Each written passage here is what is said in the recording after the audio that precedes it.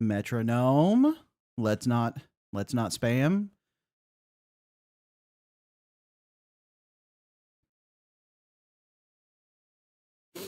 Oh, although it looks like lots of people are spamming, so I probably shouldn't single you out there, Metronome, but... okay. Now the messages make a lot more sense. Terminal, I timed you out for 1 minute to delete all the repeated messages before I realized what was going on. My bad, my bad.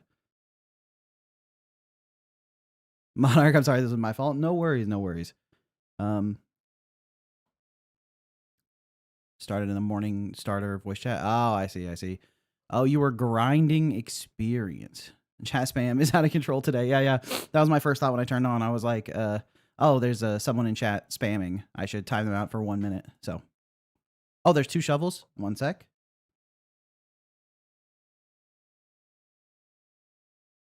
Like you can hear me twice.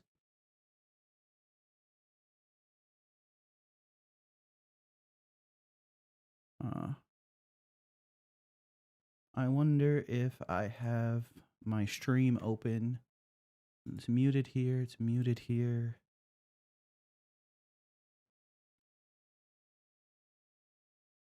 I'm not seeing another source for the audio. The 2 shovels is Monarch. Oh. Okay. Did the timeout end? Yeah, it ended, Terminal. My apologies. My apologies. You were just participating in chat with everyone else. I shouldn't have. I timed out a little too quick there.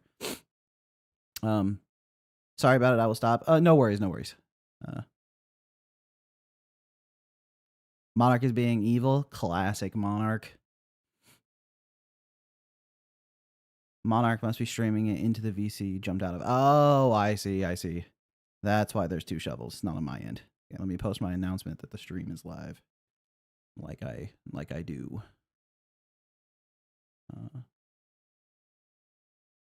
I was testing audio stuff beforehand, so I thought I thought I had my settings wrong. There we go.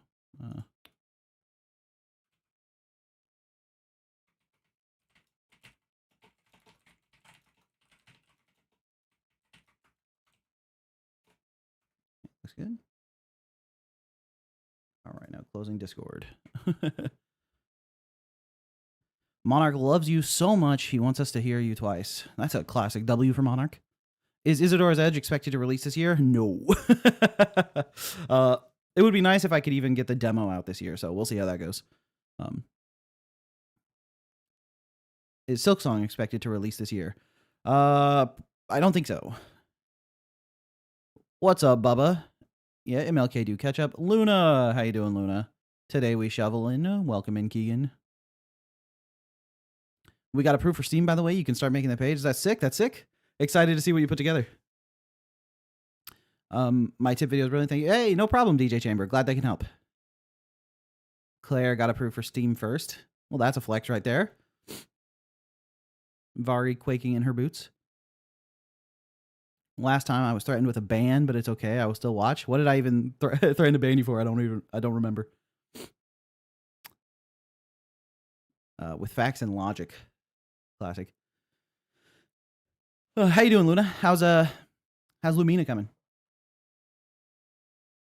Big Mode Game Jam is in like 4 days. We're about to cook for that. Oh, let me look. Let me look. What's up with the Big Mode Game Jam? I do love Donkey's videos.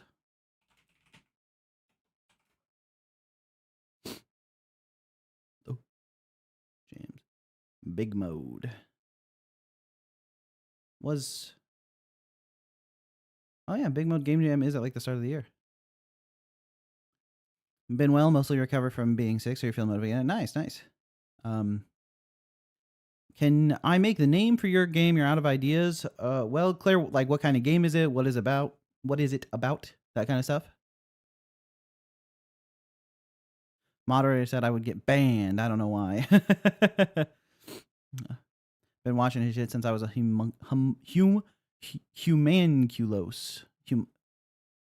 homunculus. I don't know if that's how you spell homunculus. It's a JRPG about liars and adventure. Perhaps call it Liar's Adventure. I think that'll work really well. How do I choose the games? I have a list. I play things, not like play. I make sure things can run ahead of time. I wanted to do Ragadaga today from Chow, but the web build for that, I launched it and it was running. So I was like, okay, cool. This can run on web. And so I put it on the list. And then Insandio was looking at the list and she was like, oh, I was playtesting Ragadaga and it starts to lag once you actually get into the gameplay. And I was like, oh no. So how far down are we on the listing? Is we're a downloadable? So I did actually yesterday spend some time trying to get the virtual desktop working, like the virtual PC. And I was trying your game. I downloaded a couple other downloadables from the list to see if I could get them working. And Bubba, your game was throwing a driver error when I tried to launch it. So I tried a couple other games. And those were running, but they were like kind of laggy. And I tried to use like GPU pass through and hardware acceleration and shit in the virtual PC, but nothing was running smoothly. So I did not solve that before this stream, but it's on my list of something I need to get figured out. That's the Bubba factor at work. Just switch to Godot. It's a lot easier to understand. Nice, Catatonic. Milk Skong. Oh, RKI. Welcome in, RKI. How you doing? Okay, where is... There's no featured jams right now on itch.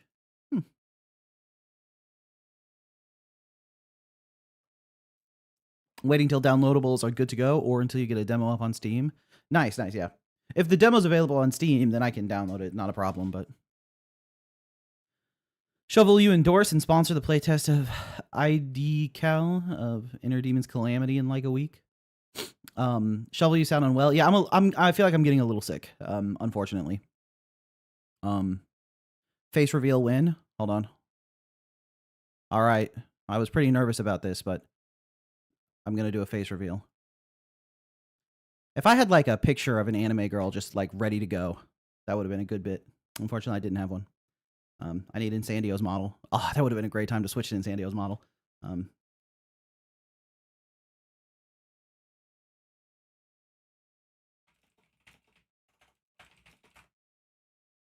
Do I have opinions on Arknight's Endfield? I have not played it. What is it?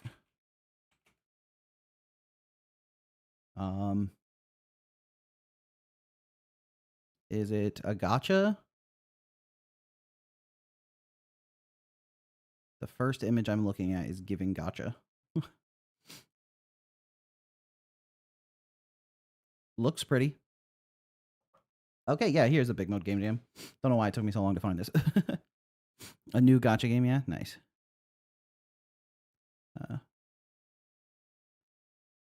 About to get a Kickstarter. Small as in a literal game size. Takes 45 minutes to an hour to beat. What did Luna say? Gosh, Shovel sick. Yeah.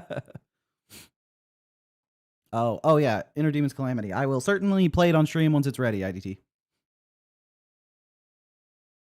So big mode is from the 29th to the 7th. Nice. That's a pretty good time frame.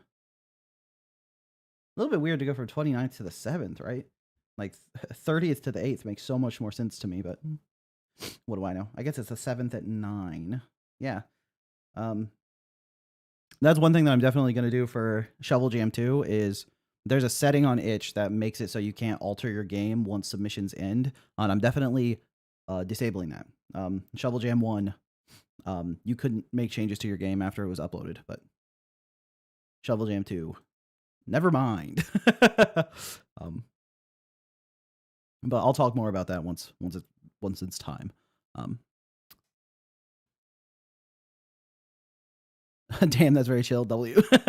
Yeah. It's like a lot of people were like, oh, we had a bug in the game and we wanted to fix it, but we didn't want to like abuse a late submission just to fix a bug. And I was like, man, I feel bad for people who worked so hard for like 10 days and then there was like a bug in the final upload that they just didn't have a chance to fix, or they finished everything and they got it submitted but didn't have a web build ready.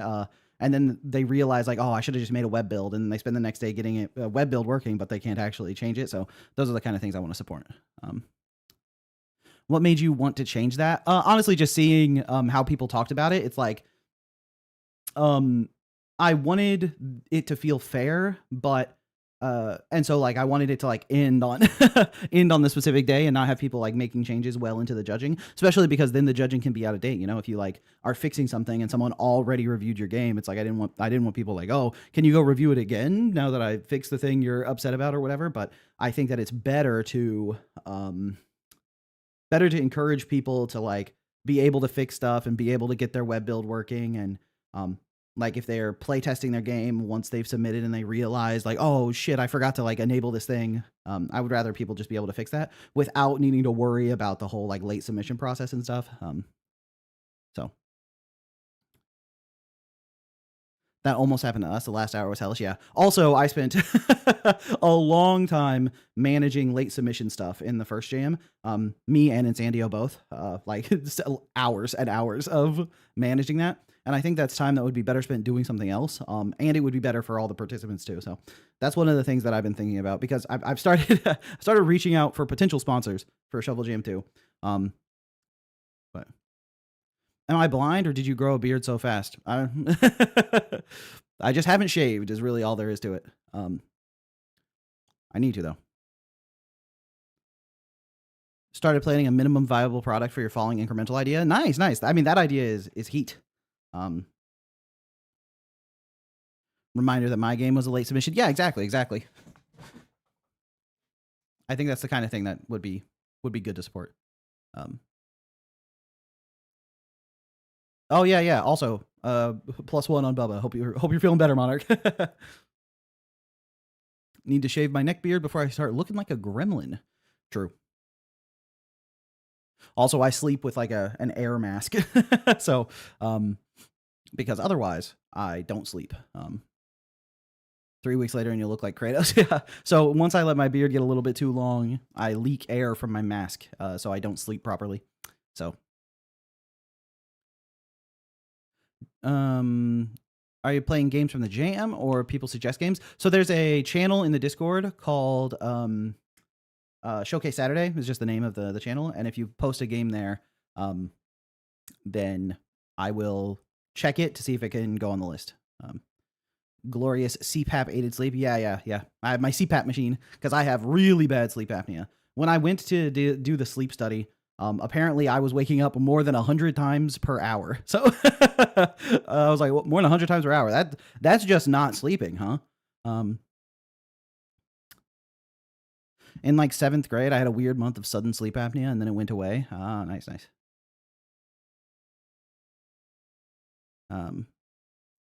What do I think of the recent Yale study about how jam devs have an elevated failure rate? I have not seen it.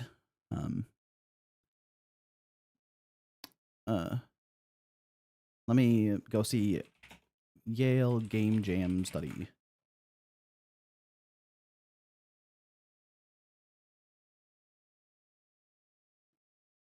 I don't see it. That's because I made it up. Claire is inching towards a timeout. Yeah, now I have to form an opinion without reading the article, and I have to form an opinion about something that's not even real.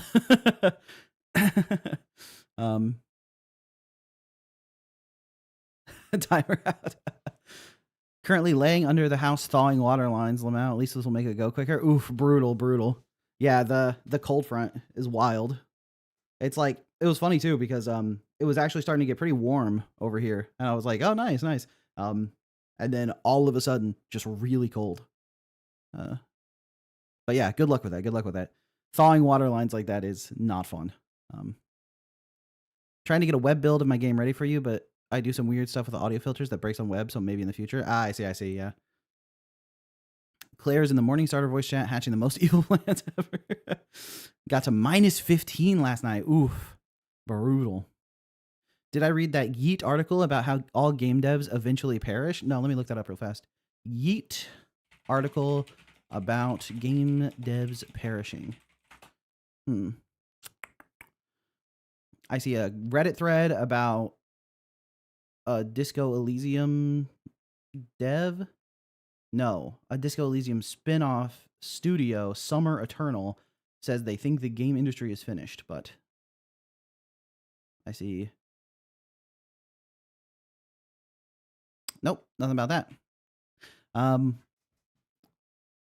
you like the cold front. It means you get to have snow, which is rare in Texas in this day and age. Ah, I see, I see. That's pretty nice. That's pretty nice. Having snow. I mean, the overall the cold front is not good, but being able to see the positive lining on it is nice. Dang, some more people are feeling like crazy cold we've been having lately. Yeah. It's pretty. It's a funny message to look at the username. See, it's from Iceman. Yeah. A lot of people are a lot of states, I think, are getting the cold front.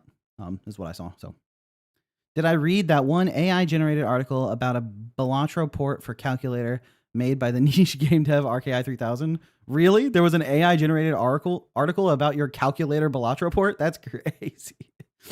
The snowstorm doesn't hit Florida because of a spell cast by our wizards. Claire is from Florida?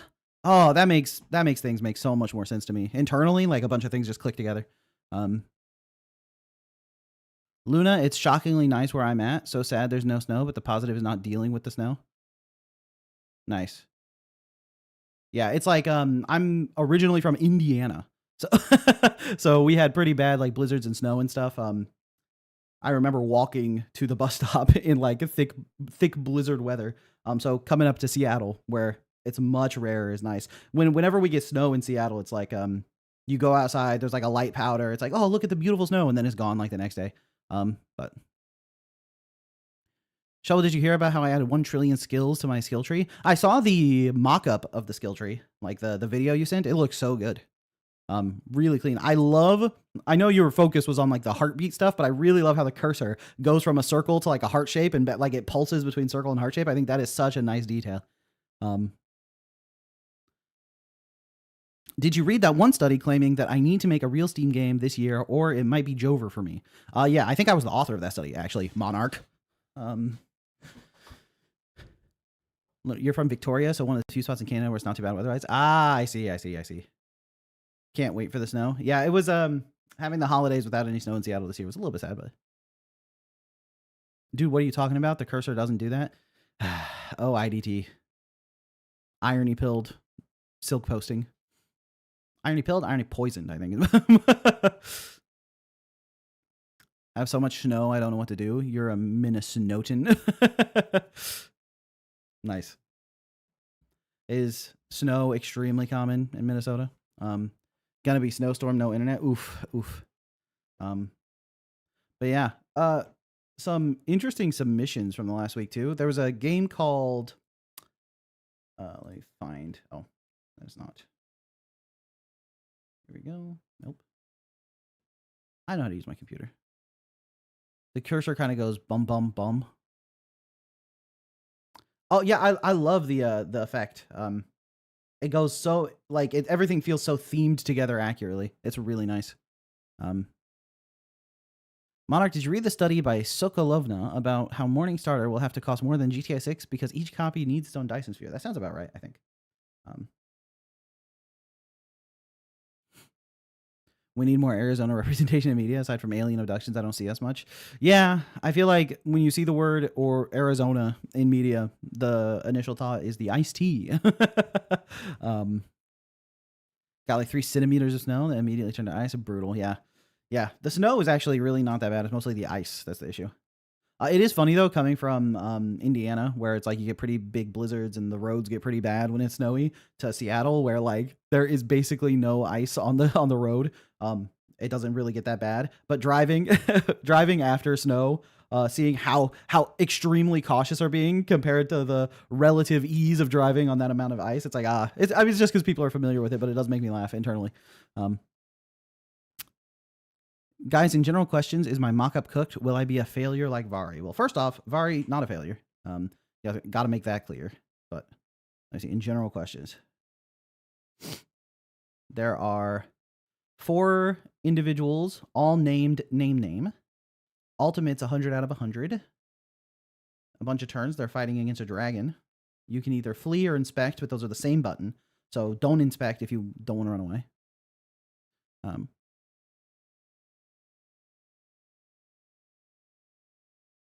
Vari says, I'm the biggest success of all the successes maybe ever. Now that's a message I can +1. I'm unironically proud of your growth in giving feedback, Vari. I feel like the couple times I've seen you given feedback recently in the Discord, I feel like it's been actionable, kind, helpful, without being too critical. Very good job. I'm happy to see you being able to help others more effectively because I feel like you have good insights, but your communication was not getting your insights across effectively beforehand. So great job on that. Yeah, I think this mock-up looks cool. I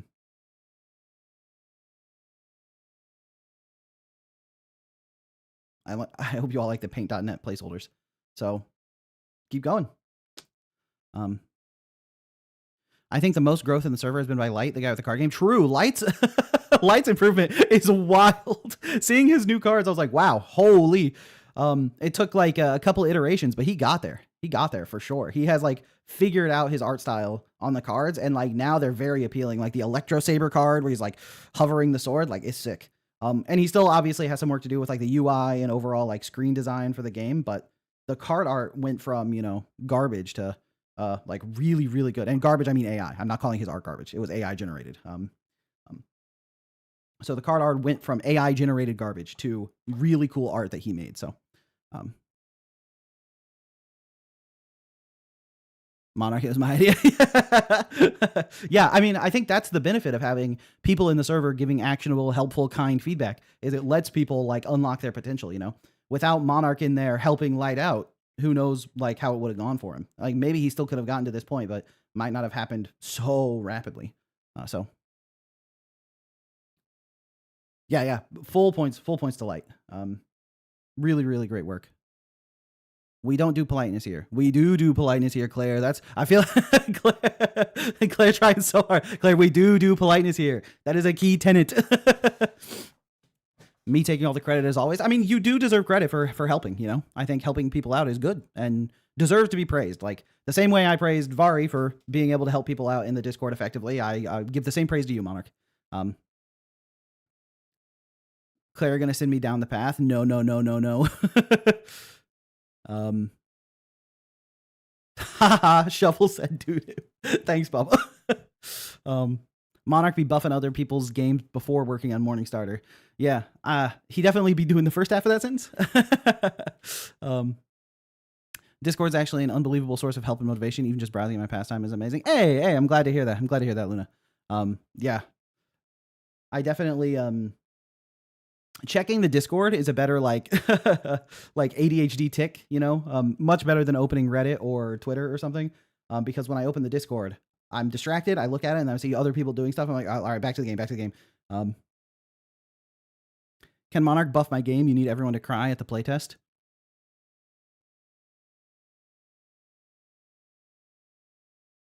Probably. I'll say hi to Legendary Lizard. Like, oh, Lizard Like's here. What's up, Lizard? How you doing? Legend in the chat. Welcome in, Lizard. How to see you. Swinkly said, it's not AI, but it is garbage. I don't think so. I think your art's nice, Swinkly. I feel like a scrolling texture for Balltopia could be some interesting visual polish if it's not too hard to implement. Yeah. Watching the Balltopia devlogs are fun. I'm really interested in like how that's gonna play. You know, I think roguelike marble races is such a fire concept. It gets a lot of stuff across. I mean, I even will sometimes get suckered into watching just a random marble race that gets like posted on Reddit or something, and it's like pick a color, and I'm like, it's pink all day, baby. And then I'm like invested in how it goes, and I didn't even have any control over that. So turning that concept into a roguelike makes a lot of sense to me. So IDT Inbound Shovel, do you like my art? Yes. I think your art is very good, IDT. Glizzard like.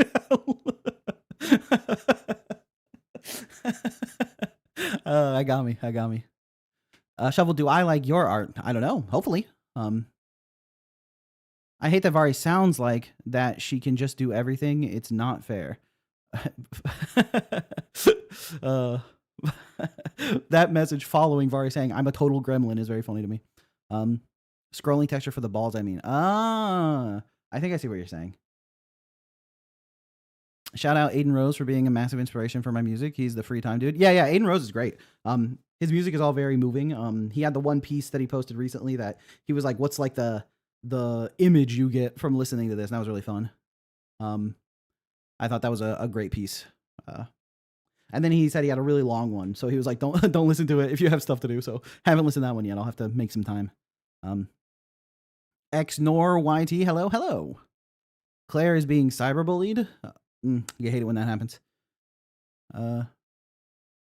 Nice. Yeah, there was someone submitted a game for Showcase Saturday that they released, and they released it 3 months ago. And they have gotten about 400 sales in those 3 months. And they were hoping for more, right? So depending on your expectations, for your game, 400 sales could be good, or it could be a big failure depending on like what you were aiming for. And so they submitted the game and wanted us to like check out the Steam page, check out the gameplay trailer, and actually play it and see if we can figure out why it underperformed their expectations. Isn't 400 sales like very, very good? Yeah, but it's all like relative, right? Like 400 sales for a Call of Duty game would be the most the most insane flop of all time, right? But I think they probably put a lot of money and time into the game, and they had some exposure. Like their trailer was on IGN. They had some streamers play the game, so they thought they had something really good on their hands. But selling any amount of something you create is a massive win. Yeah, for sure. They are not happy with the 400 sales, which I think is fair based on whatever their expectations are. But they were basically saying like, why do I think it got 400 sales, right? What could have made it get more? And like check it out and try to analyze why it only hit 400 sales. 400 sales is decent. They probably didn't make a loss at least, but yeah, I'd be disappointed if I got to take a poo, sold 400 copies. 400 sales for one of ours would be Vacation in the Keys level of success. Yeah, that's what I mean. It's all like perspective, right? It's like 400 sales is it's a number that's like right on the boundary for like a lot of people of like between acceptability and failure. Some people like they want to sell in the thousands, so 400 would be like, I got some sales, but it wasn't that good. But 400 sales is like 3 months of rent. Well, that depends on the price of the game, which I think their game was $10. Yeah, $10 for that game. But I also know they paid for like a lot of art and stuff, right? So yeah, if I think about if Isadora is like $20, which I don't know if that's going to be the price, that's like what I'm leaning towards, but I'm not sure. If Isadora's Edge is $20 and sells 400 copies, I'll be deeply in the red on the amount I've invested in that game. So, but my goal isn't exactly to break even, but in any case, 4,000 big ones for me is like 5 months of rent. Nice. 400 sales is like 2 times 200 sales. Nice. I've invested $0 in the Inner Demon's Calamity. Yeah, well, when you're like good at everything, IDT, you don't have to. You have a lot more freedom, I'll be selling for $23 because that's $20. Oh, dude, that quote from the Peak developers is so funny. I love that quote because they're so correct, but they sound so unhinged. that quote from the Peak developers is so good. It sounds like complete lunacy, but he's so right. It's so correct.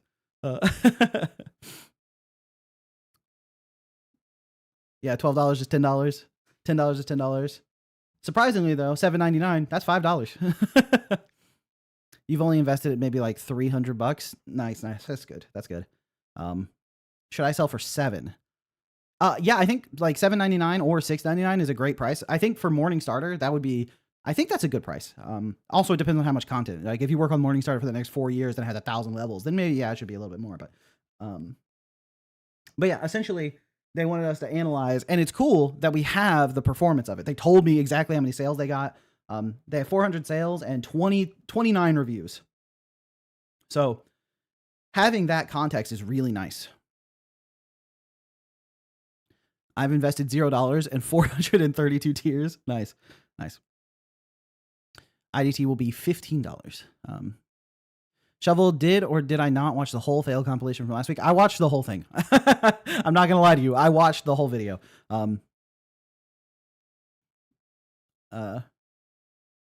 Yeah, I didn't realize I had that vocal tick of going like, I didn't know I did that. I asked Insandio about it, and she said, I do that sometimes when I'm playing a game, but it's not that common. So it was mostly something I just happened to be doing during that game. You could charge $70, but you're kind. We'll take that. We'll take that. Don't plan on making Mecha the Groven remake paid. If it turns out very well, you might rethink it.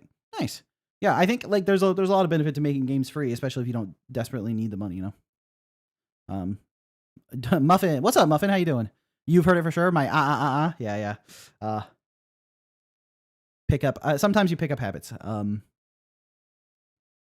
But yeah, I think that's something that'll be fun to think about. It'll be cool to, with the context of like how it actually did so far. We can think about like what's causing it to be at that level. All my fellas. Yeah. It do be like that. But yeah, dude, I actually played so much more of the Dance of Fire and Ice after the stream.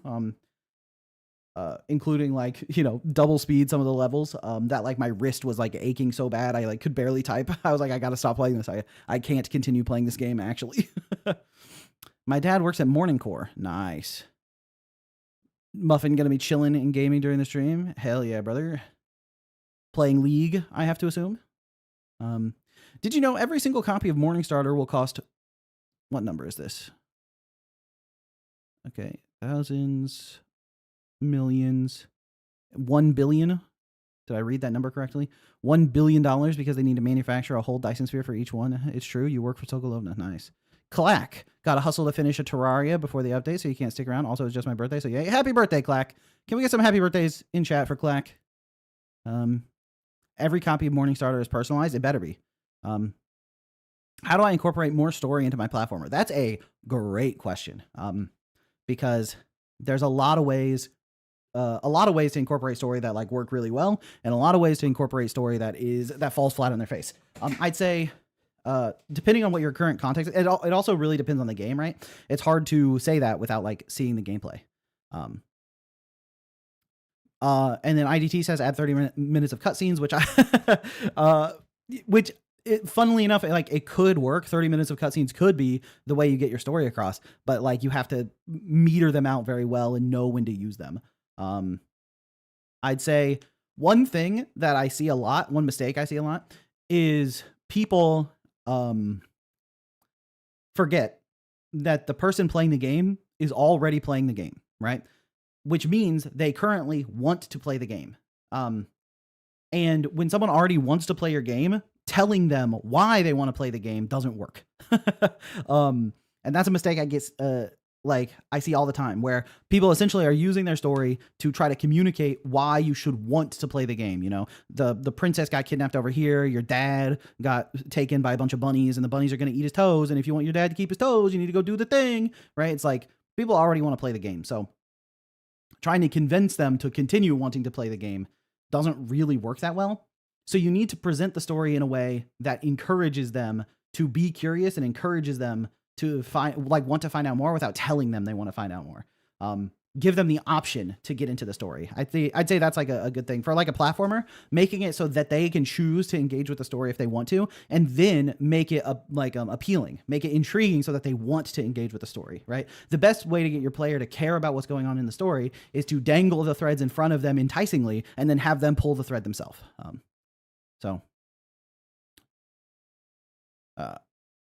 All right, bye-bye. Yeah, see you, Clack. Enjoy your Terraria. Cutscenes, but the player can just skip them if they don't care. Yeah, exactly. The player wants to play my game because everything I do is visionary. Every single frame a painting. Bars?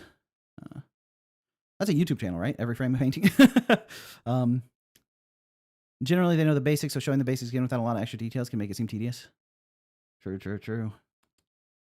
You also want them to continue to play the game. Right, but the way you get someone to continue playing your game isn't by convincing them to continue playing with like story that tells them, hey, you should really want to keep playing, but instead by the gameplay being fun, right? And sometimes people will stick around just for a story if the story is intriguing enough, but you also don't get people invested in the story by telling them to be invested in the story. You have to write a story that makes them want to be invested in the story. So why are you being libelous? Shovel, please ban this libelous Vari individual insulting my game and work. Vari. Or extremely low effort paintings. I don't think Vari said the paintings were low effort. I think Vari was offering a theory on how you would be able to draw 60 paintings per second. They would have to be low effort. Judge, do we accept that defense? The Gaming Samurai, welcome. Hey again, what's your original motivation to become a game dev? I think there's like a lot of stuff, right? I think I used games as a form of escapism when I was a kid for sure. But on top of that, I just really love video games. And I always wanted to make games. Even when I was young, I would play games, and then we'd finish playing the games, and then we'd like take out our notebooks and write our ideas for games and come up with entire, like, you know, our own stories and how they should work. And then I was a dungeon master for a long time, where I was making, you know, I was writing the story and building the world for the games for people to play through. So I did a lot of DMing. And then when I chose my major in college, it was like, I know you need to you have to know how to program to make video games, right? So I should go learn how to program so I can make video games at some point. So I went and learned programming. And then, yeah, I feel like, I've said it before. It's like the closest thing I can understand to when someone says they feel a calling. That's just how it feels to me. It's like, it's just unquestionably what I want to do. So, hey, Lyra, welcome in. How you doing, Lyra?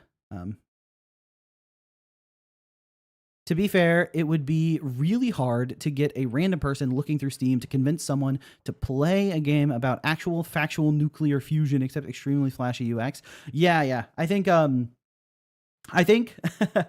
it's funny because there is a huge genre of simulator where this is obviously not the case.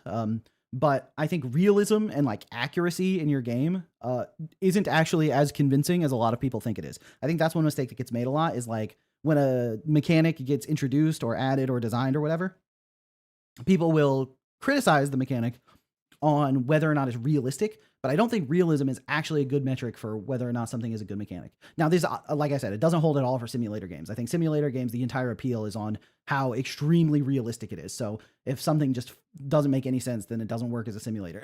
You know, if like your Euro truck driving simulator 2027 or whatever, your car can like fly through the sky because you activated your big boot blasters or whatever, no one's gonna like it. But yeah, if people see element names, they'll go, nah, maybe not.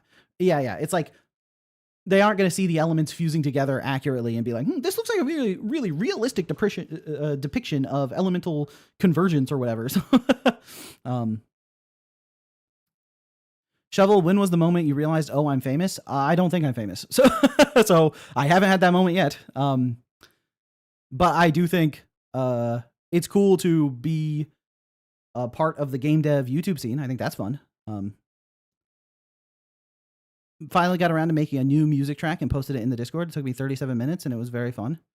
Niche internet micro celeb. Yeah, I think niche internet micro celeb is like the closest description. I've seen people use that phrase before. I think that's close, you know. I'll have to check it out. Actually, I remember IDT said something in Discord that was like, if someone reacted to my music, I would explode into a million pieces. So let's do a little bit of music in the background. Let's see how this sounds.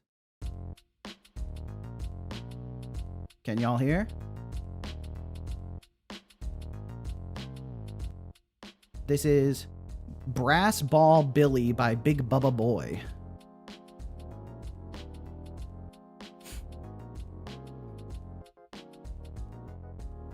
Can you give me a tip? I keep trying to work on my game, but League magically pops up in front of Unity, and I have to play the Zeri game in autopix. Yeah. I mean, if you're really serious about not wanting to play League and wanting to work on your game instead, you can uninstall it. I uninstalled the Dance of Fire and Ice because I knew that if it was easily available, I was just going to play it, right? And I needed to stop playing it because my wrist hurt. Like, I actually, my wrist was aching like crazy, and I was complaining to Insandio about how much my wrist hurt, and then I went downstairs and launched a Dance of Fire and Ice and played it some more. So, this song goes kind of dumb, Big Bubba Boy. What is this song for? This is giving me the vibe of like walking around like a city, you know, looking for a place where I want to like buy some upgrades or something. No, Majora. Nope. Sometimes I'll autopilot open a game, then only realize I'm playing something like 10 minutes later. Yeah. It's like, there's this concept that it's like the amount of difficulty it takes to get started doing something is like how likely you are to do it, right? So the more obstacles you put in front of stuff you don't want to do, and the more obstacles you remove from stuff you do want to do, the easier it is to do those things. So it's like, when I want to work on my game, right, I will launch Godot, get everything running and ready for me to work on it as soon as possible. Like, that's the first thing I do, so that when I can lock in, when it's time to lock in and work on it, there are no obstacles in the way. I can click right to it. And then I put obstacles in front of the things I don't want to get distracted by. Like, I have blockers on my computer that's like, if I open Reddit or Twitter or whatever, they close down, you know? So, and they tell me like, hey, don't do this, with a message that says, go work on your game. So I think if you are truly struggling with putting League of Legends in front of working on your game and you don't want to do that, uninstalling League adds a blocker. Because yeah, you could still play it. If it turns out you wanted to play League and you had some free time and it wasn't blocking anything, you can go reinstall it to play it and then uninstall it after you play, right? But it really is just how many blockers you put in front of something. Just installed League, so I can't play it until someone asks me to get on in 3 hours. Yeah, exactly. Tell me the blockers. What did I use? Let me try to go to, the blockers are disabled on Saturday so that it doesn't get in the way of streaming. It's called Stay Focused without the E. So Stay Focus D. A website blocker and focus timer. That website blocker and focus timer also, I didn't want to fully block YouTube, obviously, because I need to use it, but I will get sucked into YouTube very easily. So that's the Stay Focused extension. It also blurs thumbnails on YouTube, so I can't see the thumbnails. It hides comments, and it gets rid of the related videos bar. So when I want to go watch something on YouTube, I can if I need to, or if I'm trying to look something up, but it's way easier to avoid getting sucked into it. So is one of your enemy characters' design inspired by Dead Cells runners? No, but I wonder which enemy you're talking about. Let me look up what a Dead Cell runner looks like. Oh.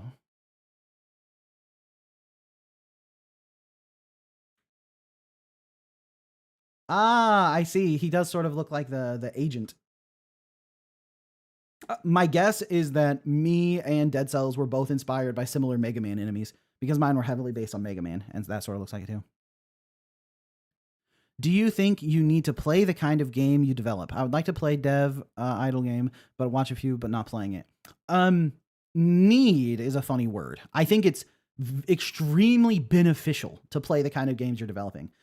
I think that there are like levels to your understanding of what you're doing, and the more experience you have in a genre, the better that understanding will be. I think it's like if you're like working on a game.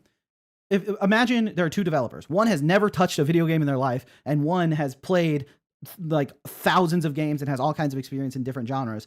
Which one do you think is more likely to make the better game? It's probably the more experienced gamer. And so I think playing other games is an invaluable thing. I think you do have to play for game design specifically. As a designer, you get better at designing the more you play and think about the other games that you played. You can just mindlessly play games and it doesn't improve you as a designer. You know, it's not one-to-one. It's not like playing the game inherently makes you a better designer, but having that experience with other games and thinking about them does make you a better designer. So, the Discord is a perfect place to share random bangers until I can find a game for them. Nice. Oh yeah. We're supposed to also listen to more. So when do I think I'll finish the game? That's a great question. The answer I always love to give people is I'll finish the game when it's done, but that's not very helpful. Just making my progress. I'm trying to, whenever I think about how long it's going to take me to finish it, I usually get a little bit overwhelmed. So I try not to worry about it too much, you know. Anything that stops me from questioning what I'm doing. All right. So we wanted to listen to some IDT tracks, right? Come on. Where did IDT post something? Oh, we got some Swinkly tracks we can listen to as well. But I know I mentioned IDT wanted us to react to some music. All right.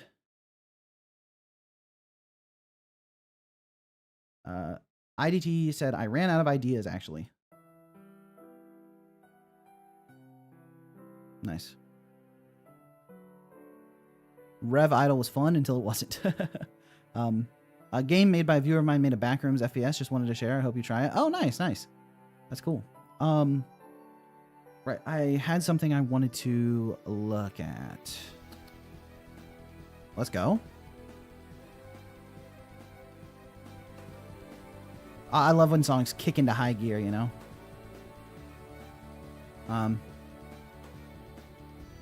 How do you go about taking inspirations from other games in terms of level design? So I think the framework for analyzing another game's level design is that one of the key factors in level design is having like guidelines that you follow for what the levels are supposed to be, right? When you look at how a game's levels are designed, you can think about like, what were they trying to make the player think and feel, and what like rules did they establish to get that feeling across, right? So like, I think Mega Man levels have some good concepts of like how you can combine mechanics together to distinguish the level from other similar levels, and make it feel like you're gaining like a mastery of those different elements together.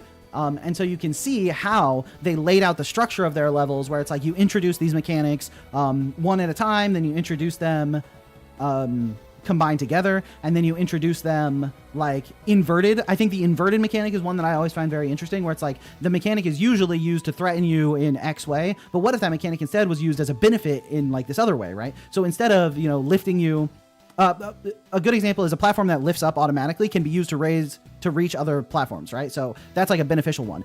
But then the obvious inversion of that is it lifts you up into spikes, so you can't just ride it to the top, right? So now you have to avoid the platforms that were previously helpful, right? So you take this mechanic, you introduce it a bunch of different ways, combine it with other mechanics, and slowly build on that mechanic with other stuff. And that's what Mega Man does really, really well, right? So they clearly have these rules defined of like the mechanics need to be introduced in a bunch of different ways, invert the mechanics, combine them with other mechanics until you can make these complicated designs that put all those mechanics together as like the true test, right?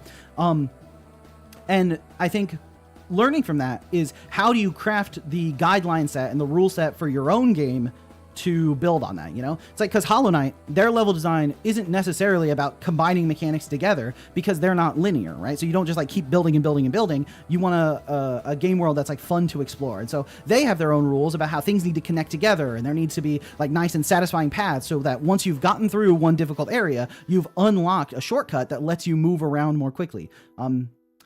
And so when you're thinking about the level design across a bunch of different games, you need to think about what were their guidelines? Like, how did they think about what they were doing here? And then what guidelines do you think caused them to have a design that you either like or dislike, so that you can come up with your own guidelines for your levels? And I think that is how I think about analyzing other games' level design. So,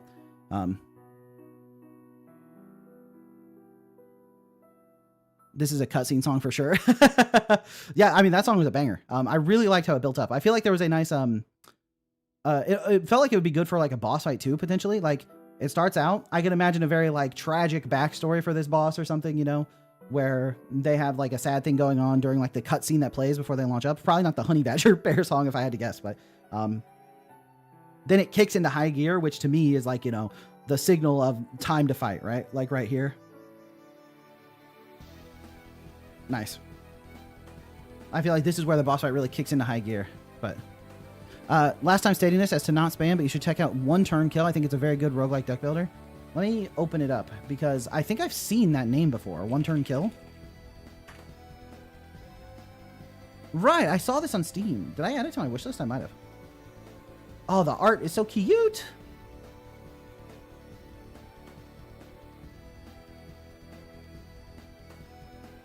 Yeah, this game looks fun. the deck builder is giving Yu-Gi-Oh.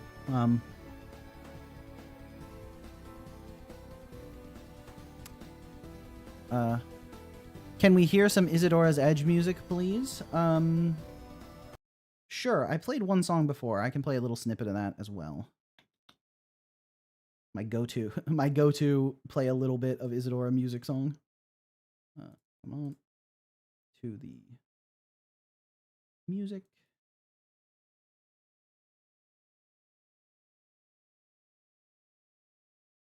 All right, let's play a little bit of this.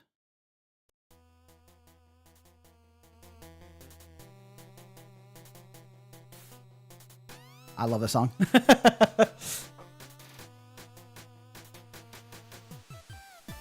The game's mana is you drawing cards. You draw cards as cost, and you have to constantly try and not run out of cards in your deck. It makes high cost cards actually have a purpose. Ah. Isidora's Edge is releasing 3 wheels. If wheels are years, maybe. Do do you think you'll ever release the music on YouTube or Spotify? Yeah, that's my goal, is to eventually have the soundtrack available on like Spotify and YouTube and stuff. God, I love this song. 3 wheels was correct, exactly. Isadora's Edge and 2 wheels? Aw, damn. I am rapidly running out of wheels.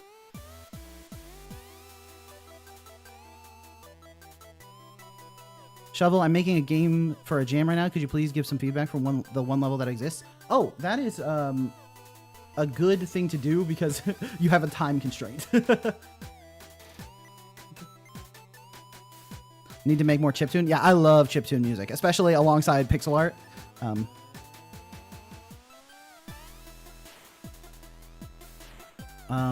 I should see Onikura. It's really peak. Okay.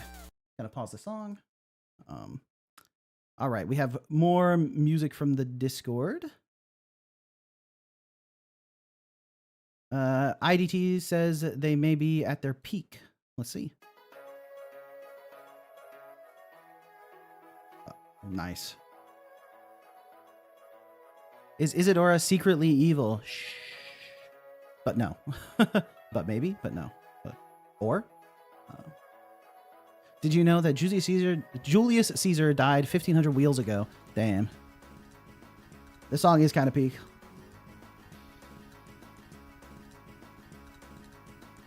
You never made a game, but you want to make your first in 2D? What should you make? A simple platformer following a tutorial.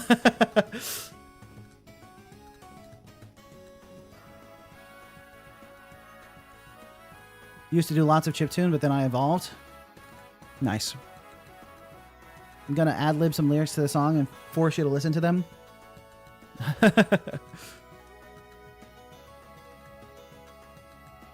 Nice. Oh, I like this song.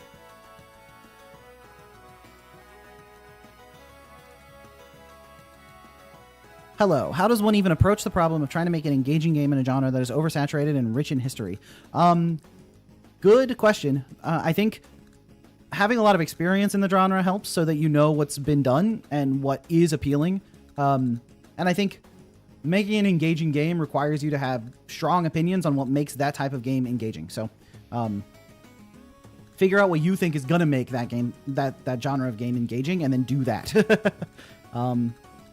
Make an awesome game. Yes, that's also helpful. The better the game, the better. Thinking of making a mini horror Metroidvania with Among Us-like room vision. Oh, that's fun. That's a fun concept. Horror Metroidvania is interesting to me. It has a off-rip. I feel like it has a fundamental design conflict.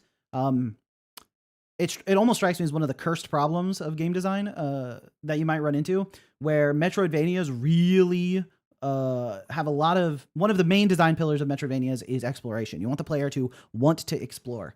And generally, when people are playing a Metroidvania, they will do things that allow them to explore more freely. Horror games give you this big sense of tension and anxiety that makes you not want to go places that are unsafe. It's like horror games exploring around feels dangerous. But my instinct was that that's going to be a big design issue, but I actually think rather than a cursed problem, you can probably lean into it, right? The exploration is dangerous, but necessary to survive. Yeah, I think it can work. I think it can work. I would recommend making Pong more than a platformer. Pong will teach you physics. It's also extremely easy to make while teaching you every system you usually interact with the game engine. Yeah, that's a totally fine suggestion. I'm mostly thinking of the one Brackeys tutorial when I say platformer. I feel like that Brackeys tutorial is really good. So, guys, like the stream. Thank you, IDT. I always forget. If you're watching the stream and enjoying it, press that like button. It actually helps out tremendously. Get the likes on the video, I think, make the algorithm like promote it more. Whenever there's like an influx of likes on the video, it's actually really good for the stream. So, hey, Shovel, I just posted a track in the Discord. Would appreciate it if you checked it out. Okay, yeah, I'll play that one next. Great song, by the way, IDT. I really like that one. Okay, Urban Network. For a first-person survival Metroidvania. I might need to turn it up a little bit. Okay. Hopefully it doesn't kick into like max volume here next. Lizard-like track is fire. All right. Yo, Shovel, I think I found a composer for my game and experienced one too. I've been more excited to work on anything. Nice. That's cool. Finding a musician you vibe with is really good. Nice. Hear me out. Celeste, but it's turn-based. I'm hearing you out.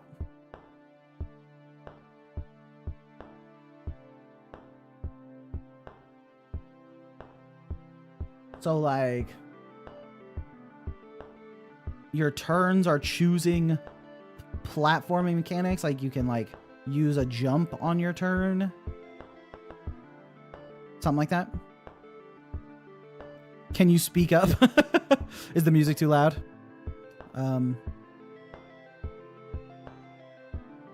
influx of likes makes the stream do better. Everyone unlike and then like the video and make it suddenly get a ton of likes. Funnily enough, I don't know if that works. Turn-based parkour is interesting, yeah. Turn-based platformer is an interesting concept. I'm making a co-op superhero game. Any tips? The first tip that comes to mind is making sure the different superheroes feel like unique to play, and involved enough to play, such that everyone feels like they're doing their own unique stuff. And it's not, you want to avoid having people that are like really good at micromanaging the whole team, because they have to think about their own stuff. But no, I meant the comment that said hear me out. Oh, I see. Yomi Hustle, but it's a platformer. Yomi Hustle, that name is so familiar, but what is Yomi Hustle? Oh, right. Isn't Fear and Hunger kind of like that? Horror, but with exploration. I'm also playing Control, which I think is combining horror and exploration. Yeah. It's like, my instinct was that that's going to be hard, but I actually think that as a mechanic, it works really, really well if you like carefully plan around that. You know, if you just try to build a Metroidvania and then add like classic horror monsters to it, that might struggle a little bit, but I made a hit tune that I will share, being on my composition skills. Oh boy. Would I get permabanned if I posted a 37-line message in general questions? No, as long as the message is a general question. Metroid Dread had horror. Yeah, but I also didn't really like Metroid Dread that much. I thought Metroid Dread was like the way it wanted me to explore while also having the time challenges. I just didn't really vibe with it. This is good music. Yes. I think this song really gets the idea across, you know?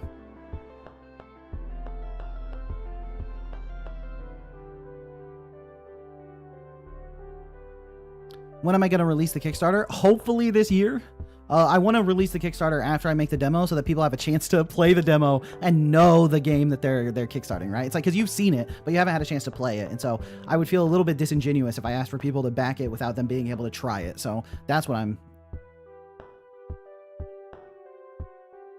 I feel like Castlevania is a good example of a Metroidvania horror that does a lot of things right, but it's not super horror. Yeah. I think, you know, Castlevania has like the horror theming to it, but the actual gameplay isn't really horror based very much. There are like moments of it for sure, but yeah, great song. I already made a Kickstarter for Isadora's Edge. Oh man, I got beat to the punch. Monarch, is this just actually the Fire Emblem main theme?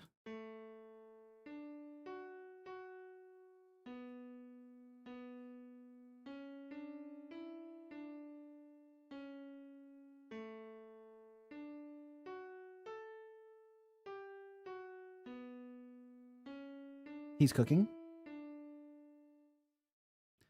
Now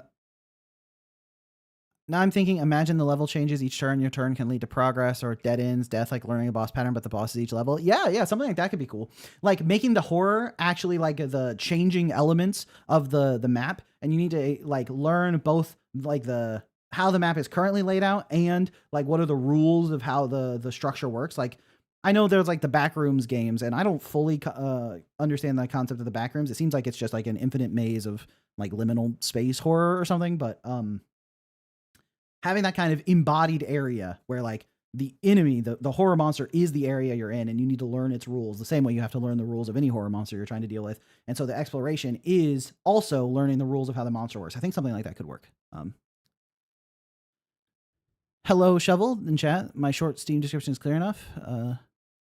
Mayhem Colony is a fast-paced cooperative third-person roguelite where you build unique guns with several options to kill robots to get resources to upgrade your research base to build better guns.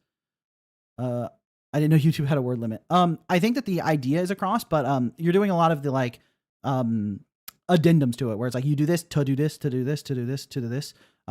Where it's like I get an idea of what the gameplay is going to be like, but I'm not getting a sense of like how it's going to feel to play the game. So if I were you, I'd try to incorporate that a little bit more.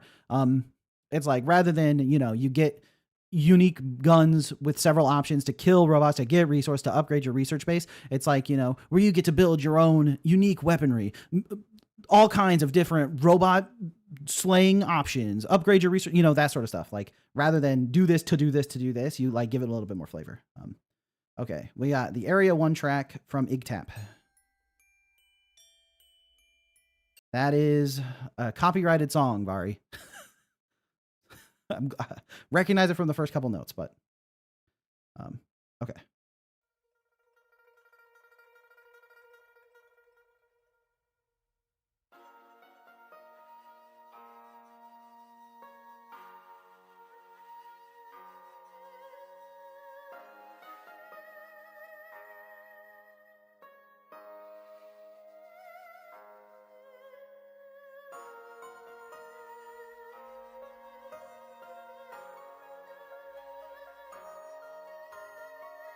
Banger. The song drew me in enough that I kind of stopped paying attention to anything else I was doing.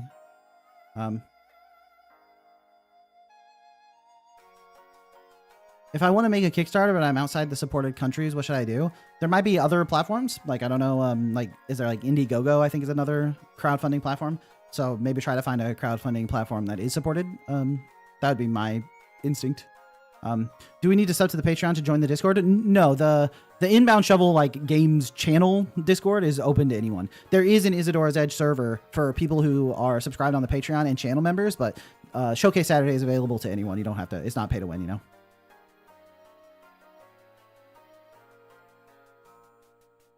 Did you read the study by me that says Monarch is a little baby? Lots of anti-Monarch studies coming out. I saw one from, it said, study from Insandio. What was Insandio studying? Who knows? Who knows? How to have onboarding for 10 minutes game. Replayability very difficult because of that front loading. Restarts get boring.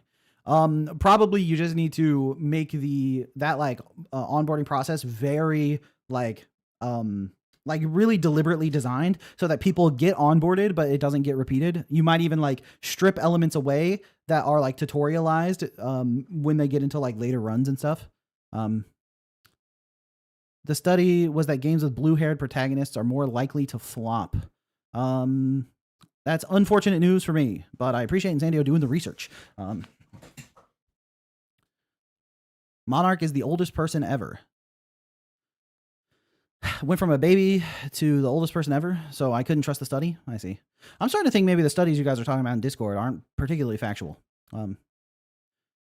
Shovel, do you have any tips on making a playtest survey? I don't really know what to ask. So it's funny. I've had to write playtest surveys for like the studios I worked at. So one thing that I think is important is that you can only get so much information from people. It's like your playtesters, they want to help, but people like run out of steam, you know? It's like the longer the survey was, the less the answers got useful by the end of the survey was something that I just found very consistent. So Lyra says, y'all need to control your lie spreading instincts.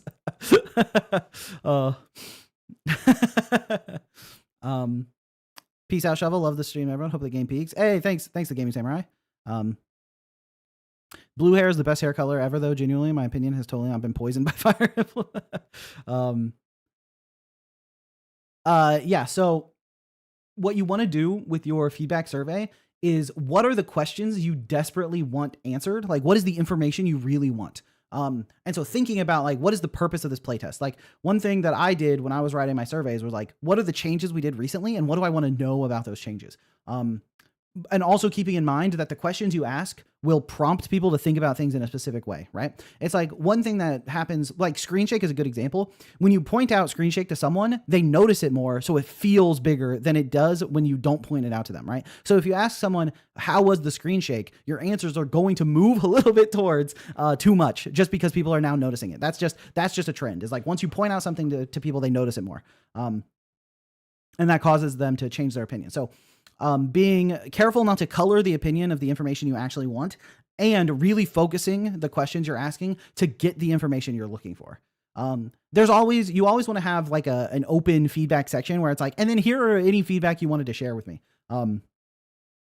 So that if they like have thoughts or they experience something or they found a bug, that kind of stuff, they can report it. But I think being really focused in what are you trying to learn?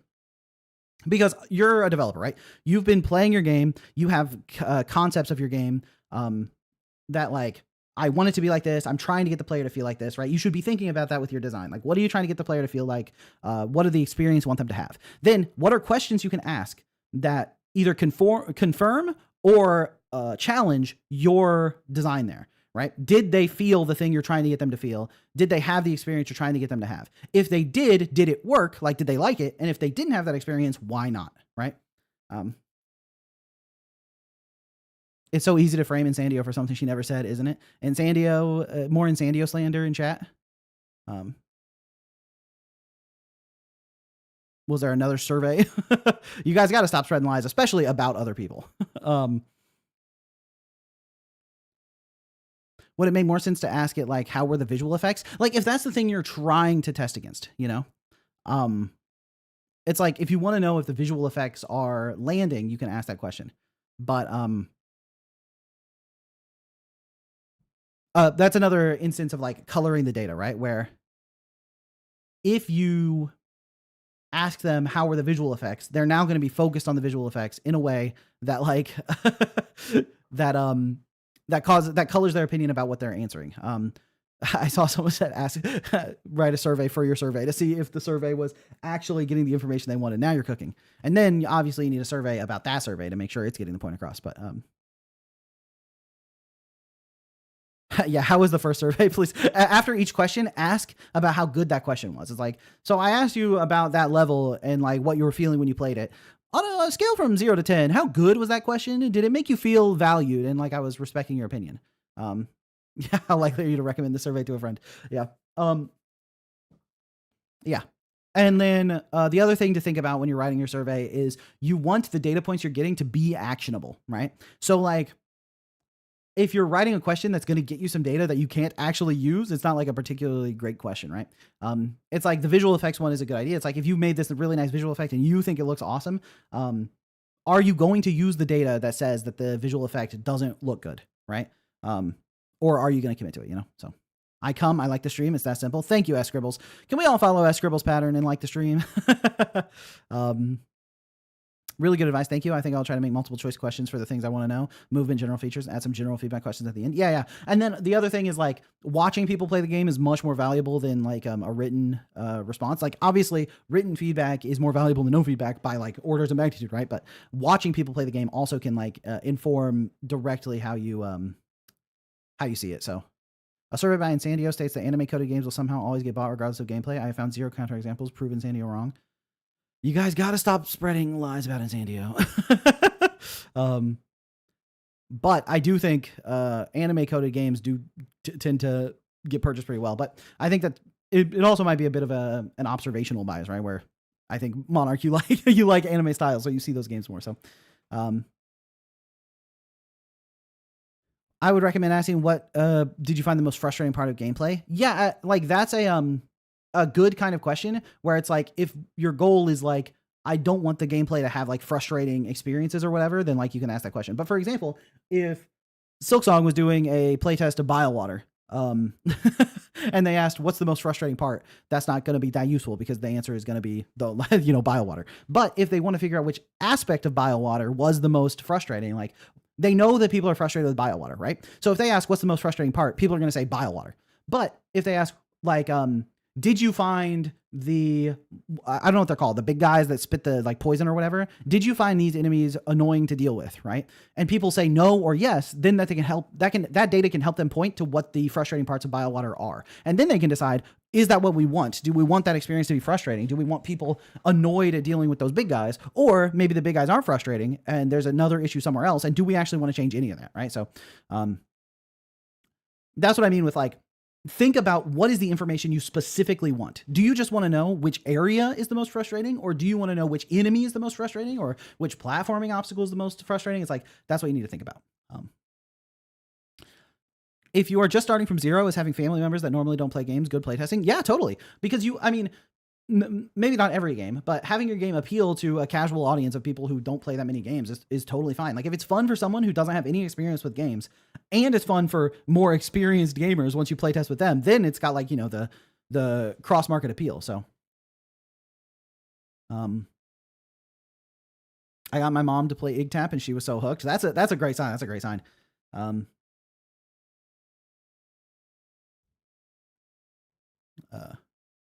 My whole family plays video games, so I can't say, yeah. There is also like the caveat of like, you know, if your family members like have like a negative opinion of games in general, like if they're going to play the game and be like, this was a waste of time, what are you doing? Then obviously, obviously that's not going to help. So, but yeah, if they're like supportive and want to give it a try to help you, that's so. My mom told me she doesn't play video games because they make her too mad. Yeah. When I tell people I'm a game dev, they expect Grand Theft Auto and they go, yo, what, when they see my stuff. Yeah, that is one bit of expectation management. If people like don't have a good sense of like what they're going to experience, then it's like hard to like actually show it to them because they're just gonna be like, this isn't a video game. Live gameplay is much more accurate for identifying what's wrong with the game and see how people are playing it. Yeah, I think watching someone play your game live will tell you stuff about your game and the design of your game that you will struggle to discover from reading the feedback. I'm sure there have been plenty of people who watch me absolutely slam my face into a wall over and over again when I start their game. And they're like, oh shit, okay, the like process of getting started into the game, the process of tutorialization is like rough around the edges, right?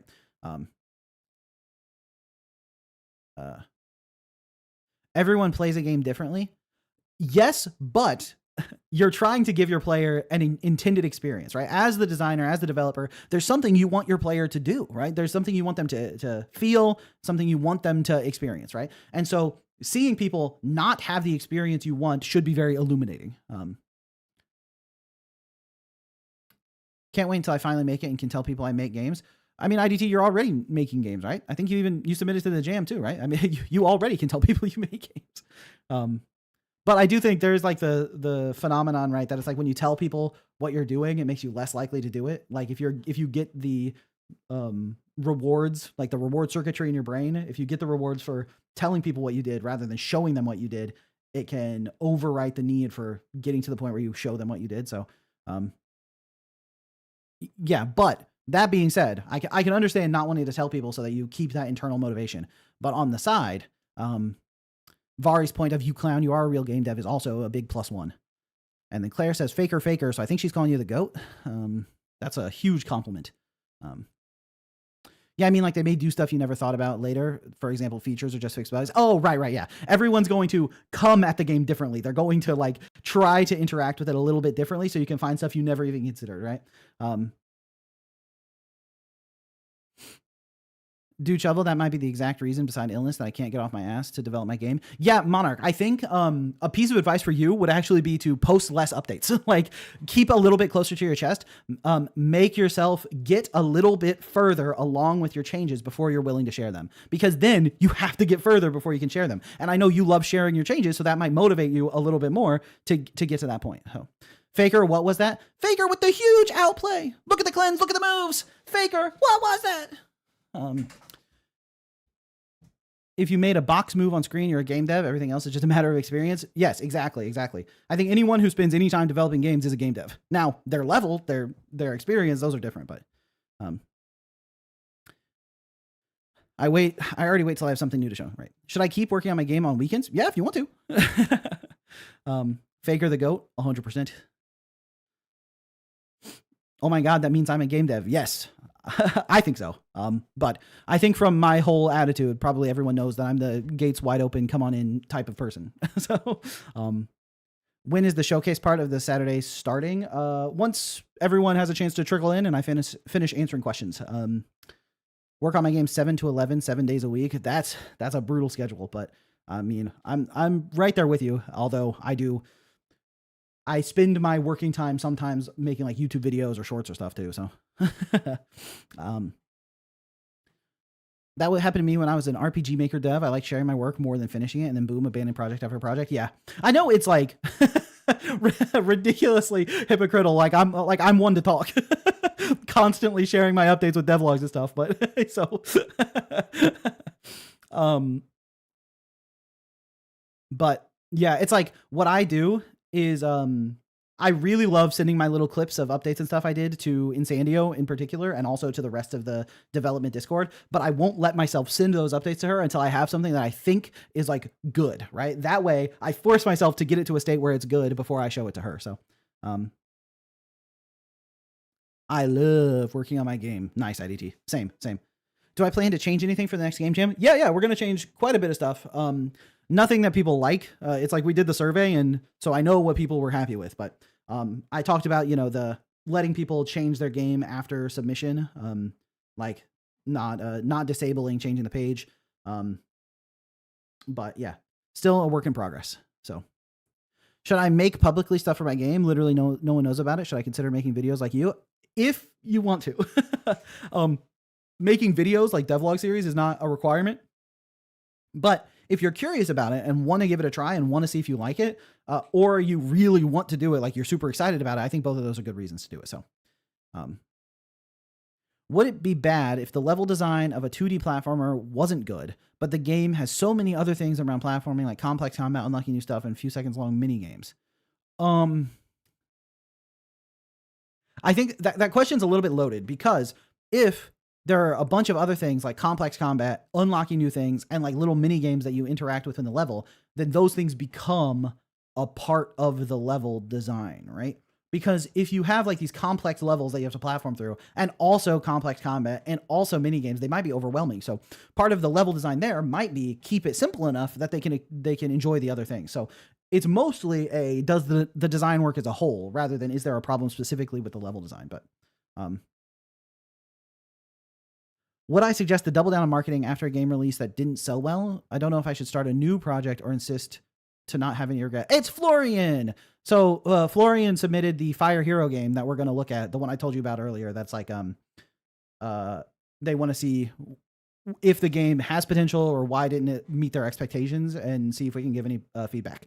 But I think in a general case, rather than you specifically, Florian, I think it really depends on like, do you think there's more to do with it? And like, is there more that you want to do with it? If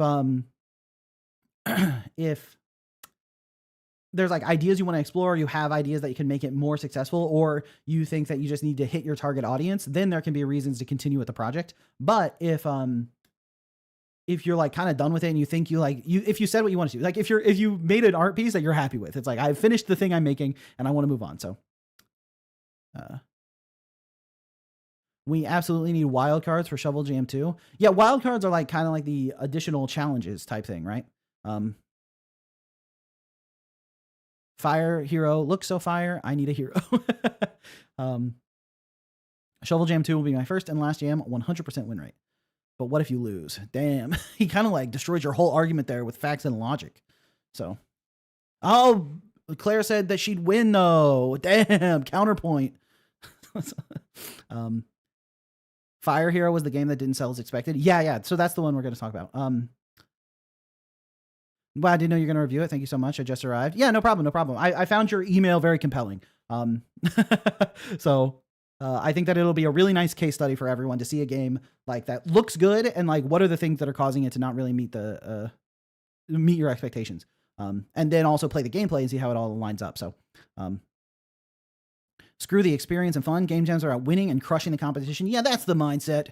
Yeah, it's all about being a big winner and making a game that beats everyone else's.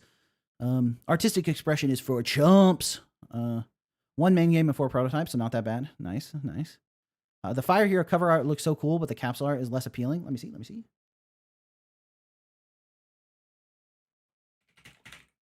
Right.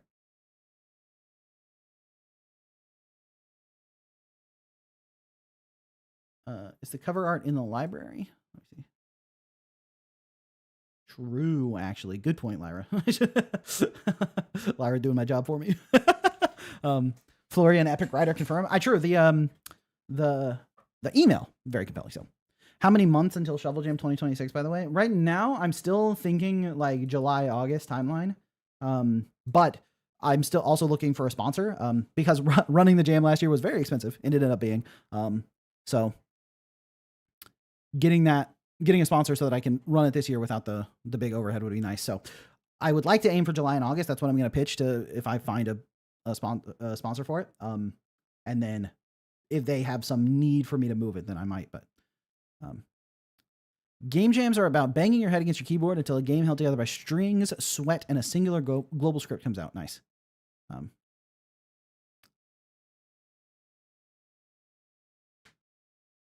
Sup, guys? Just joined the stream. What's up? Hey, Max9075. What up? In your next jam, the winner gets $100. Everyone else gets permabanned from your channel. Now you're cooking, Jumpy. Now you're cooking. Game dev challenge, make a game in one single script. I've seen some videos of people doing that. And then also on top of that, like how little code the script can have, like making a game that's 12 lines of code in one script. I think that stuff is pretty fun.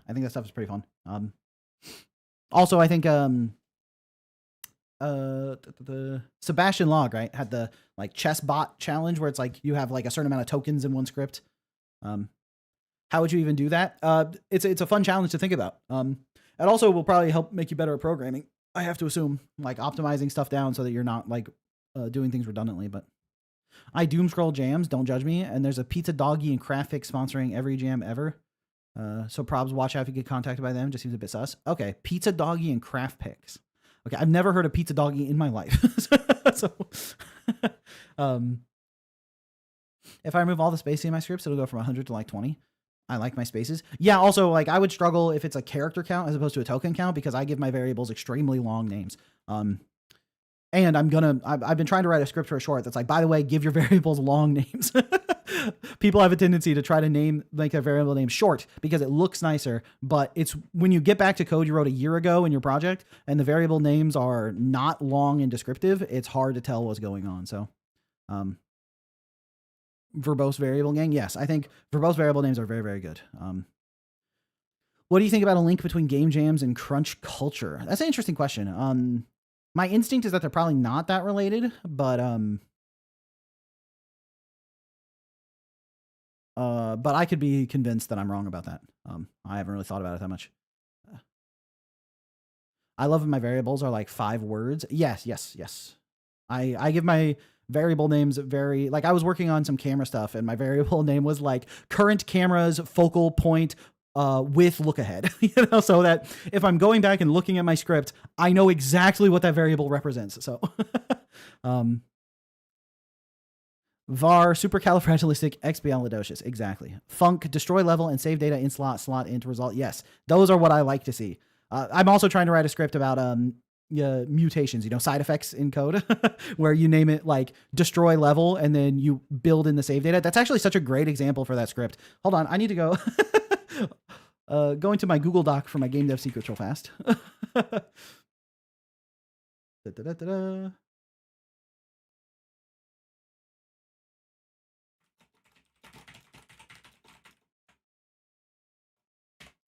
Let's see. It was destroy level and save data in slot. All right. Is a good example. All right. This is added to my game dev secrets script document. Don't mind me. What the flip is mutation? Mutation is just when you change the value of something. I name my variables temp plus a number at the end, or the variable that does the thing I want to do. Nice. A function that changes the global state. Yeah, if a function changes the thing that you pass to it, right? Or global state as well. Mutation is just when your function changes the data. We are actively writing the game dev secret scripts communal YouTube channel. Yeah, I mean, when people ask me questions, I'm like, okay, that's that's something I can talk about because it'll help someone.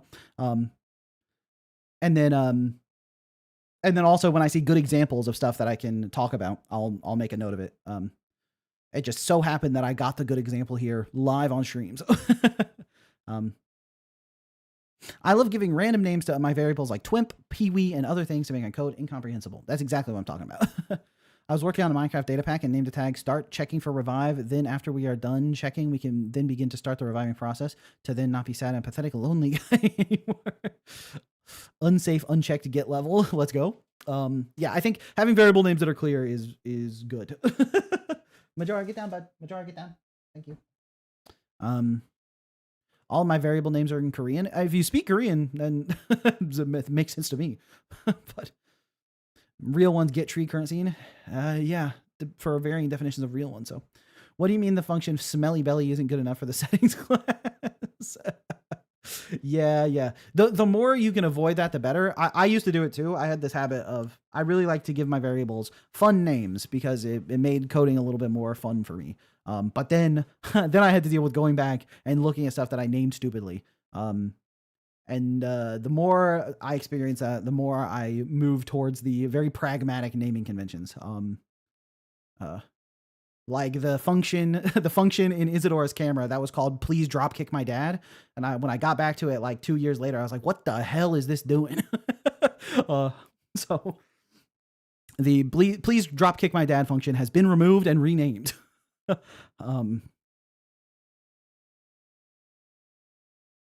No, it takes me 10 seconds to read one word at Hangul. Smelly belly sounds like me. Liar. Var shit's broken.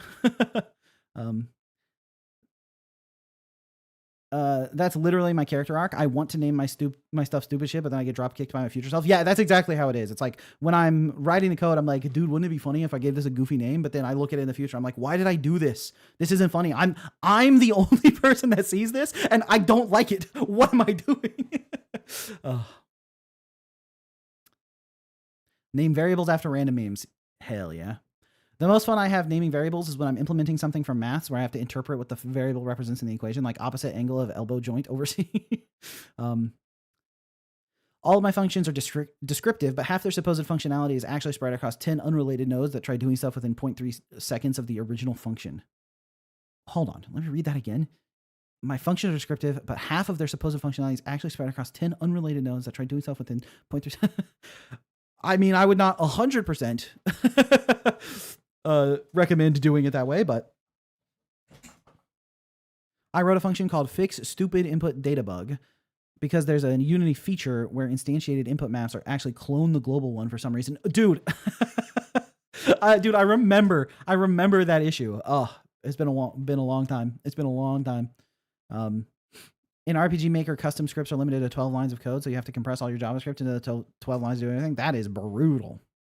To be fair, I think it's completely fine to name a tween T. Yeah, I think you can for stuff that like kind of just gets thrown away, and it's like when you call var tween, when you're like var t equals create tween, it's like, okay, I think I know what this is.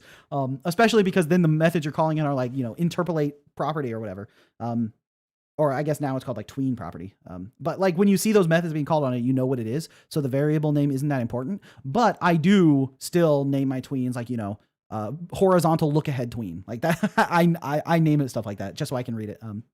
When we'll be able to playtest your game, by the way, later this year is the goal. Like late this year is the goal. So for int and array size, yeah, that is one thing though. Is if you use conventions, right? That's the reason conventions exist. Well, one of the reasons.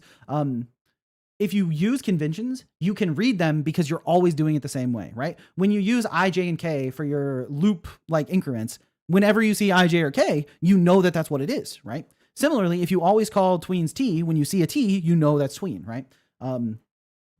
So I think like with that in mind, that's why it works, right? When you see for I and whatever, you know what that means, right? Whenever you see an I, you know what it means. So, the current Game Maker update says it takes place in the 13th month of 2025.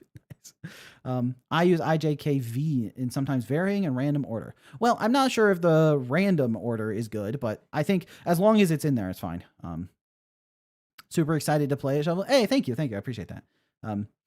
Godot actually types the int for I for you in that case. It also auto types your variables when iterating over a typed array. That's nice. I've been a sponsor for 6 months now. Let's go, Solvad. Got that 6-month shovel, a little bit pinker than the rest. Flexing on the haters. Use I and then J as a backup. Yep. But yeah, I've been thinking about how to make some shorts for impressive Solvad plus 22222.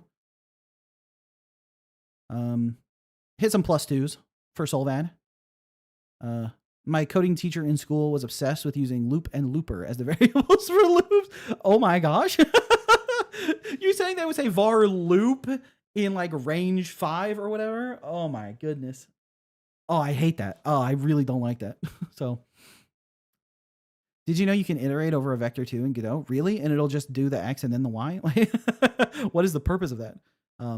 When is the next inbound shovel devlog? Probably the 31st.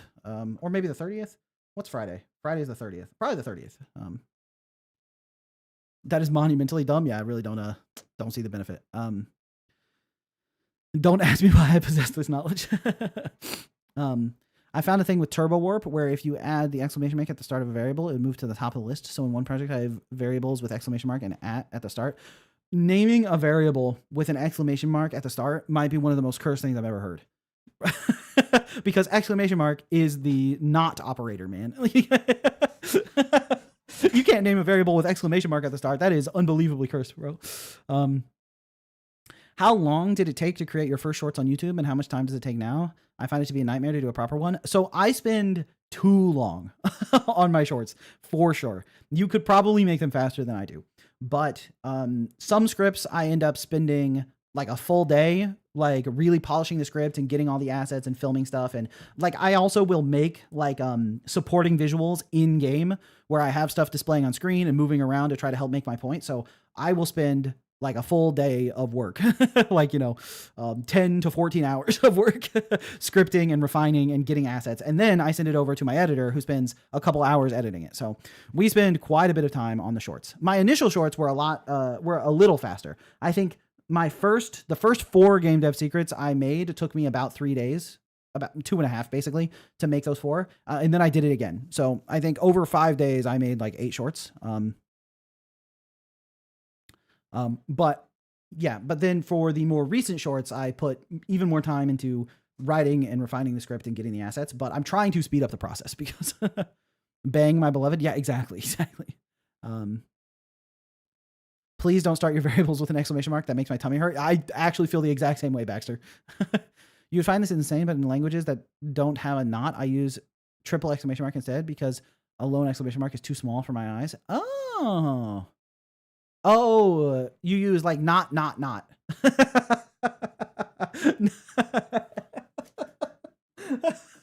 That is actually insane. Not. Wow.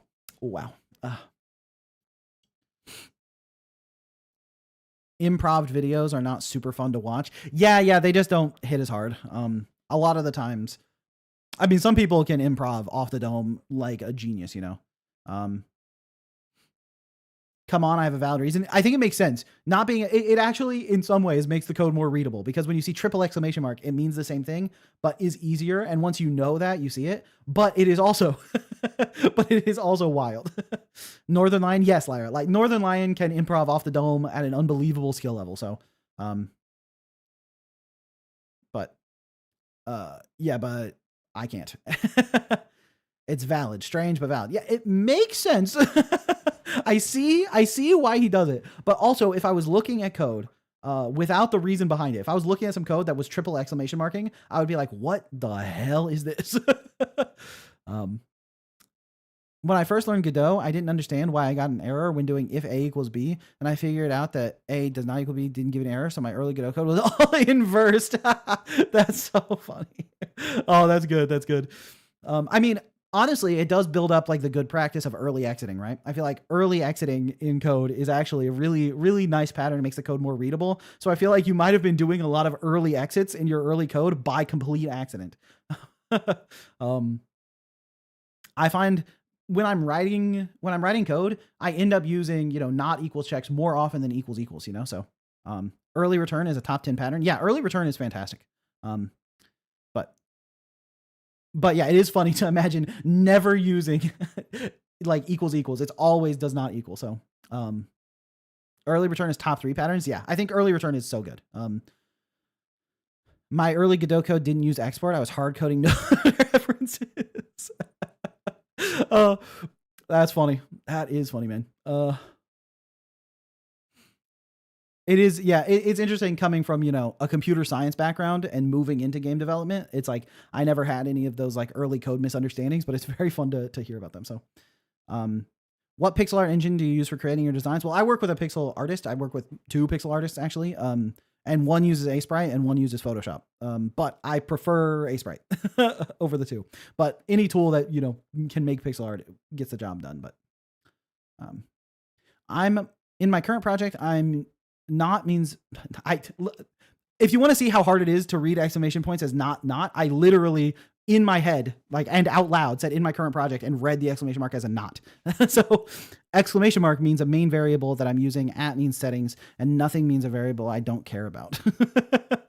I never thought about the exclamation mark being not because Scratch has a not block. I see, because Scratch, you apply like the not to it. Similarly to how in Godot you can say not, but yeah, the exclamation mark is so not coded to me that's how I read it. It was horrible. Have fun figuring out how to check if A equals 1 with the inverse code. Yeah. If A is greater than 0 and less than 2, baby. How do you not get burnt out when making games? Anytime I attempt one, I start to do it a lot for 2 to 4 days and then quit. Yeah, I mean, that's a huge question, right? Like figuring out how to stay motivated, how to keep up the momentum of working on something and not get burned out. I think, like, for me personally, the more I think about the finished project, the more overwhelmed I feel, which leads to burnout. So I just try to focus on specifically what is my goal for that day. I'm not trying to, like, on any individual day I'm working on Isadora's Edge, I'm not making the whole game. I am making a specific thing, right? Today, I am making my camera better. Today, I'm making transitions between rooms consistent, right? And that's it. So that's not right. If it's a float though, Shovel, if A is less than, right. I was thinking purely integers. If you're trying to check for float precision, well, I mean, then you can't even, if you're using float precision, you can't even really use equals, right? It's like float precision, you need to do like if the absolute value of the float minus point whatever of the float minus the intended value is less than your like alpha or whatever. So where alpha is the acceptable difference between the 2 values. So I wouldn't even use equals in that case, but is equal approximately. Yes, exactly. Right. But if you know about is equal approximately, you probably also know about the double equals operator. So I remember the blank stare I gave my monitor when I figured out that greater than or equals could be turned into equals. Is equal approximately to hero tool. Exactly. Yeah. My stream keeps freezing. Is it freezing for everyone? I'm not getting any drops frames, so that might be on your end, but float comparisons are foolproof. Trust. Sure. Okay, I'm out. Hey, thanks for stopping by, Max. No, it's all good here. Okay, cool. You've used equal approximately maybe twice in my entire project. I mean, if you're not doing too many float comparisons, then that makes sense. Yeah, CMX. Okay, let us do some review. Take a look at Fire Hero Pixel Rescue. I'm comparing all the floats. I find coding and designing mechanics so much more motivating than art, just because every time I look at the ASPRite file, I get reminded of how much more animation needs to be done. That's exactly what I'm talking about. Like, the overwhelming feeling of how much you need to do is the thing that can cause the burnout feeling, for me in particular, right? So when you open the ASPRite file and you look at all the animation you need, that's not thinking like, I just need an idle. It's thinking like I have to do so much. But if your goal is just an idle animation, who cares about all the other stuff? Today, it's just idle animation, then there you go. But okay. If good idea equals 0.0001, print how. Yep. We got programmers in the chat. Ladies and gentlemen, and InB pals, we have some real programmers in the chat. What are your opinions on Godot having no exceptions or result types for error handling? I think it's not it's not ideal, but you get used to it. Couldn't you do if number does not equal 1? I think you'd have to do,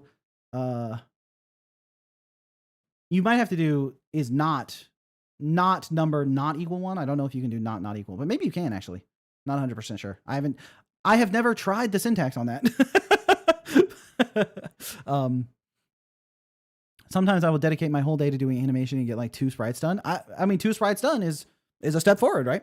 You don't have to sprint down the whole track at once. You can move step by step until you get to the end, right? So Shrimply use a triple exclamation marks like me. Yeah. I have a nice beard. Thank you, Hypnota Chris. I appreciate that. I can get 1 sprite done, maybe half a sprite in a day. Yeah, but your sprites are extremely high quality, IDT, so even that's like really fast. I hate animating. Okay. Let us switch to the desktop view and look at Fire Hero Pixel Rescue. Oh, wait, before I do this, hide my screen real quick. Close my email. Make sure I don't just have my email open. Don't want to leak any sensitive information. Okay, back to desktop view. All right, Fire Hero Pixel Rescue. So we have the cinematic trailer. We have the capsule here. Fire Hero Pixel Rescue is a 2D pixel art platformer where you play as a firefighter rescuing civilians and animals from burning buildings. You'll travel through different worlds and biomes, following a story with short dialogue that reveal the dramatic events your character's experiencing. Okay, let's check the description out here. Fire Hero Pixel Rescue. Dive into the flames to rescue civilians and small animals trapped in buildings and escape before everything collapses. Firefighter game. Fire Hero is a retro pixel art puzzle platformer, entirely hand-drawn. Play as the new recruit at Station 38 and discover your connection to the strange events shaking the city. Experience an intense and immersive narrative adventure blending action and emotion. 30+ levels. Journey through more than 30 levels with varied puzzles and mechanics. Fight the flames, face poisoned zones, and beware of electricity. Use the tools at your disposal like the fire extinguisher or the axe to progress through different stages. 100+ mini puzzles. Solve over 100 mini puzzles inspired by classic platformers and Sokomon. Use the environment to your advantage to overcome fires and conquer dangers. Interesting. Okay. Explore 4 unique environments to uncover Sophia's past and reveal the secrets of Brigade 38 through multiple narrative arcs, leading to a fantasy-tinged conclusion. Revealing your true role in the story. Search for hidden animals and secrets scattered throughout the levels to try and unveil the mysteries of Fire Hero. Unlock bonus levels and reach the true ending of the game. Measure your performance, beat your records, and achieve S rank in each level by crushing the best times. Are you ready to face the flames and become a hero? Okay. One thing that immediately, I might forget this. Are you ready to face the flames and become a hero? This is like a good tagline. I don't know if it's the last thing you want. I feel like you want this earlier, right? Like, so the goal with the Steam page is to sell the fantasy of playing this game, right? You want people who look at the Steam page, watch the trailer, and read stuff to think, I have to play this game. Oh, I gotta play this, right? You don't just want them to think, oh, this looks pretty cool. You want them to think, I gotta play this. At the very least, they gotta play it to the point of adding it to the wish list, if not immediately playing the demo, right? And you have a demo available. So actually, if someone thinks I gotta play this, they can go immediately play it, right? So I think let's go ahead and watch the trailer now, since I mean, that's what most people will do even a little bit earlier, but let's check out the trailer.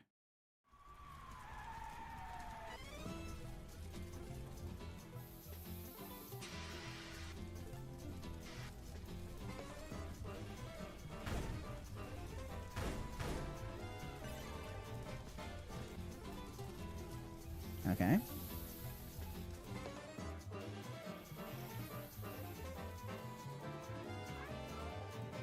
You saved the cat.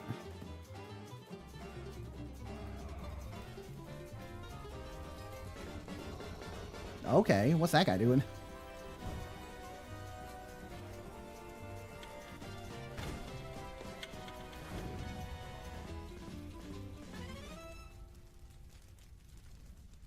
Fire Hero Pixel Rescue. Okay. Not bad. Now let's look at some screenshots. We got William. Careful, it's really hot inside the building. Water can help you lower your body temperature. Okay, we have a fire extinguisher. We are in a sewer. We're in like a research lab with like poisons and such. Okay, we're using the fire extinguisher to like jetpack over some fire. Different levels we can pick between. A house.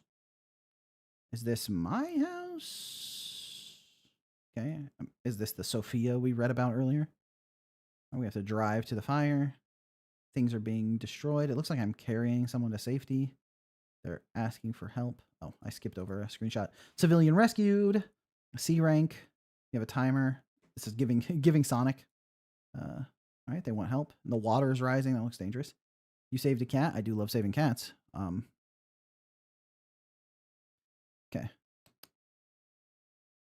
All right, nice. Oh, look at all the saved cats. Okay. I don't know. Okay. This screenshot is supposed to tell me that there is like story events and cutscenes, and there's gonna be stuff that I learn about while I'm playing the game. Okay. We got fire. Okay.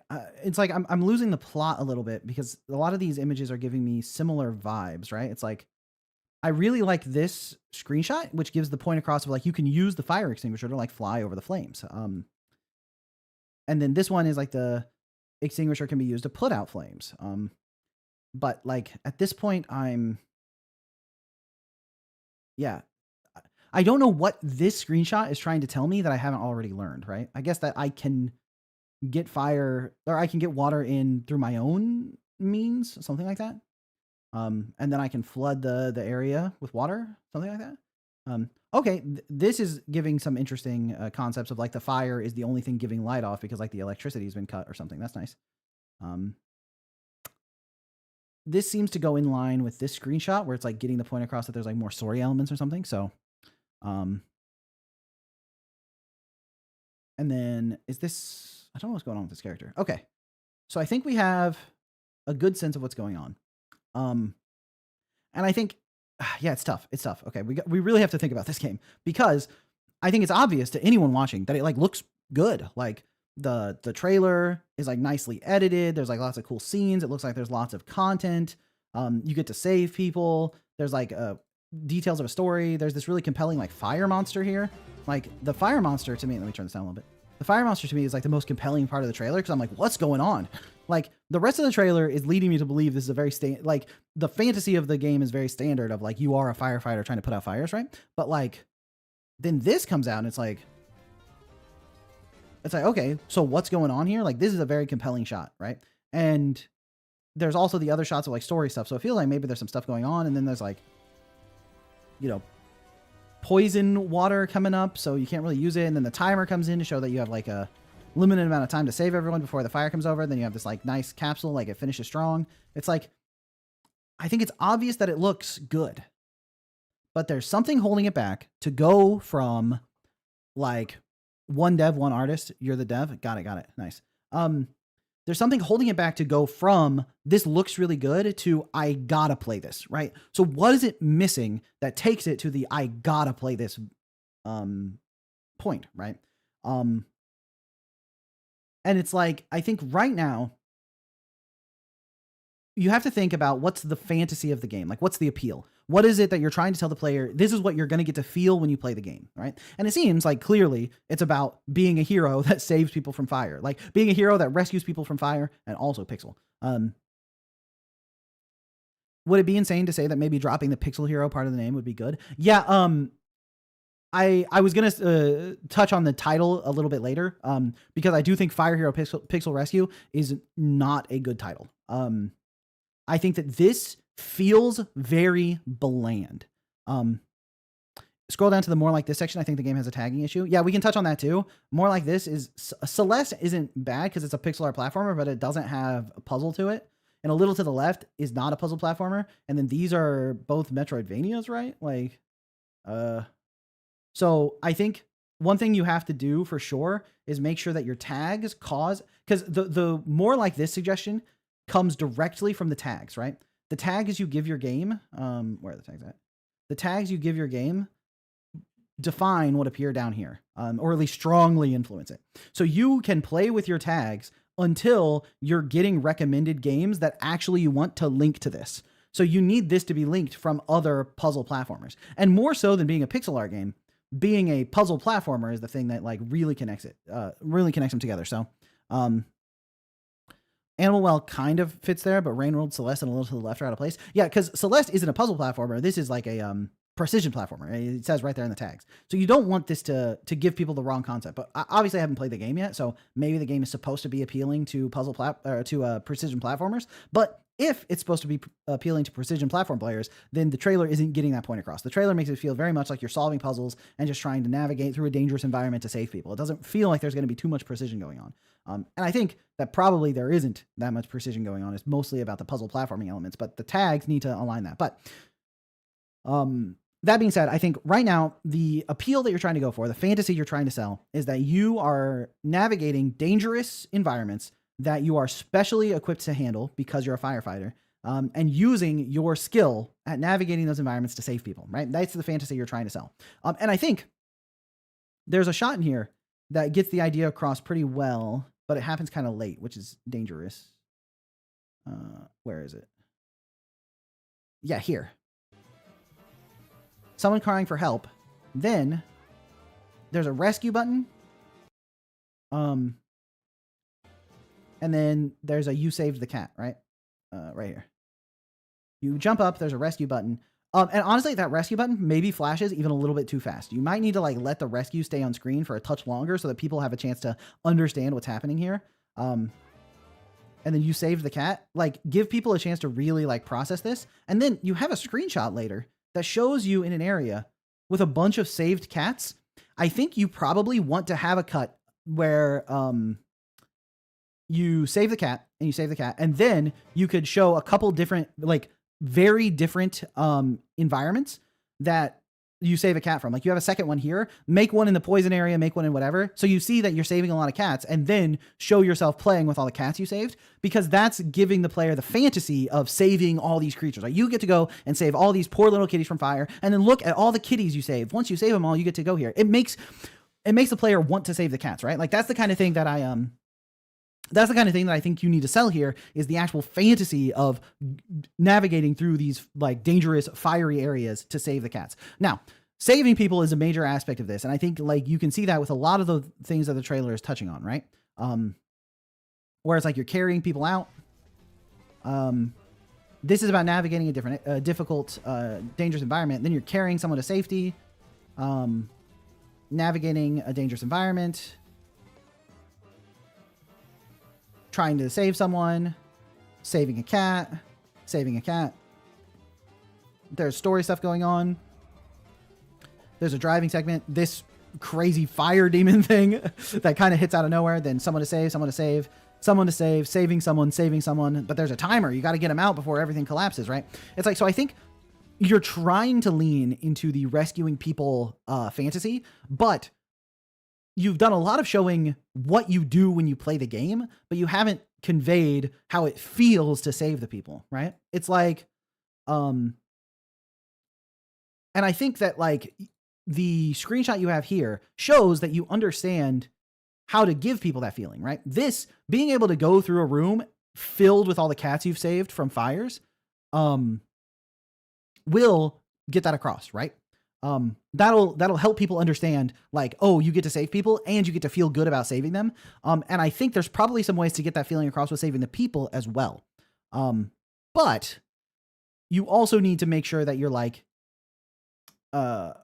selling that same vibe with the people too, because people love animals, right? Especially a lot of people love cats. So seeing that you get to rescue cats and then seeing all the cats you saved, I think that'll get the fantasy across pretty well. But you also want that fantasy delivered with saving the people. And right now you have a lot of shots of helping the people and getting them to safety, but it's not showing me like the rewards, right? It's like, it also makes it feel a little bit repetitive with the way you're like hitting on the same aspect.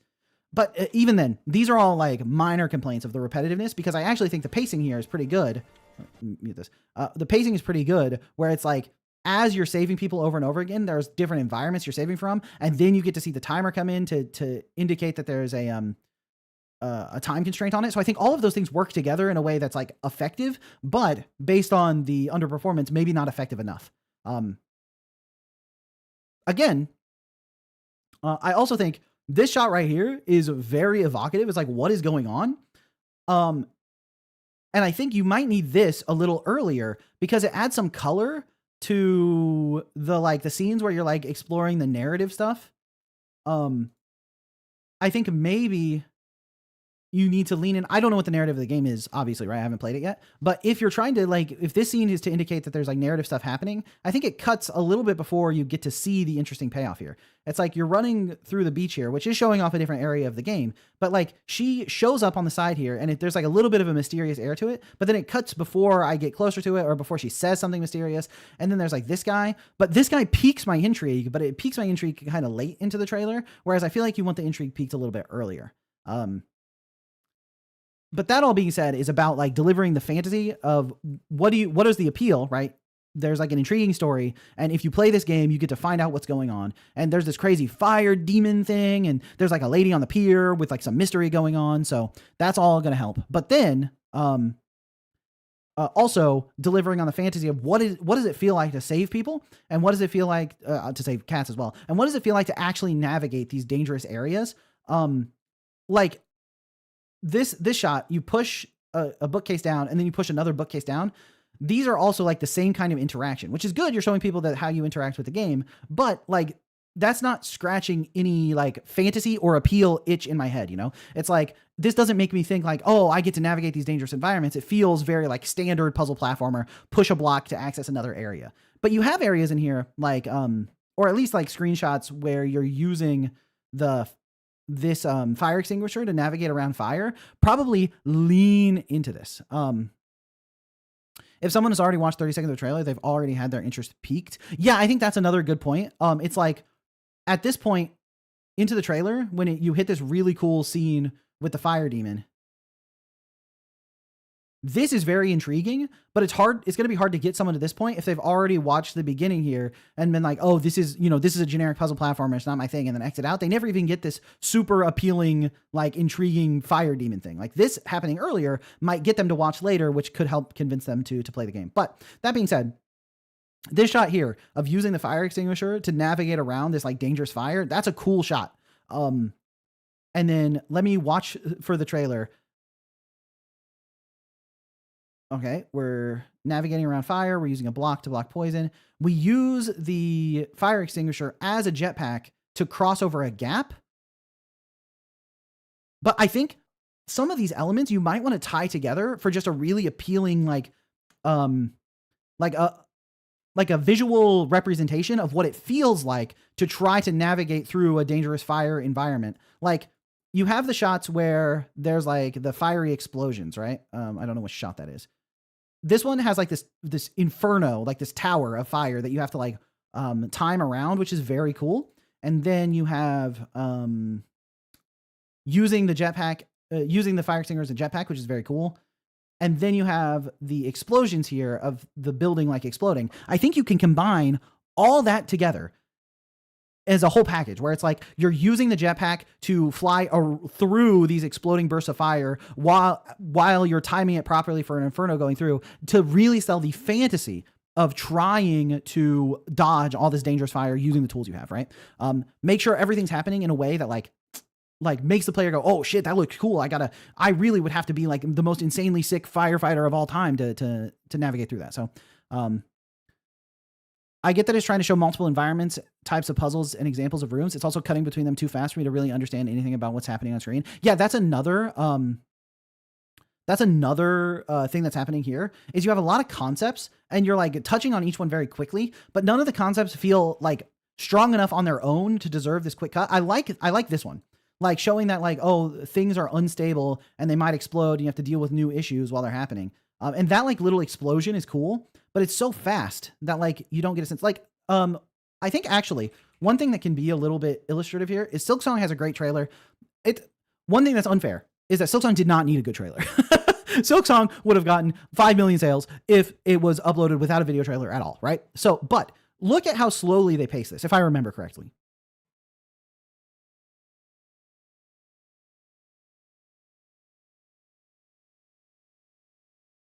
Isn't this way slower than you would expect it to be? The cuts are not that fast. Oh, there's like a mechanic where you stand on a thing and goes, ooh, there's like a gloomy village. That's cool. What's that? Oh, you get to like ride this wind thing up. That's sick. Oh, okay. There's like a lot of people in the town. Shops, of course. A game's got to have shops. Whoa, that's a pretty nice map. Oh, wow. That enemy's cool. What are those guys? Oh, whoa, this area looks sick. Is that a slope? Slopes in my Hollow Knight? Oh, the lava's rising. That's a cool effect. You see how much time you get to internalize every concept here? Versus in Fire Hero. Okay, there's like a fire truck, you're riding it. Okay, cool. Oh, you're trying to escape. Is there like oh, what's that? Oh, there's like a poison. Oh, okay, so you can use the fire extinguisher. Oh, okay, so now you got to climb over. Oh, and the ground can explode. You see how much quicker things go. I don't have time to talk about the things I'm seeing, which also means I don't have as much time to process it internally. So I think that Silksong is paced very deliberately and very slowly to give you a chance to digest all the different things you're seeing, to give you a chance to really process the things that are happening on screen. And I understand you're afraid of like people losing interest because of the slow pacing. But I think if you take some of those cool concepts, combine them into one shot, and then use those shots more carefully and slowly, like instead of having an individual shot for an area for these explosions, they don't need their own scene. Combine their scene with the jetpack flying scene, and you can make one shot that's way more visually interesting. Similarly, you can combine this shot where the fires are used to illuminate an area, combine that with a shot of the ground breaking and like introducing a new challenge. And honestly, that even sells the fantasy better too. You can't really tell what's happening because the electricity's out. So you have to use the fire to navigate, which causes you to fall through like unsafe ground because of the dangers here, right? You can combine the different shots that you're quickly hopping between two shots that are like much more dynamically timed so that you have time to really like analyze what's happening and think about it. So 5,000 wish list now, but we released it months ago with 3,000 wish lists. I see. So I think those are some things about the trailer that stand out to me. The quick cuts don't give me enough time to process things. And then also, because each of the quick cuts is focused on like one thing, like I can see very clearly what you were trying to indicate, right? Like here, the shot is you're trying to show that you have to like time things properly to avoid these inferno towers, right? Here, you're showing that you can use the blocks around you to protect yourself from environmental hazards, right? Here, you're showing that you can use the fire extinguisher as a jetpack. Like that's a cool way to get around. Here, you're showing that you can use obstacles to protect yourself from fire and to make it up platforms that otherwise, like each of these shots, I can see what you're trying to communicate. But by having each shot so focused on one thing, it really like limits the feeling of all the different stuff you can do. Because it's like one thing, and a bunch of quick successive cuts, the player feels like everything's very one note. First you do this, then you do this, then you do this, right? When you combine things together in one shot, it fulfills the fantasy a little bit better of like everything happening together, and there's like an exploding building and you got to use the fire extinguisher and dodge stuff, and that can get the player more interested. Then sprinkle in these like really dynamic shot, these like intriguing story elements of this like fire demon thing a little earlier. So it's like first you see some interesting platformer stuff, then you see some interesting fire demon stuff, and you see the and then you see like little bits of story with like the lady on the pier, and maybe change the timing of the shot so you have a chance for her to say something dramatic. Then sell the fantasy of saving a bunch of cats by lingering on the shot a little bit more so people have the time to internalize, oh, you get to save the kitty, right? You come up here, you see the rescue button, you save the cat, and then you save another cat and another cat and another cat. And then you go through all the cats you saved and show off how good it feels to save all these kitties, right? And then the player is being shown how cool it'll feel to play as a firefighter, like navigating through these dangerous areas. There's all kinds of mysterious stuff, and you get to save all these kitties and people. So it really delivers on the fantasy. I think that's like the thing that the trailer's missing. So I think that's one thing that I would focus on. Secondly, Lyra pointed this out in chat, where the capsule here with just the guy holding the lady, and then it's like an orange background that's kind of giving fire. Like this capsule is like fine. It looks good, right? The art looks nice, but it's not like super evocative, right? And I think that even in the library, like you have some cool art of like other firefighters, and you have some cool like fiery assets, and even the trailer ends with like sparks. Like one thing that this capsule does not get across is the feeling of like things are on fire and it's dangerous, right? But this shot at the end with the sparks gets that across pretty well, right? So it's like, why aren't there sparks in the in the capsule? Like this capsule isn't giving the feeling of the firefighter pulling this girl from a burning building. The capsule art gives the feeling of a firefighter holding the little girl on an orange background, right? So yeah, if like imagine, you know, fire demon in the background, or even just more sparks, make it look dangerous, make the capsule art look like the guy is actively pulling her from a dangerous situation. And also he looks really chill. He doesn't look like this was a dramatic, dangerous situation that he barely escaped from, which can work, right? You can have it so that it like, oh, you know what? It's not even going to be a sweat for you because you're so sick as a firefighter, but this doesn't feel like he's saving her. So it doesn't get that across. Right. Then, and then we got to touch on the title where Fire Hero Pixel Rescue as a title. I understand it gets the point across. You are a firefighter hero. It's a pixel art game and you're rescuing people. But the title as a whole feels very generic, right? It doesn't feel like this is a game that like is trying to do something particularly interesting. I think the word pixel is a big disservice, you know, putting the art style into the name of the game. It just, for some reason, it's just giving me a vibe that like, it's not taking itself very seriously. And I understand the appeal of putting pixel in the title here. It's like, so that people who read it know that it's pixel art. But I think that maybe you're stacking the deck against yourself a little bit. The Fire Hero Pixel Rescue on the capsule is a huge turn off to me. It's giving a big lack of care. Yeah, both the capsule and the title are giving a feeling of like, oh, it's not really like that polished. Like these were kind of like slapped together. They weren't like considered very heavily. But yeah, even Fire Hero sounds good. Yeah, I saw earlier you made a suggestion of like, this game is fire, which is funny. It might work. I'm not 100% sure about it. It might good. I mean, the game just called Peak worked. So, yeah, the Pixel Rescue and is not giving a good sense. And then the way this capsule is put together, and it's like, I'm definitely not saying you didn't put care into it. I'm not saying you didn't think about it, but I'm saying that's how it reads to the person viewing the page, right? It's like, especially even this right here, this logo, Fire Hero with like the 38 and the symbol, this logo is sick. This is extremely evocative of being a firefighter hero. Why isn't this logo over here? What is this sick logo doing over here and not over here, right? And then there's like sparks and this feels dangerous and the buildings are burning down. Like this shot here is very sick. What happened?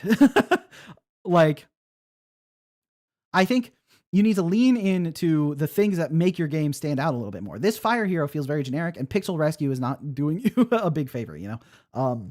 Even just Fire Hero is getting it across better. Like just deleting Pixel Rescue, I think is good. Because the subtitle being cut off is really bad. It's like, I like when, when titles and stuff get cut off by the characters. Like this to me, that's not a turn off, but the pixel art for Pixel Rescue and the Fire Hero being unstylized is a turn off to me. So although if part of the logo was covered up by the character in general, I wouldn't care that much. In this case, I think it doesn't work anyway, but, we were afraid of a small thumbnail where we couldn't see the art details. I get why you went for like the simple idea here, but I think it's just not evocative enough. And it's like, you have this great art here, which is very evocative with this logo and with these characters and with the sparks and stuff. Even if you just screenshotted this and put it over here, you would lose details, but I think it would still convert better. And I think, keeping in mind that you will lose details in the capsule is fine, but you still want to have like the danger. It's like you can have sparks coming off of here and like desaturate the background a little bit so that you can have fiery elements pop out. It's like the fact that this is basically just a flat orange background, I think isn't doing you any big service, right? And I think that you clearly have the artistic sense here to have this really evocative logo and these sparks that make it feel dangerous and the smoke billowing and you're like, oh, you're desperately trying to save someone. I think you have the capability to do that here, but yeah, I think having the Pixel Rescue here is not doing you a big favor, and the capsule's not doing you a big favor. And I think there's stuff you can change in the trailer too. Additionally, yeah, Fire Hero Pixel Rescue is a 2D pixel art platformer where you play as a firefighter rescuing civilians and animals from burning buildings. You'll travel through different worlds and biomes, following a story with short dialogues that reveal the dramatic events. This copy here, I think, is really not helping you.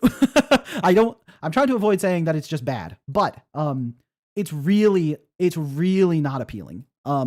It's like, it's a pixel art platformer where you play as a firefighter rescuing civilians and animals from burning buildings. This feels so flat, right? This doesn't feel like it has any heart in it. And then you'll travel through different worlds and biomes following a story with short dialogues. It's like with short dialogues, I understand the point of saying that there is like you're trying to tell people that this isn't a narrative game, right? You're not like exploring through a story and like going through these big cutscenes. That's not the point. That's what you're trying to get across. But like with short dialogues, it's like following a story with short dialogue. This is just it feels like it's lacking, right? It feels like this is not making me excited to play the game, you know? This description does not make me, the description kills the appeal a little bit, where it's like, if I watch the trailer and I'm like, oh, dude, I get to play as this like firefighter and save people. Like this very dry reading of it does not sell me on wanting to play it. If I open the page and it didn't click play and just started reading this, I think I'm bored halfway through the description and go to the next page, you know? Now, most people I think don't start with reading this. I think most people probably just play the trailer. I don't have evidence on that though. So I might need to get, you know, Zukowski's number one fan Vari to tell me if that's what he says people's behavior is on the page. But this description is really lacking a lot of appeal. So I think you need to rethink the way that this description is written so that it still gets the point of the game across. You still want to tell people that this is a puzzle platformer where you're rescuing civilians and animals from burning buildings, and that there is a story and there are different worlds and biomes. Those are things that you want to get across, but this is like underselling what you've made. I think that this description is not helping you. And I think you've made a game that looks really sick, and I feel like it has the potential to... I feel like you have the potential here to make something that's meeting your expectations a little bit higher, but I think that this description is not helping you. More straightforward. Yeah, I also think you need to like add some like engaging like dramaticism to it, right? Like not just a dry description of what the game is, but also like you want people reading this to get a sense of how they're going to feel when they play the game.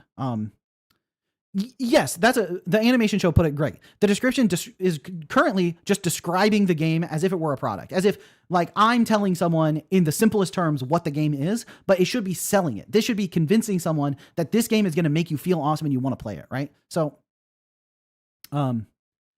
no clue how people act first on the Steam page, but Zukowski has done studies of this. Okay, I'll need to check out his studies of this because I feel like it'll be helpful for me knowing where to focus the feedback on. Because you can analyze each different part, but knowing the order people experiencing them is good. Because if people watch this and then read this, I feel like this is turning down the excitement that they might have gotten from watching this. Similar, it's like, I feel like the in the description, you had, are you ready to face the flames and become a hero? This is a very, like, I read this and I'm like, hell yeah, I'm ready to face the flames and become a hero. But this is at the very bottom as the last sentence in a description in the about this section. Most people, I think, are not going to get to this sentence. But this sentence is very evocative, right? This sentence, I'm like, I do want to face the flames and become a hero. I can save those people.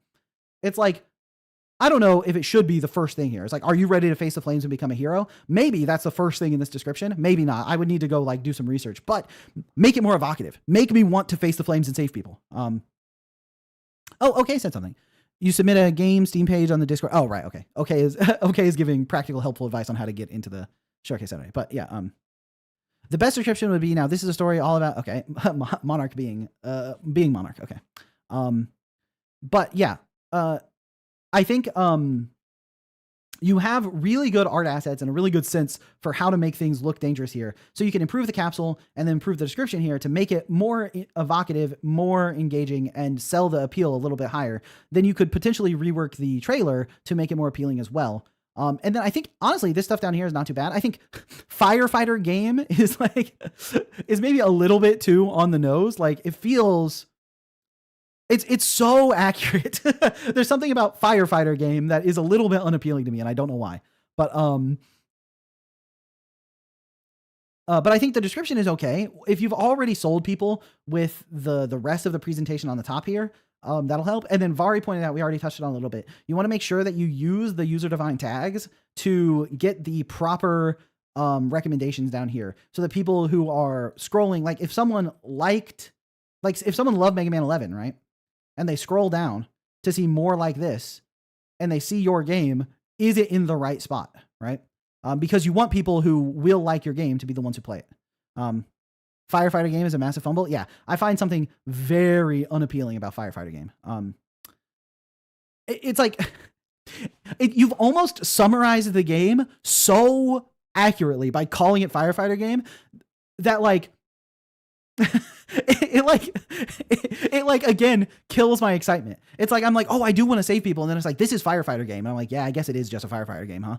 But yeah, it doesn't have fantasy, it doesn't have appeal, and it's like it summarizes the game so well that it makes it seem dumber than it actually should be. So Vari has written, race through burning buildings to rescue civilians, make creative use of your tools to navigate dangerous environments. Are you ready to face the flames and become a hero? Yeah, something like that is really like evoking the feeling of being the fire hero, right? It's like, that's what you want people. People say fire hero, get rid of Pixel Rescue. You can also rework the title entirely, but at least get rid of Pixel Rescue. And then, you know, they read that and they're like, yeah, I do want to become the fire hero. I am, you know, like that's something that I like, you know, roguelike game with the L capitalized. Yeah. Imagining Slay the Spire, where there's like a GIF down here with like the cards being played, and it's like card fight game. It's like, it is a card fight game, but it really kills the appeal. So, I think, yeah, it reads too much like a product, not a game. Yeah. I think you were maybe too accurate and too pragmatic and practical with the descriptions here that it kills the fantasy of it. Our game isn't out yet, but I'd love to get your thoughts on the Steam page, especially since we launched soon. You're very thorough and it'd be helpful. Sounds good, Jaden. If you follow the recommendations people gave to put it in the Showcase Saturday, then I'll have it on my list of games to review. So card fight game with F capitalized. Yeah, imagining Slay the Spire had a GIF down here that said card fight game with F capitalized. I feel like it just, you know, it's like, you know, you're shooting your own fantasy in the foot a little bit with this. Honestly, you can just get rid of the text here. And then here, instead of saying 30 plus levels, have this transition between different environments or something to show, look at all the different levels you'll get to play. 100 plus mini puzzles is honestly fine. And a story driven inventor is fine too. Secrets to discover is also fine. So mostly it's just the text on firefighter game that's dragging you down. But yeah. Face your fears, fight the flames, and become a hero. The fact that the last pair there doesn't have that nice alliteration is a little bit sad. But post your game in Showcase Saturday forum, and when you post it, say that you want a Steam page review. Yeah. Post your game in the Showcase Saturday forum and leave a message that's like, we're going to be releasing on Steam soon, so we would love a Steam page review. Lobotomy Corporation was Face the Fear, Build the Future. Yeah, so I think there's a lot of things you can do on your Steam page to increase the appeal to make people want to play it.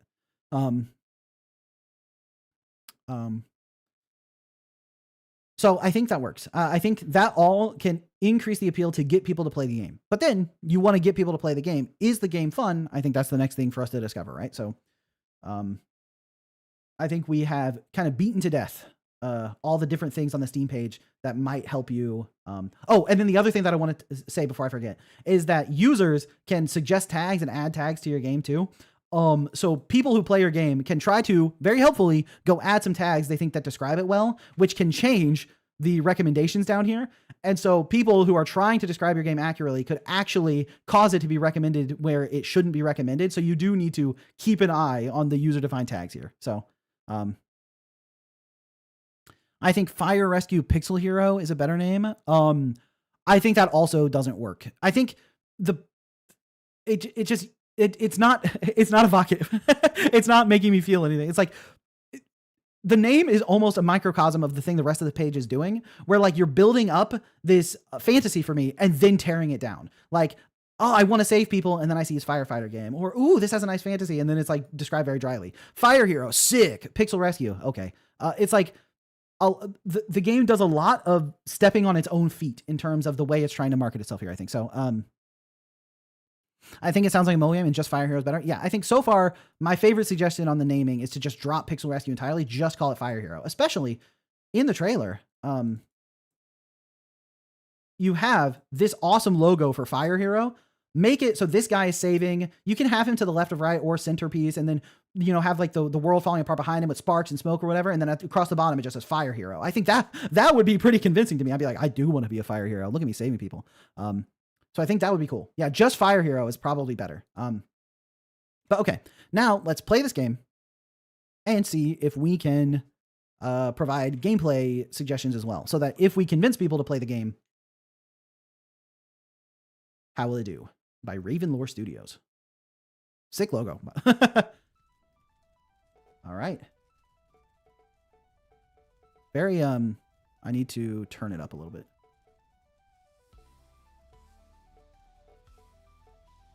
Is it just me or is the music kind of fire? Make sure the volume is up on the... Can y'all hear the game? I think it's in a good spot. The main menu looks really good. Yeah, I like the particle effects for the fire in the background. Yeah, I think the main menu is getting the point across pretty well. Okay. New game. For the best gameplay experience, we recommend using a controller. Okay, I will grab my controller. Ravenlore Studio again. Those who feed the fire of vengeance will be consumed before their enemies. Oh, damn.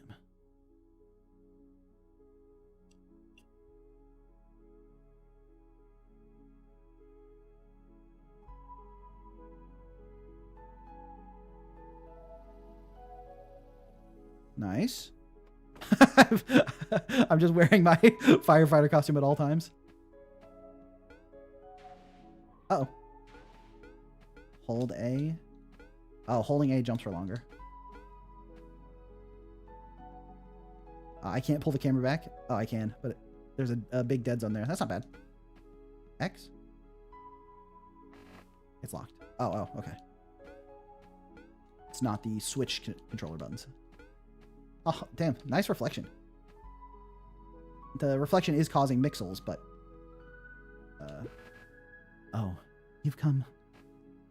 I can't say if I've truly missed you, or if I ever did. Damn, you good? I just met you! Do you remember that first time we stood here? Dreaming of what we could be, what we could achieve? Does any of it even matter anymore? Oh, fuck. We are doing a bad job as firefighters. we have severely failed at our job. I actually genuinely like that he's wearing the suit at all times. It fosters community memes. Yeah, I think him wearing the suit at all times is kind of iconic. Like, him getting out of the car with the suit on is like, this is Mr. Firefighter. That's all he cares about, you know? So, RKI, I'm going to go shovel. Have fun being a firefighter. Thanks, RKI. Okay. There you are. Ready for your first day? Take the time to meet your colleagues and come to my office. Okie dokie.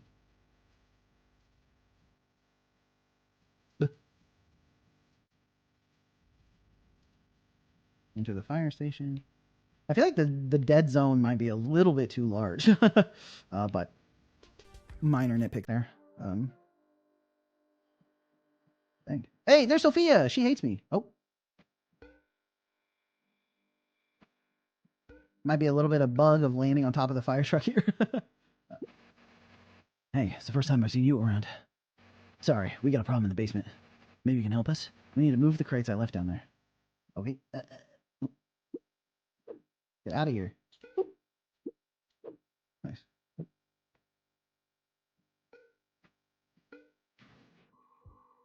Nice.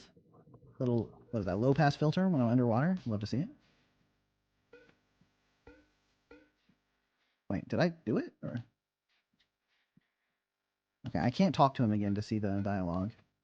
Said I needed to do something with the crates down here? Oh.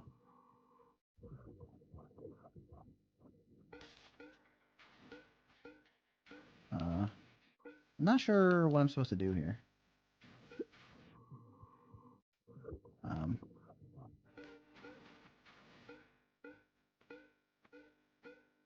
Oh, can I bring the crates down to try to, like, stop the water? Let's find out. Nope. Okay, well. Maybe this was just showing me how to get around. We'll find out. Oh, hello there. You must be the new recruit, right? I'm Carla. Sorry, I left this bookcase in the way because of the leak in the basement. Just push it if you want to get through. Okay. There's something on fire in the firefighters department? God, we're so bad at our job, huh?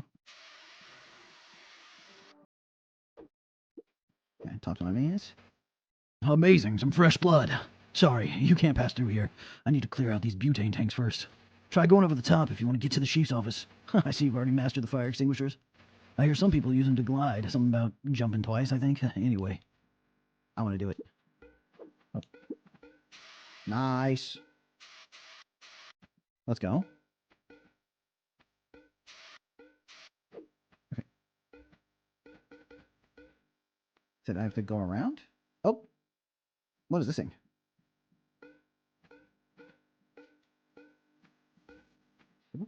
And we're in. Oh, shit. How dare you? Oh, was that Sophia saying that? You should have never come here. Damn, she hates me, dog. I didn't even do nothing. Yo, Chief. Sorry, we're not supposed to see this. But we have no time. We received so many alerts today. Let's out right now. Okie dokie.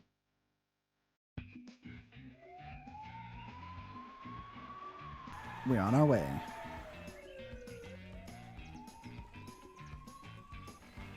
What the hell is going on here? Seems like fires, William. People are trapped inside those buildings. The fire's spreading rapidly. No time to waste. Enter this building. Still there? What are you doing? Go. You didn't end the conversation. What do you want from me? All right, level 1. Help! Careful. It's really hot inside the building. Water can help you lower your body temperature. All right, sounds good. Aha.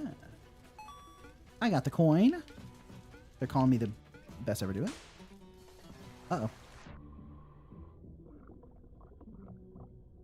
Oh, I see. I can just flood the building. Oh, can't go that way yet. Woohoo. Oh, but this will raise the block out of the way. Also put out the fire. Nice. Now I can get over here to raise the water level again. Okay. I found a secret. Oh. Push this out of the way. Is that pizza? Oh, it's a journal. I thought that was a slice of pizza. I was like, I probably shouldn't be taking pizza from the middle of this burning building, dude. Okay. And now let's raise the water level again. Nope. Come on. Another secret over here. Boom. More pizza. It's the cat. Cat. I saved a cat. Let's go. I do love saving cat. Gift. Nice. Oop. What's up, Grandma? Oh, thank heavens you're here. Please help me get out of here with my kittens. 20? Oh, shit. Oh. Come on, Grandma. Ah! Civilian rescued. B rank. Oh, because it was more than 130? Ah, I see. Okay, well. Save the grandma.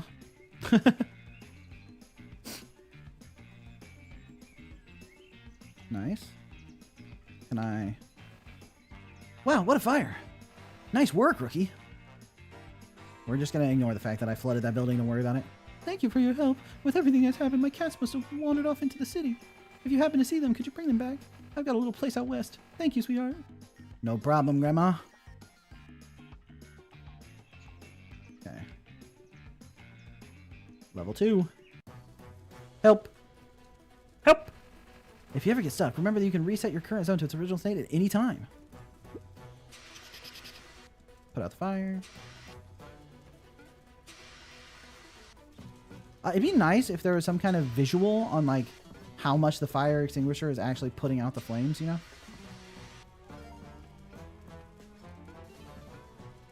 Because currently I cannot tell.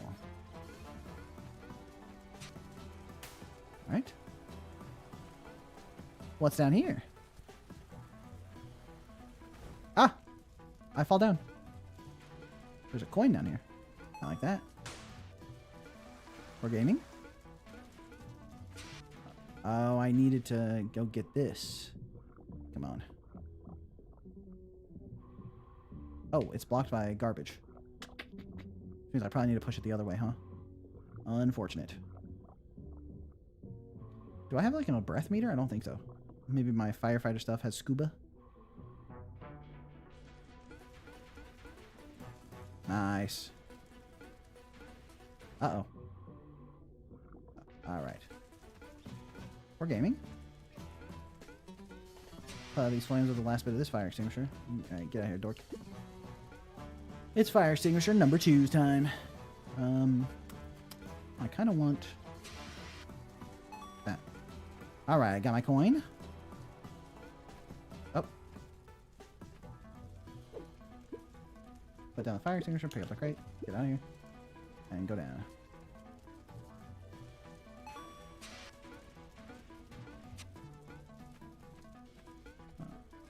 Get the cat. I saved a cat. I'm super hot. Oh, shit. Kind of forgot about that that mechanic. Right, push this. I need to get this over here, huh?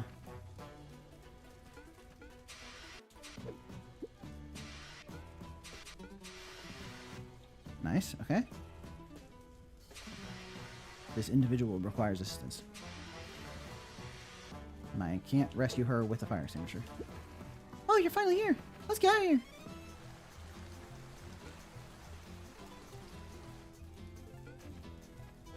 Tough one. Nice, okay. Civilian rescued. C rank, but we saved the cat, so I'll take that. Super hot shovel. Yeah, do be like that. What's up, girl? Thank you again. I'm so relieved. Level 3. Help. I have an axe. Oh, I can chop. Nice. So I need to get these out of the way.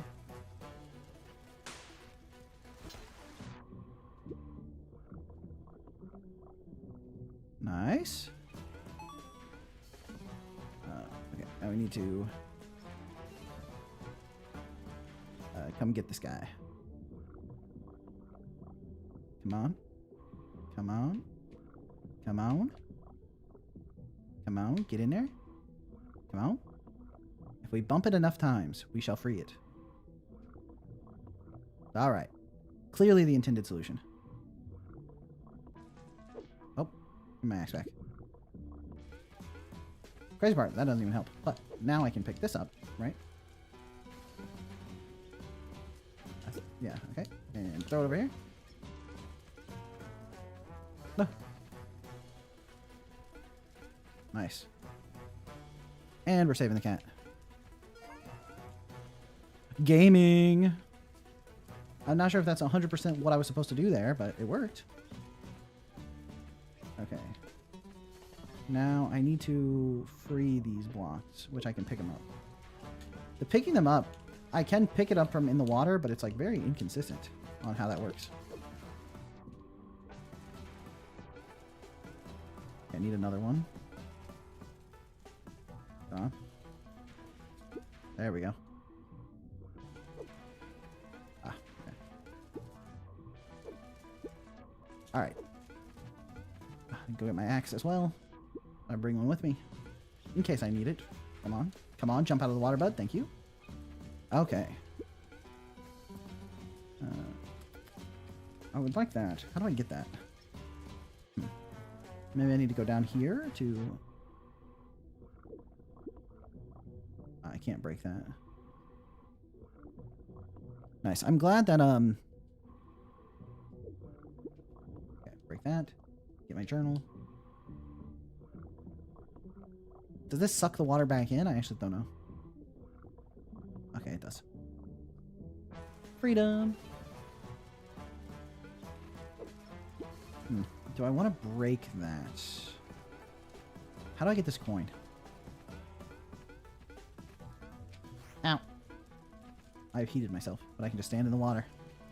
Now that's comfortable right there. Okay.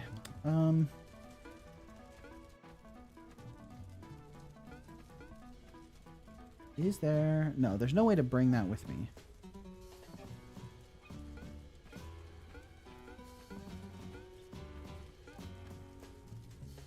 Can I don't think I can pick up the bookcase, right? Yeah, okay. I can't pick up the bookcase. If I destroy the bookcase, can I... No, I can't bring the, I can't bring the boxes down either. It's so close. Come on.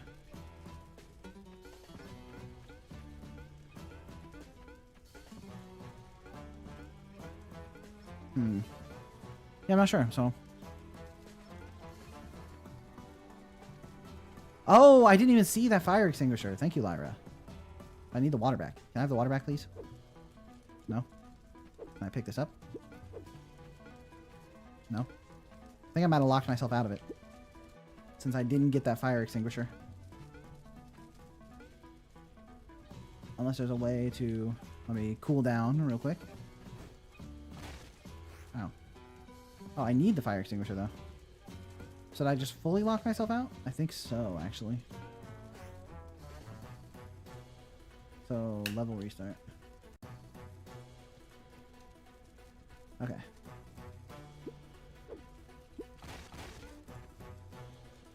Destroy these. And then grab this. Bring this with me.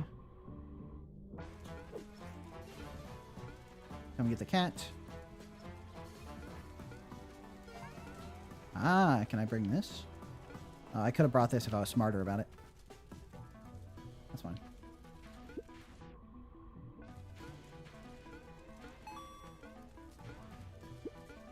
Okay. Now this time I need to actually get the fire extinguisher as well as the journal. Oh, there's an axe over there, so I don't need to worry about whether or not I lose the axe. Okay, fire extinguisher. Got it. We're in the clear. Boom. Okay, so now I can do this. Okay, I can't exactly do that. Can I do this? I feel like that's not working. Aha! Okay, don't know if that was the intended solution, but I'll take it.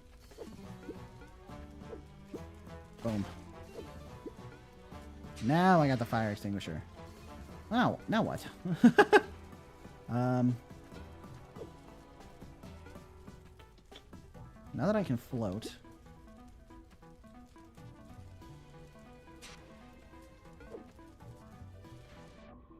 I guess if I don't push this all the way over, can I get it out through the ladder? Okay. Doesn't seem like it. Oh. Am I not supposed to destroy the bookshelf?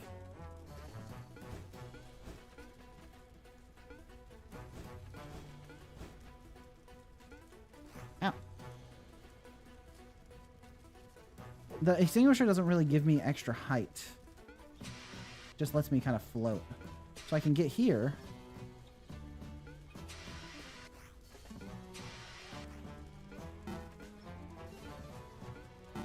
But I can't get up there.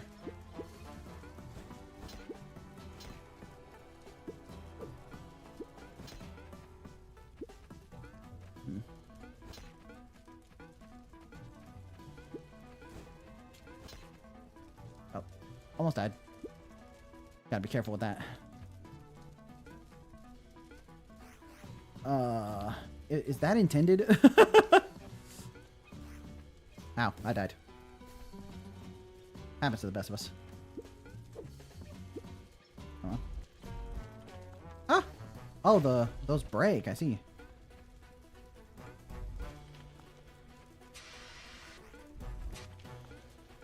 Oh, which means I need to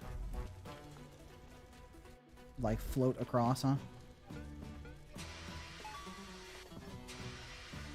Push this. Okay, we're gaming? I guess. It's been claims that we're gaming. Alright, it's rescue time.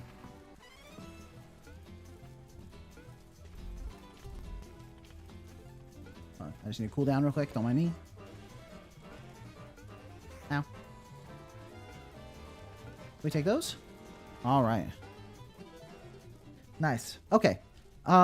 Being able to throw the axe into a wall and climb off of it is something I never would have thought of if I didn't read chat. So might be good to tutorialize that in some way. That individual seems very unaffected by the fact that there's a fire going on. Concerning.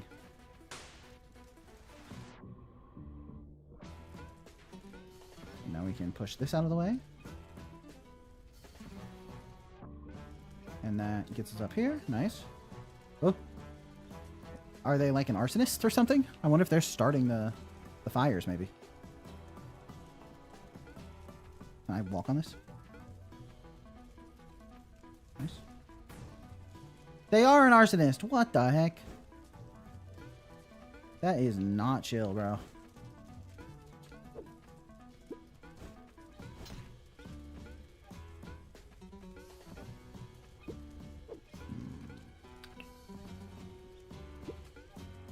Oh, I see. Grab this. Want me to get out of here with the axe. You want a full jump, bud? Okay. Oh, come on.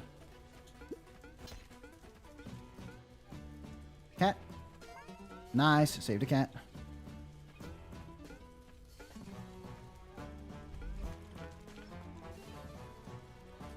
Oops. Now I need the axe. Ow, ow, ow. Well, I might have died a little bit there, but don't mind me. I don't know what I'm doing. Ow. Okay, get my axe back.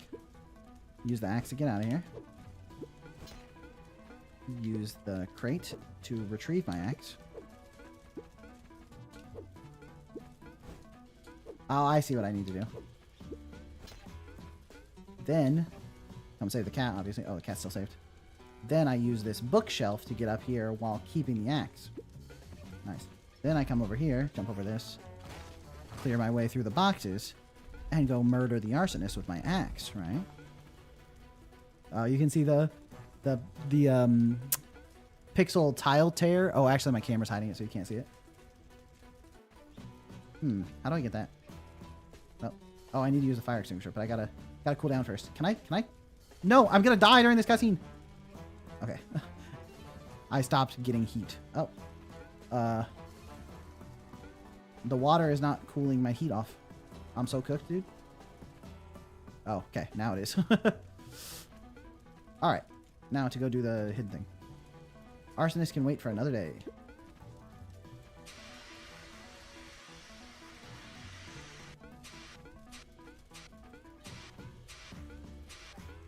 Nice. Got the journal. And we're out of here. Take my axe back. Okay, okay.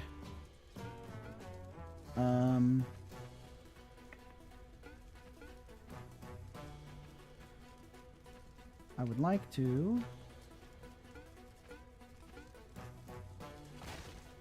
Oh, I see. Well, I didn't know that's how that worked.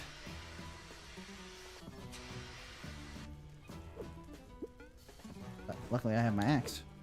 Oh, no, no, I don't have my axe. Ah, shit. Oh, why can I jump so high from right there? What? Well, I shouldn't have looked a gift horse in the mouth, huh? What the hell? All right, magic jumping zone. Oh, I need the cool. Come on, cool me down. Nice.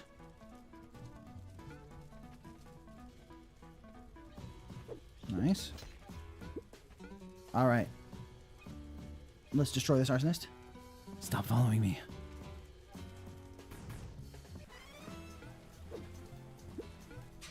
Weehaw! We're out of here. Out. Out. Okay, so I know it's gonna sound a little bit suspicious, but I think the slope right there is causing some serious physics bugs. Oh, I didn't grab the coin. How'd I forget about the coin? Oh. Oh, I'm almost there. No, tragedy strikes. Okay, well.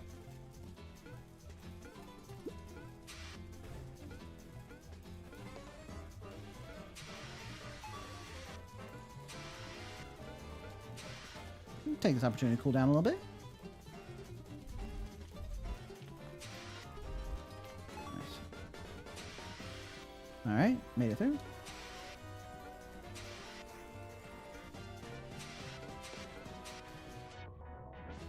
I don't know why that is filled with water this time. Did I do something different? Don't know. Don't know. Stair boosting. Yep, I found the stair boost tech. The water. Wow, that one was really tough. What happened in there? You actually saw someone starting fires? I didn't see anyone come out. Must have been the heat making you hallucinate. Yeah, thanks, William. Anyway, you did a great job. Go home and get some rest. I'll take it from here. This William guy. This guy's got a serious problem. Oh. Stair boosting. Right. The stair boost tech is real, dude. No new messages. Couch is getting old, but it's still pretty comfortable. At this hour, it's nothing good on TV. Same as always. Sleep button. I want to explore. Oh, I still have a slice of pizza left. Let's go. It's similar to the journal. Sleep time. In before William is the arsonist. Damn. What? I miss you. I miss you too. Video game. Nice. Oh, you're back. You don't look very rested. Anyway, the situation's still far from under control. Ha ha ha! William, what are you doing? You're usually so sharp during fire missions. There's still plenty of work to do. It's just that these fires are unusual, and there are so many of them, huh? Oh, rookie. Perfect timing. You can take over from here. I need a break. I'll go take care of the injured. I'm leaving the rest of you. I need a break. He went to sleep with the helmet on. Did you hear that? Come on, get to work. Nice. All right, level 5. Help! There's a key. Oh, I love keys. I love keys. Come on. All right, give me that key. Oh, you actually have to carry the key to the door. I see, I see. Boom. Stair boosting. Yeah, when you jump up a slope, you get extra height. When you jump down a slope, you get less height. Less height. That's uh-oh. Dude, someone's shooting, like, flaming projectiles at me, bro.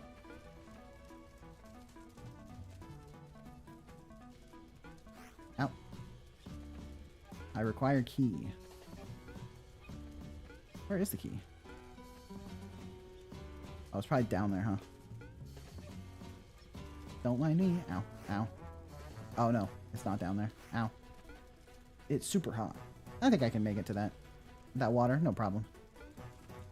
Well, I didn't actually think I could make it to the water, but I did. Ow, ow. Alright. Let's block my path here. Don't mind me. Now, why did I do this? Oh, here's the key.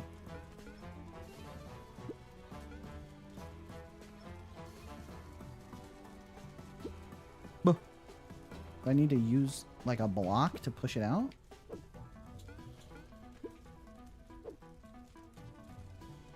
A little silly. Makes sense based on it pushing with the blocks, but don't quite understand why I can't just pick it up. Let me in. Nice. Alright, back to the water. And now we take this key down to our cute little door. Boom. Freedom. Alright, so I'm in time. I want the axe, I think. Alright. Kitty? No. Reduce the water. Now I should be able to get the axe.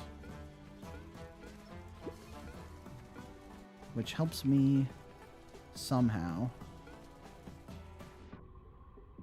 Oh, you can just destroy the locked door with the axe? That's funny. So really, axe is also key.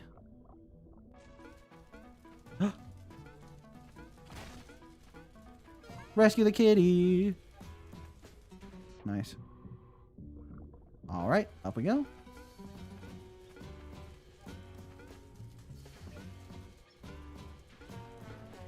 If I push those down, maybe I can make it across.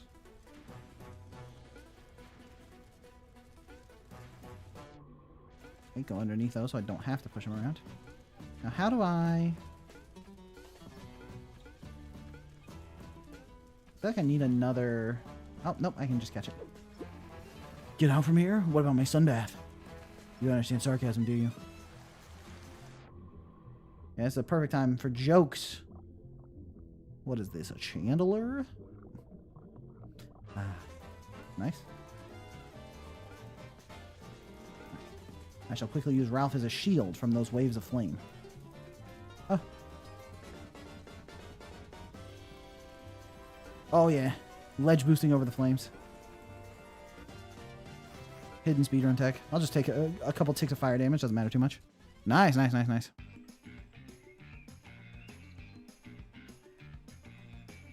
All right, level 6. Help. Nice. I need the axe to break that so I can go save the cat.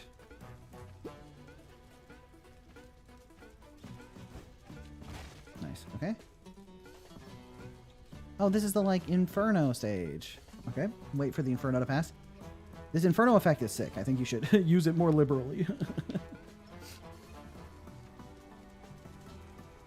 All right, quickly.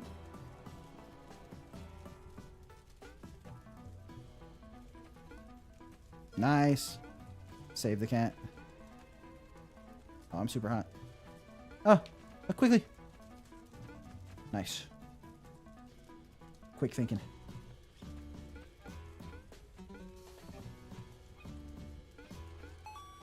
Whoop. See you later, Inferno. I also stole your coin.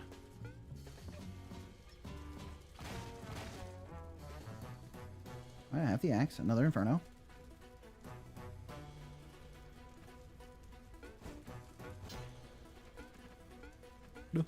All right, let's put out this big Inferno. Oh, it just vanished. I thought the effect of the Inferno was going to... Of the Inferno getting cloaked in water was going to look kind of sick. Oop. Oop, come on. Nice. All right. More Infernos. Let's go. Yep. Oh, shit. Okay. All right, you got me on that one. Journal. Oh, can I... the journal update sound effect was also muffled. That's funny. Right. I need to get over here for the crate. Yep. Come around. Come on.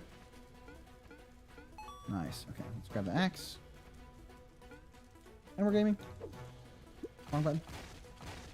All right. You need some help, lady? Rescue team! Rescue team, please take me away from here. All right. Sorry, there's an Inferno in the way. Sorry, I should have picked you up with better timing. My apologies. Okay. Wait. Oh. All right, we're swimming out of here. All right, come on. Going around.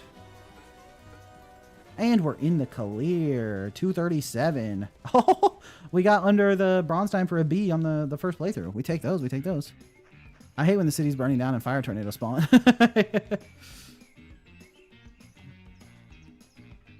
Oh, what's this? Seems like there are incidents in the subway, too. I'll let the technicians handle it, unless they need me. Everyone see this sub button right here? I think that's good advice. So if you're watching the stream, make sure you like the video and subscribe to the channel if you're not already, or whatever. Help. Okay. Oop. Oh, I can go down. I see.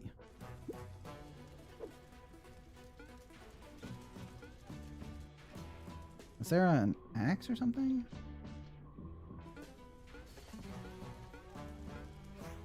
Ow. Double hit. How do I get up there? Can I bring this crate with me through the one-way over there? Let's find out. I can, okay. I did not know if I was capable of doing that.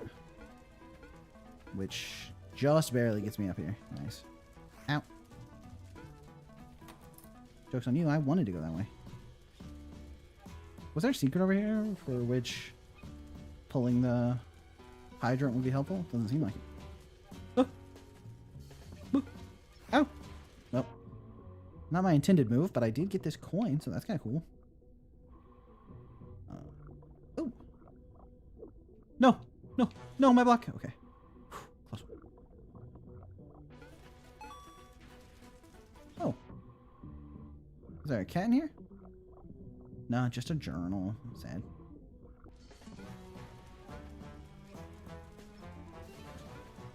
Come on, pick it up. Thank you. Nice. Multiple crates. Call that a win.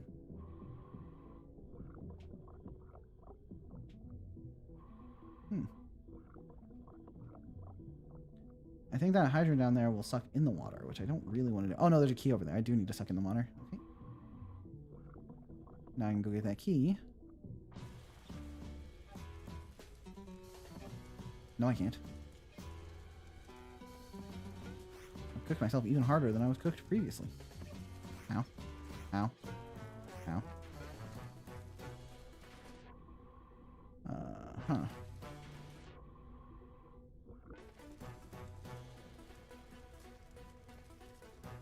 Don't have an axe.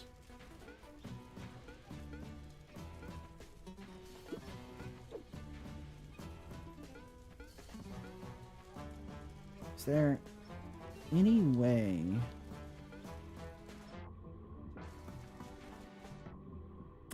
I think maybe now that I lower the water level, I'm cooked. Yeah, let's just restart the level, unfortunately. Okay.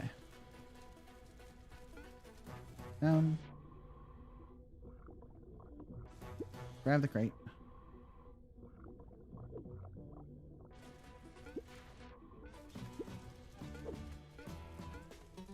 Okay. Woohoo! Alright.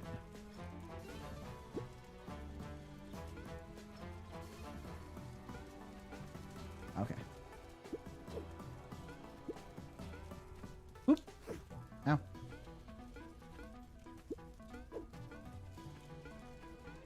Come back over this way. Go down.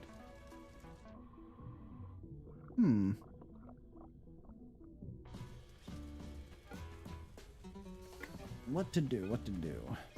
Will this firefight or this fire hydrant help me at all? Ah, yes, I needed to hit that fire hydrant.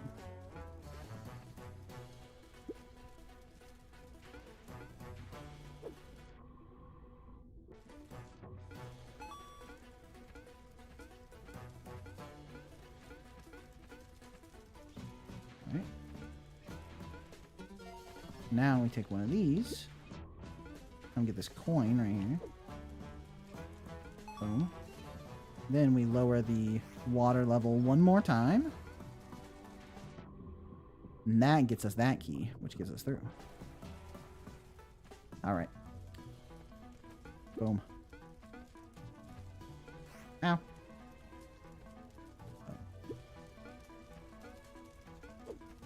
Oh, that was not where I wanted to put that. Ah!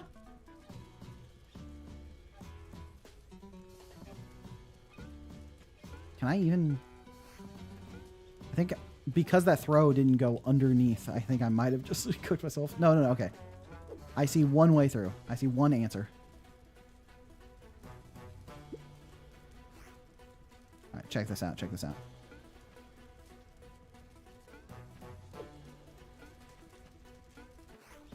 What? I got hit by that? Come on.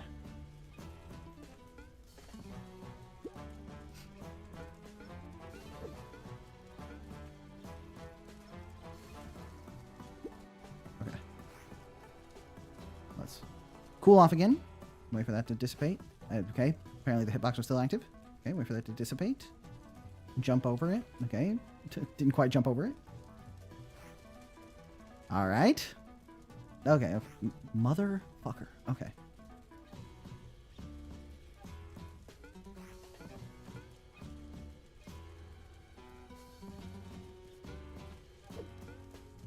Okay. Ho-ho-ho-ho! Expert level gaming. Okay. Now.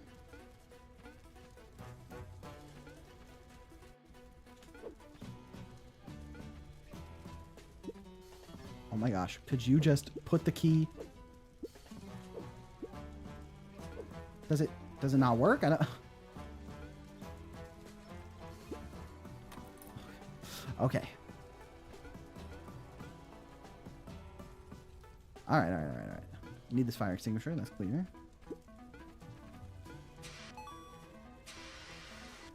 Put out the path in front of me. Okay, now I need the crate.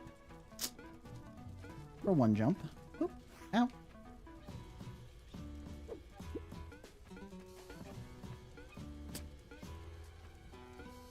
I see that there might be a cat that requires assistance over here, so... Unfortunately, friend, you are not the priority at the moment. Oh. Okay. I need this bookshelf. To get this bookshelf, I need to use the crate. Got it. Boom. And go across.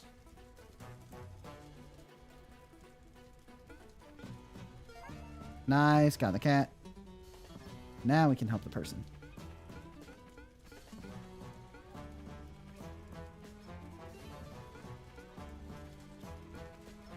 Alright, I need to make like a double stack of crates here, I think.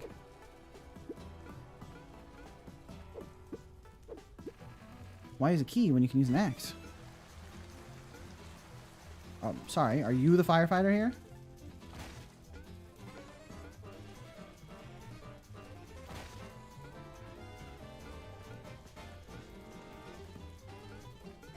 Tell you what.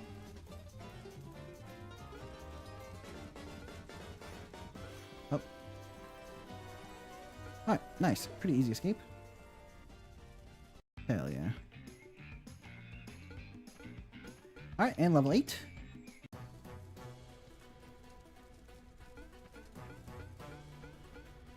Buh. You again? No way this floor explodes out from underneath me. Treasure chest. Oop. Yes. I shall burn the treasure chest to get the contents inside. Hell yeah. You're so stubborn. Now, do you think he's doing it, like, purely because he likes starting fires? Or do you think he's like, you know, we're not making enough money at the fireman factory, so I gotta start more fires. Up. Well. I guess I need to go get that fire extinguisher somehow. I don't really see a method for doing that. Give! No. Give! Haha!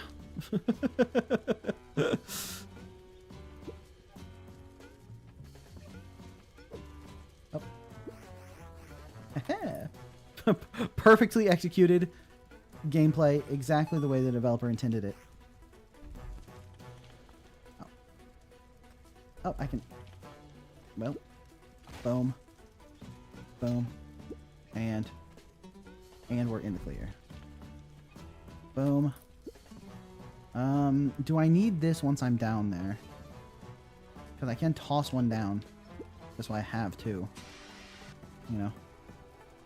Then, if I want that treasure chest, I need to dip below it, which means I think raising the water doesn't really do anything for me here, does it?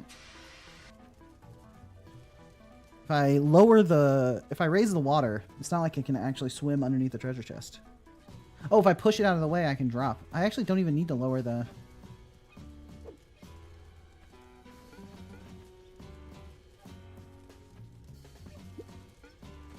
But now, if I raise it, I can raise the chest out of the water. Right. Can I pick up and throw the chest? Oh, okay. Nice. And because I can pick up and throw the chest, if I come here, drop it right here, get myself a little key action. Boom. Oh. Two. Oh. Oh. Hold on, let me go get rid of this heat real quick.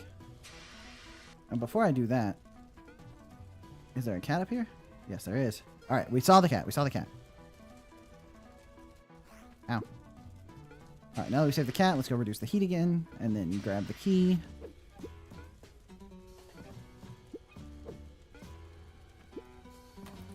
Okay. And then one more quick vaunt over here. And then let's get an entirely fresh extinguisher. Hell yeah. Okay, that's gonna break. This time you won't get away. Uh-oh. Oh, he created the Inferno. That's where the Infernos are coming from. Oh, shit.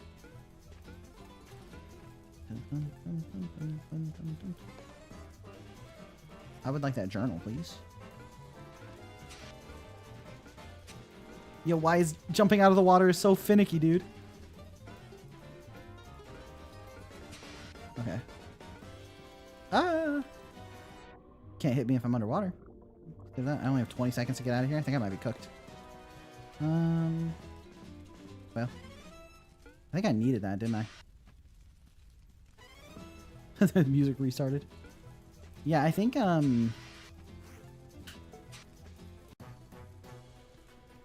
this goes all the way back to the beginning? Ugh. Gross. Well, let's do this whole thing again.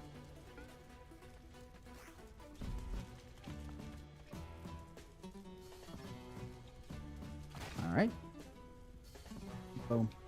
Oh, boom. I think this was, probably be nice for level restart versus checkpoint restart. Yeah, it'd be nice if, I could just go right back to redoing the, like, escape sequence. Instead of back to the start. Oh, and I'm dead. Although there are checkpoints, so I wonder if restarting the level just undoes the checkpoint.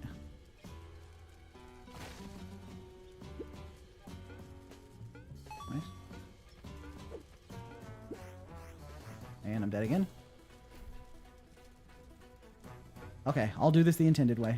I cheesed it the first time, but...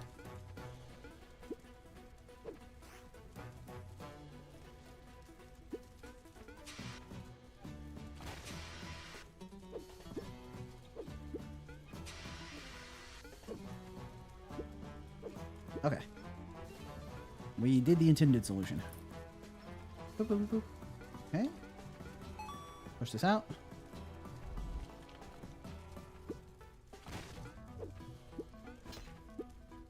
And we're good. Fall down through here.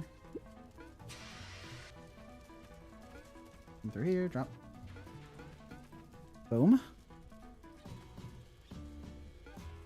Lift this up.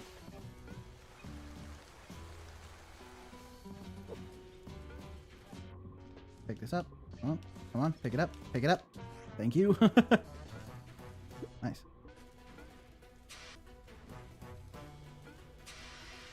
And...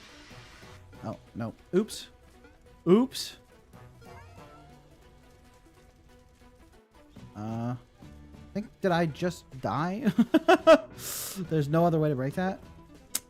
Unfortunate. Unfortunate.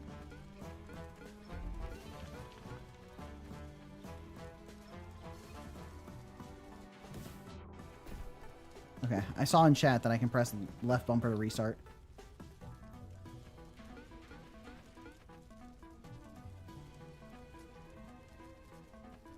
Okay, lift this up. Yeah, I saw that there was a tutorial that said I can reset. I assumed I just did that by going into the menu and clicking reset. But it seems as like that's like a level restart. Oh, wrong button. Wrong button again. Come on. Okay.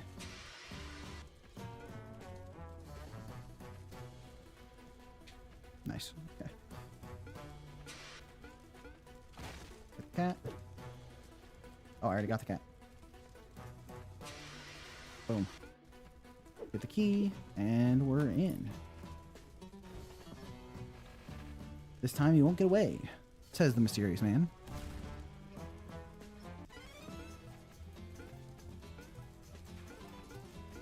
Okay. Touch these. Losing one of them.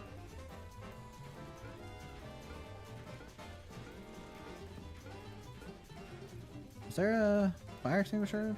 I just didn't bring my fire extinguisher with me.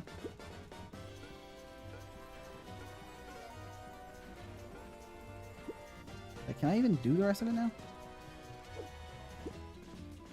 I don't think so, right? Don't I need this up there? I'm just dead? Oh, I lost it anyway. I need to grab one of the...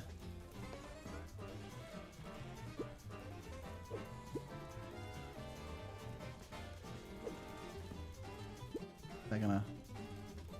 Okay, let's restart again. Oh, technically I already got the journal, so I don't need to keep restarting. I feel like sometimes I can jump full height out of the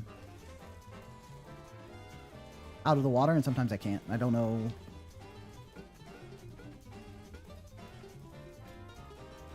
Let's break this with heat. The key.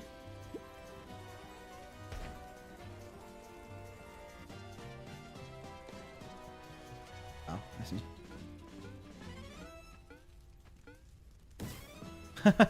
Oh, the Inferno is instant death. I didn't even know that. Makes sense. It makes sense.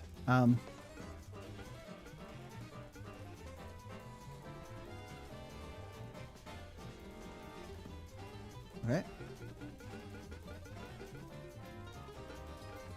What game is this? This is Fire Hero Pixel Rescue.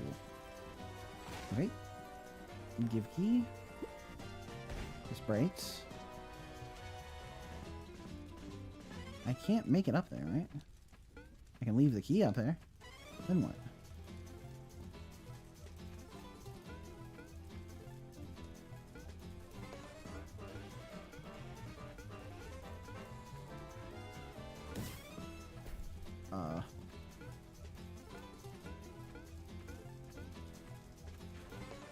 Do I need to...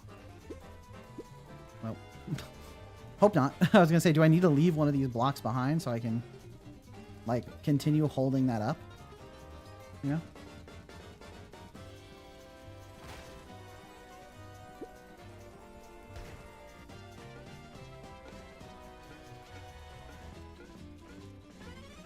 Oh, I just made it that time.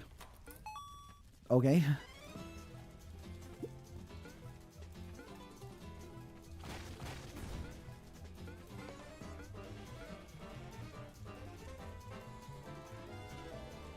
Nice. With 1 second to spare. 1 second to spare. Cool. You've collected all the pages. A new memory is now available at the fire station. Alright, let's go check out the new memory. We're zooming.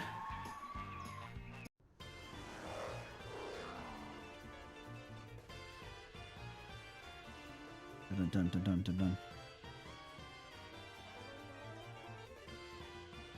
Ow. Bro, I mean, I guess I do. Is there a way to, like, slow down?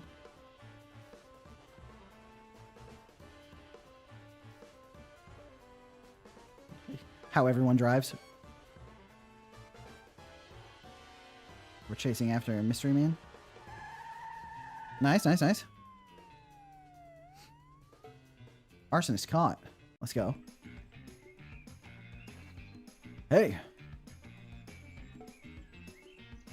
You're here. We've got a problem. We need everyone. William has disappeared. Oh, shit. Witnesses say they saw hooded men taking him into the subway. Follow me as soon as you can. They said there was a new memory at the station.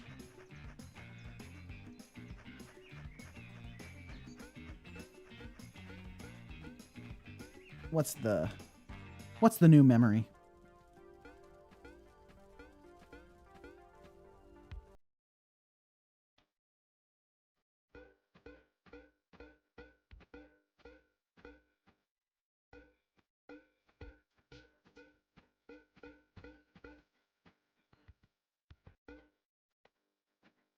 In here?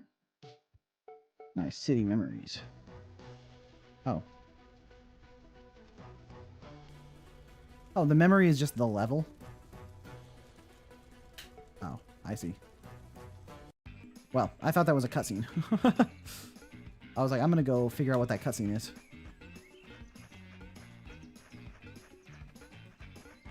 Poor William left behind so Shovel can go be nostalgic instead of saving him. Yeah. I'm not too concerned about William. I think he can handle himself. Nice. Now we have the subway levels, which I think is probably where we introduce the sewer mechanics. Yes. Nice. Okay. Stay alert. In the underground, gas is the biggest threat. Keep an eye on your intoxication or you'll black out.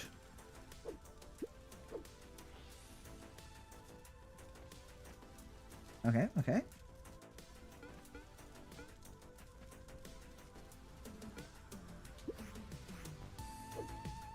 Oh, there are more boxes over here.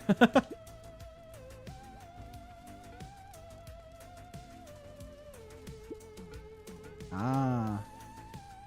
I see.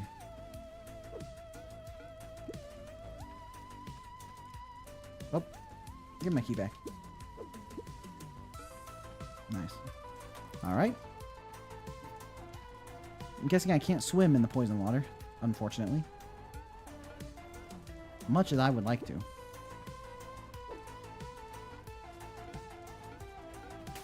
Lower the poison water. Just a little bit. Goodbye, my phone's low battery. Hey, thanks for hanging out though, Julian. Okay.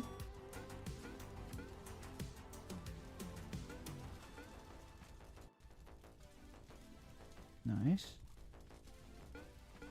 Oh, shit. Oh, shit. Okay, well. Unfortunate to fall into the water there.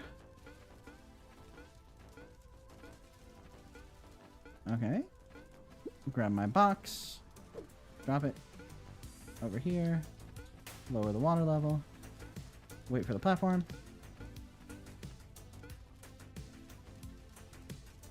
Boom. Alright, now that we wait for the platform again, then we wait for it again, and then we wait for it again.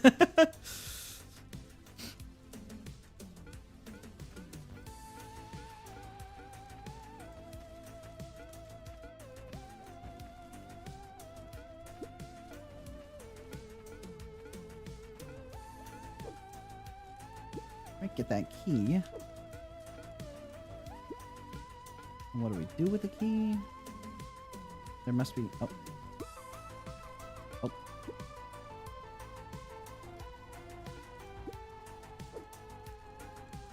Is there... did I just force myself to redo the whole level again because I just checked up there? Okay. Never check anything.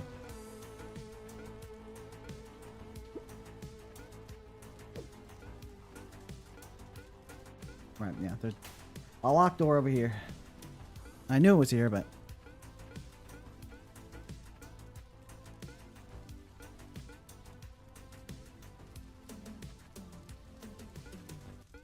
Okay. Whew. If you go fast enough, you don't have to wait.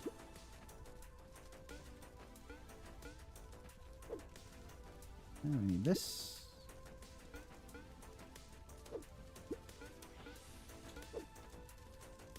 And then we can climb the ladder over here. Nice, nice.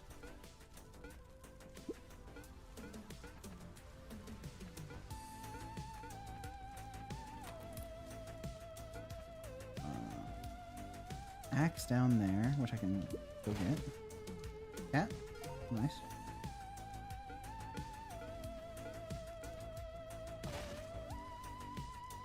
Nice quick little cat find. Take enemies down with my axe maneuvering.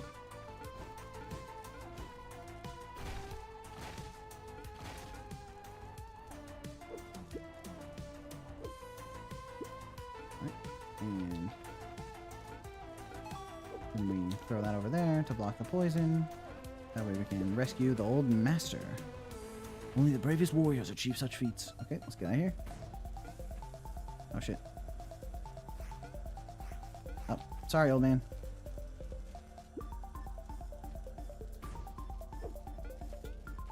Okay. Like one poison tick away. Oh, and I need to bring the axe. Well, good night, old man.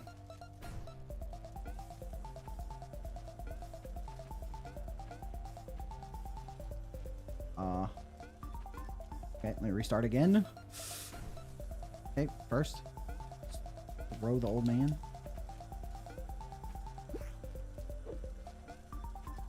Okay, drop the old man here. Wait and get the axe again.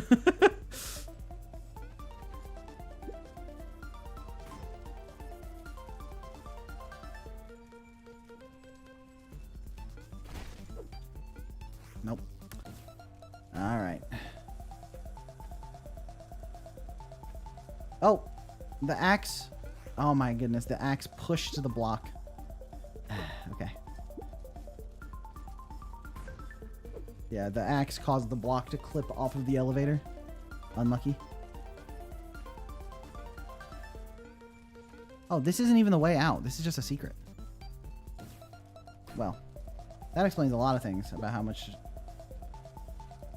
I was like, this area feels very difficult to bring the old man through. That's because you're not intended to. This is a secret area. I thought this was like the path out. Okay. Come on. Can you jump, dude? Oh my goodness.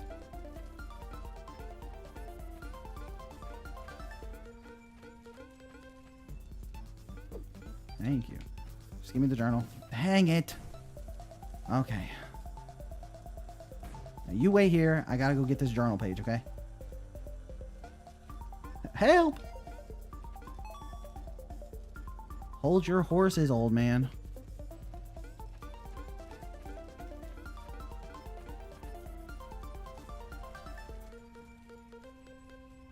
Unfortunately, I don't think we have much time to get out of here, my friend.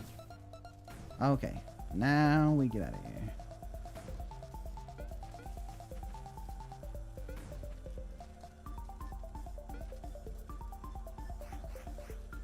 Okay, I died.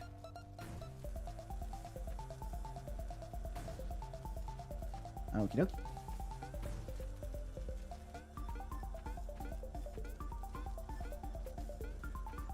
Alright, just wait for this thing.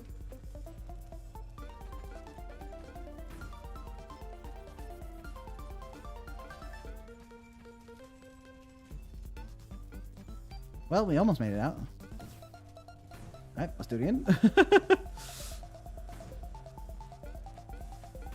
Alright. Wait for this thing. No, mother. Sometimes you can jump out of the water. Sometimes. Unfortunately, the waiting for this thing. Okie dokie. Oh, shit. Alright, alright, alright.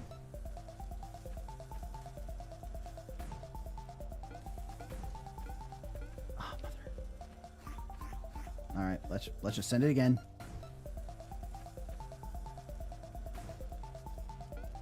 No, no, no, no, no, no! Okay, okay.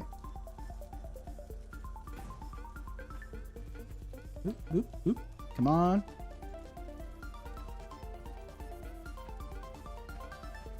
Unfortunately, I think I don't have time to get out of here. Close, though. Oh, no, that counts. All right. Well, that's generous. That's generous that counts. The vigor of youth. When time allows, come find me in my hidden dojo. Oh, it's like a Master Shredder reference because here's a Ninja Turtle. Nice. Love that for me. Okay, well, I think I've been playing this game for a long time at this point, so I think I need to switch to another game. But before we switch to another game, it's feedback time. So, as always, mute the game during feedback time. I think that's the turtle you rescued. Oh, still Ninja Turtle reference, but I didn't realize I rescued a turtle. I thought I rescued a cat. And it's his secret dojo, so maybe still a Splinter reference. But anyway, so feedback for this game. First, I think one thing that really stands out to me is the character controller feels quite clunky. Means a lot for a game if you lost track of how much time you played. Yeah, I will say, just to be perfectly clear, I really wasn't losing track of the time I was playing. I was aware. I just wanted to make sure I gave it its full time. Yeah, the character controller felt very fresh. Like lots of little things, like how jumping up and down the slopes is like inconsistent. Like you get these like extreme slope jumps, and sometimes the character like doesn't quite do their full jump, especially out of the water. Like there were some times when I could jump and make it up onto a platform, and sometimes when I couldn't. And there were several jumps where like you're trying to cross a gap and you can't actually get all the way across the gap like every time, it feels like, even though I felt like I was pretty much doing the same jump. So when that happens, when you can make a jump sometimes, but you can't make a jump other times, it causes your player to wonder, like, am I doing things correctly? Yeah, and then Keegan has a good point. Like interacting with the different items you can pick up and use was very, very frustrating. It's like there are lots of ceilings and ladders that cause you to drop stuff. And like when I went to check and see if there's anywhere I could use the key for like a secret, and the key got locked on the other side of the ladder, so I had to replay the level to get the key again because there's no way to bring it down with me. That was really annoying. So there were lots of times where I need to like pick up the axe and then use the axe and then switch to the fire extinguisher, and like the item switching felt very clunky. And I realized the game is built around there's an axe over here and there's a fire extinguisher here, and you need to use the axe to get to the fire extinguisher, and then you can use the fire extinguisher to platform through and stuff. Like that's the way the game is built. That's kind of how the puzzles are designed for you to need to like find stuff and use it when appropriate.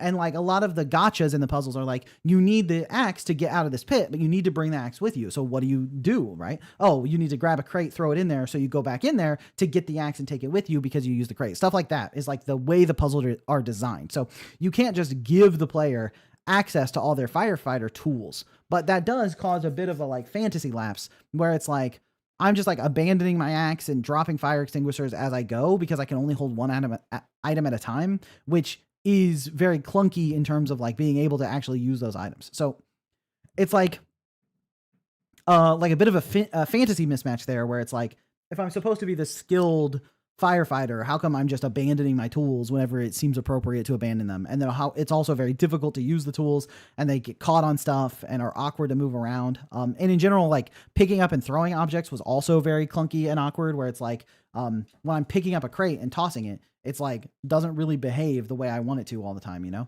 It's like if I go in here and just like randomly grab the key, it's like pushing these makes total sense because I can't pick them up. So I have to go on either side of them to pick them up. Also, this right here is a very frustrating thing to have happen. Like, you just get caught in the damage loop where it keeps bouncing you up in the flames because you took damage once. And it's not like you get pushed back. It's like, I think you should probably consider the flames more like an oh my goodness.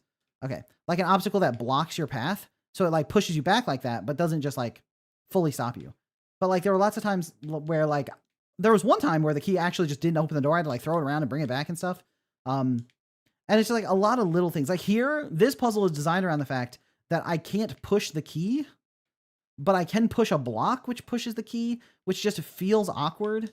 And then like, is there a soft drop button? Like, I don't think so, right? It's like based on how quickly you're moving is how quickly the item gets thrown. So it's like, rather than feeling like, oh, I'm solving the puzzle, it's like a lot of like clunky inputs and like I'm wiggling around to push the blocks to get to the item I need. And like just a lot of awkward, I see the issue indeed. Some were intentional, but they're just frustrating for players and a few bugs, especially key collisions. Yeah, there's like a lot of frustration with like how you interact with the items. And I think the game is built around using the items in this way, like how you need to drop one and move them around. But a lot of the interactions feel very like awkward to actually like perform, you know, like hitting the buttons and pushing stuff around. Like here, I can't really pick these up, but so it's fine, right? To just push them like with my face, like that totally makes sense. That feels very natural to do. But like, for example, this right here, where I have a block here and I can pick it up, but it's like, I'm just like you can hear, I'm like pressing the button, trying to pick this up and it's not working. And maybe I can't pick this one up. I know sometimes you can actually, but it might be because there's a ceiling in the way. So hold on, let me break these and see if I can pick it up. Yeah, there we go. Okay, that got it. Okay, see now it's being very consistent now. Okay. But now, okay, there I got it. It's like, you see, it's not always just you press the button and it gets picked up. Sometimes it doesn't work properly. Like here, I'm clicking, nothing. Come on, pick it up, pick it up, pick it up. Nope, pick it up. Come on, pick it up, pick it up. Pick up the block. There we go. It's like I'm smashing the button trying to pick it up and it's just not responding properly, which feels very awkward to do, right? And then you're not supposed to take boxes in the water, but when you jump, sometimes you can grab it. Yeah, but even then I didn't jump. Like there, like I'm just floating on the water and I can grab it, right? So it feels like I did this really early where I was floating in the water and I was like, can I still grab it in the water? And I did. I was like, okay, so I can. So then in my mind, I'm like, you can grab waters. You can grab boxes in the water. And then sometimes it doesn't work. So I think probably you need to make sure that this interaction can't happen if you don't want it to happen, right? Also, I think the swimming took me a while to figure out, because you don't actually go up by spamming the jump button. I figured it would be like a Mario-like type swimming, but actually you just have full omnidirectional movement where you just move in the direction of the analog stick. When you're not in water, you don't move like that. So like switching between those two control schemes was very awkward for me at first because I didn't realize that's what I needed to do. So I was like not really understanding why I wasn't controlling the character properly when I was underwater. So that's another thing that you could potentially clean up, is just making sure that that's properly tutorialized. Like this jump right here, I actually didn't know when I was playing, and I still don't know for sure, is this is the intended solution, is just making the jump to that ladder. Because it doesn't feel like that's what I'm supposed to do, because I'm just barely catching the ladder, but it worked. No, it didn't work that time. And it's like, I guess, no, I can't do that. Oh, did I just cook myself? Nope, because I can still make it. And I can kind of bring that upstairs. Come on. Nope. It's funny. I made it so easily on the first try, but now I actually, there we go. See, and then also the 8-direction water movement is great. Yeah, I think it's way more satisfying to move omnidirectionally in the water. I think it's a good design choice. You just need to communicate it to the player, because it took me a while to realize that's what was happening. And then this section where you're trying to rescue the person, I think this is fun because it's not really, there really aren't that many puzzle elements left. It's just like, can you navigate through this difficult environment quickly? But I think you could even ratchet up the tension here by quite a lot. I think you already have the explosions, which work great. But I think even like making, you know, some boxes like some stuff explodes. Come on. All right, just gotta make the jump. Some stuff like explodes and like leaves rubble behind, and like way more fire, and like surfaces that once you walk on them, they leave the fire trail behind. So as you're escaping, stuff is burning down around you, just to ratchet up the tension of that. So it feels a little, because I was really looking forward to the civilian rescue section. I thought that was going to be super exciting, but it just didn't quite like deliver on the fantasy. It didn't feel that dangerous, you know? So I think enhancing the feeling of the whole place is going down, you need to get this guy out of here, would really make that feel a lot more satisfying. And I think, you know, there is the concern of like, but if the whole place like feels like it's getting destroyed, how come it's just a nice building on the outside? But I think that's fine. It's like, the idea is you save the people, then you put out the fire, and then everything's fine. So I don't think that's like a big deal in terms of the appeal there. But I think like your biggest concern is definitely the character controller feeling clunky. The more effects and explosive feedback. Yeah. Would adding a timer to those sections to add stakes help? It does have a timer, actually. You have a limited time to escape there, and I think that that's fine. But I think having the timer ratchets up the tension for sure, but it never felt like I was actually in that much danger of failing it, except for the poison one at the end. And then that one was frustrating, not because the timer was adding tension, but because I had to wait for the moving platform. Needing to wait for the moving platform when there's a timer doesn't feel like I'm doing anything wrong. It's just like, oh, I guess I didn't make it here. And because the position of the moving platform doesn't reset on every restart, it means that it can start at the very end of its cycle where it's like just about to leave. So I don't have time to make it there. And so I just have to wait for the full rotation. And so waiting for the full rotation on that platform is very frustrating when there's a timer, because it means if you don't get there, if you don't make it in time, it doesn't really feel like your fault. But I think needing to solve the puzzles to get to the person who needs to be saved, and then needing to escape the explosions and danger on the way out, and almost more of like a precision platforming on the way out. It's like, can you actually dodge all the fire and jump through stuff while you're trying to save the person, versus like trying to solve the puzzles to get in there safely to get them out, right? I feel like those are the things I would lean into. Then this subway here, this section, you like really lost me when it got to the poison. I think that the idea of the poison mechanics are like interesting, but like it's so far removed from what I was doing with the fire that like it's just not, it doesn't feel related to the firefighter stuff. Like I don't really understand what's going on here. You know, as a player's perspective, it's like I built up like, you know, all the fire environments and stuff, and now I'm just like in a sewer. Like I figured that the pipes leaking gas would be, you know, incorporated along with the fire. And not only that, but the fire meter, which I had spent the last like 8 levels getting used to, becomes this poison meter that now like doesn't go down over time, and I don't have to like turn it off with water. And it's like shaking the whole time to know that I'm close to being down from poison. But with fire, when it was shaking like this, that means, oh, you need to do something. So it's like when I first got here, my instincts were kind of overwritten, right? It's like I saw that shaking and I keep wanting to like look for water to deal with it, but that's not actually what happens here. I think incorporating the poison as another mechanic is interesting, but like having it overwrite the fire feels like it's going against the entire like fantasy of the game, you know? So I think having these pipes leaking gas totally makes sense, but I feel like you still need the fire. I feel like this is really lost me. But the other thing though to touch on here is that I think the fire mechanics were we wanted to change the environment, but we broke the fire need. Yeah, I think the fire rescuing idea, like rescuing people in the fire, like these areas were getting a little stale by like level 7 and 8. I feel like I kind of already got the point.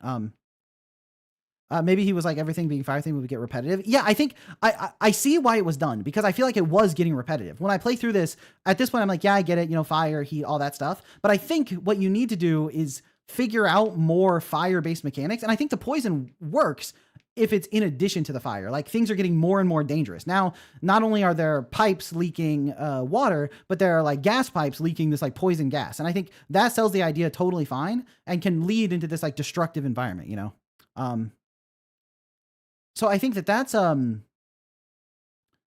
that I think you could do that would really help out a lot, is to lean into the fire more and do more fire mechanics. I thought the introduction of that big like fire inferno that gets blocked by the platforms and you have to like move around it where you're timing that properly, I think that mechanic was really smart. It was like ratcheting up the idea of the fire in a way that introduced new challenges, right? Because right now these are just like little like damaging areas. That's basically all they are, right? So like having two different bars, or would that clutter the UI too much? I think maybe you could just have poison and fire fill the same bar.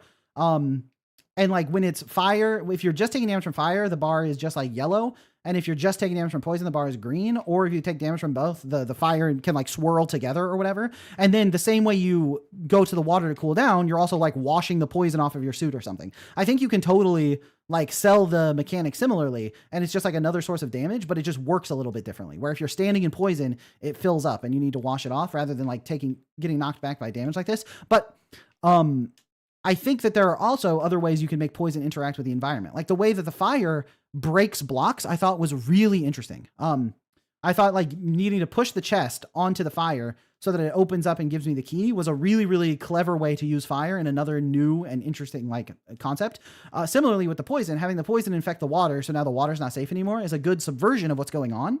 And I think that the way you can, but it's a different mechanic. What you're suggesting is just the same mechanic again. No, I'm suggesting that the new mechanic also obeys the previous rules. That like when I take damage, I can still wash it off. But you can make the poison also do other stuff. For example, the poison poisons the water, right? So when you're in the water, you take damage over time, which right now the water is completely safe. And there's no way to make the water dangerous using fire. But if as you're playing through here, an explosion happens on a pipe down there that poisons the water, now the water is no longer safe. So like once you get to a certain point, the level design has changed because now the water is no longer safe. Similarly, you could need to bust through the pipe. You could need to bust through a pipe that gets you through to like the next area, but busting that pipe with the axe causes the poison to spill out into the water. So it's like you need to time it correctly so that you bust through the pipe at the proper moment. And then you can build puzzles around how do you get the axe to that pipe when you no longer need to go through the water, right? The poison would thematically affect your breathing, which could be integrated with fire in different ways. Yeah, and also like smoke from the fire is another big threat from it. Like when the smoke fills the building that you're in, that's like another reason people die in fires, right? Is from the smoke inhalation. So obviously I'm a firefighter, so I have some kind of like smoke prevention thing, like you know the gas mask that prevents smoke. But the gas mask in theory should also lets me breathe underwater. So maybe it corrodes or whatever, so that you like lose your ability to breathe and the smoke becomes dangerous or something. Like those are kind of ideas that we have that in biome 3 with the electricity in the water. Yeah, I think, yeah, that makes sense. Similarly to how the poison water just exists in zone 3, the electricity changing the water makes sense. But I think what you need to do is figure out a way that these elements can interact with each other. And it's possible, like the way the Inferno is just a one-hit kill, I think that's really like part of the reason why it's interesting is because you have to avoid it entirely. But I think like probably I should need to avoid the fire here entirely too. So I think like introducing more fire-based mechanics with smoke and then making the poison interact more interestingly with the fire And then I think when you introduce electricity, obviously I haven't got to that part yet, so I haven't played it. But having the electricity also interact with the fire and the water and the smoke and the poison, like having it all together to sell this firefighter package. It's like I saw someone say that the poison is like an escalation of difficulty, but it like totally abandons the firefighter theming. You know, it's like it would also be an escalation of difficulty if demons with long blades showed up and started stabbing me. But that also has nothing to do with being a firefighter, right? So you just don't want to jump the shark too much. And I think the poison mechanic makes sense with like, gases and sewers being released by, the pipes being destroyed in these buildings that are coming down. But I just think it needs to be integrated in a way that it just needs to be integrated in a way that like delivers on the fantasy and doesn't feel like you're just kind of like abandoning the premise. When I introduce new mechanics to my game, I do it in a way they can layer on top of my old mechanics. Yeah, I think that's basically the thing that like really lost me. It just felt like the game I was playing just totally shifted to a new game that was kind of unrelated. But yeah, it's like the mechanics weren't really building on themselves. It's like each new mechanic was kind of isolated. And I think when we looked at the trailer, we also sort of got that vibe where it's like all of the different screenshots, all the different clips that were quickly being cycled through were a new idea in total isolation and just showing off that new idea. And like, that was it. But then the main suggestion there was make sure you're showing clips that like have the mechanics all working together. Additionally, one thing that I found very disappointing was that I couldn't like do the the fire extinguisher, like floating jetpack thing, while I was carrying someone to safety. Cause I was really imagining being able to like have someone on my back while I like jetpack through using the fire extinguisher and I'm like carefully dodging stuff. But like I never got to live out that part of the fantasy, So it's like if I was watching the trailer like on my own time and I was like, oh, this looks cool. The fire jetpack thing is like interesting to me and I want to save people. I never got to like, live out that part of the fantasy. So I think like making the escape sequence deliver on that fantasy more is really big. And then making sure the puzzle mechanics like combine together in a way that makes it feel like you're continuing to escalate both the difficulty and like the cohesiveness of how everything ties together. Cause right now it really feels quite disparate. Every game should try to let new mechanics work with old mechanics. Portal 2 and Splatoon are good examples. Yeah. I think that makes sense. Igtap's big new area 2 mechanic is a ground that doesn't recharge your dash like Celeste core mode. I see. Yeah. Thank you so much for the feedback and for your time. Yeah, thank you for submitting. I think this was a really good case study in a game that's like the marketing materials were like good, but there was something a little bit missing. And then being able to play the game and see where the game has some issues as well, because like it feels like there's something close to something that could be like, more successful than it was. But what are the things that are causing it to not quite get there? And I think like, honestly, the big thing that I think this game is struggling with is delivering on the core fantasy and the core appeal, where it's like the trailer and the description and the capsule art, all that stuff is like close to the fantasy. And then the actual gameplay, like kind of abandons the fantasy when you get to like the subway section. So, and then also the fantasy of like rescuing people from this like burning down situation. It's like, it is close to delivering on that. It just needs a little bit more work in that area. So I think you're like on the right path for sure for having something that I think could be more like commercially successful, but hopefully that feedback can like help you get there. And then also I think, I think that there were like elements of trying to tell like the more like mysterious story. And like you started out with like Sophia and it feels like there's something going on there, but I didn't really get much more depth to the story beyond that in the time I played. And I feel like I've been playing for a good enough time that I kind of want to see a little bit more of the story play in. But again, without finishing the game, it's hard for me to 100% give any like concrete feedback on how to incorporate the story because I actually don't know what it is fully. But yeah, I'd say you could be a little bit more aggressive with putting the story in, like after like, level 4 or level 5, like give me another scene with like Sophia or another flashback or something so that I can see what's going on in the story. Cause I am like curious, right? It's like having it start with her like insulting me and her saying, I don't want to be here and all that stuff going on. I'm like kind of curious what's going on, but I've been so long without really caring about the story that like when they were like, there's a memory you can go see, I was like, okay, finally, I kind of want to see what's going on. I kind of want a little more experience with the story. And then didn't really get delivered on that. So Yeah, that's sort of where I'm at. But yeah, I think that like obviously you made a game that like is fun to play. I feel like you have delivered on a game that's like a fun puzzle platformer and like a good experience for like a short duration. But I think it needs like a little bit more polish to be able to be that like full experience that people are like happy to pay to play, right? It's like if I played the demo and like I got to World 8 or whatever, I would feel pretty satisfied with what I did. I don't think I'd be craving to see where it goes next, you know? But yeah, awesome. Let me switch to my hidden scene and close this out. And we can go to the next game, which I think we might only have time for one more because we spent quite a long time on that one. But we'll see.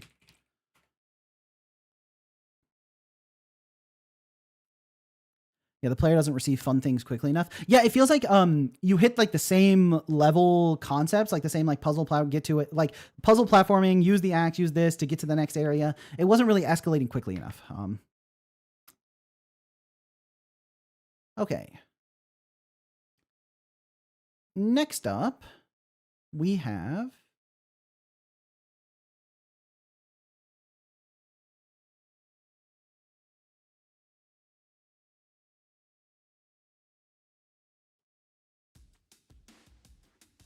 the City of Rampage, which the City of Rampage demo. Okay, this one's a little bit louder, so let me turn my volume down just a bit. Okay.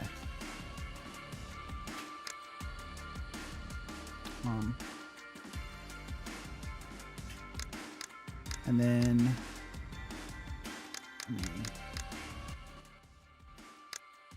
make sure this is a good. Nice. Okay.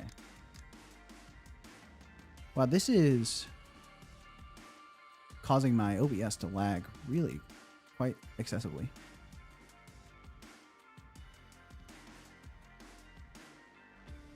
And also it's not showing up. Okay, the capture on this is a little bit weird. Let me see. I might need to use a game capture specifically for grabbing this game. Okay. So let's hide the desktop view and then let's resize this to fit the screen. Okay, and then drag that behind the webcam. Okay. All right, much better, much better. Yeah, it was only showing when I wasn't clicked into it. So as soon as I brought focus to the game, it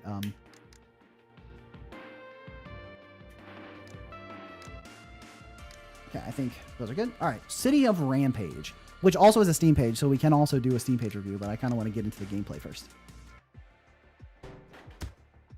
All right, press B. B is crucial for effective offense. Block is active for 0.4 seconds, so timing matters. Press X. The first 0.2 seconds of a block has a perfect block property, and perfect block can be canceled into counterattack. Counterattack adds extra stack damage. Combo chain. Damage stacks void if enemy. Damage stacks void if enemy recovers from stagger, so keep punching and kicking. Basic combo chains ends with a heavy attack that knocks down. It can be performed anytime by pressing up and attack. This guy's asking for it. Punch him. Cheeky bastard, no worries. Your basic attacks can be canceled into block or evasion. By the way, evasion, let's try it. Evasion can be canceled into back fist. That guy's flashing red. I wonder what that means. My bad. You can't. It means you can't block that attack. Looks like we're in trouble. You can use super attacks to break out a stagger. Okay. Now you know the basics. Keep trying different button combinations. Have fun. All right. I think I'm about to get creamed. All right. Not bad. So I can... Nice. Oh, caught him mid-attack. Love that for me.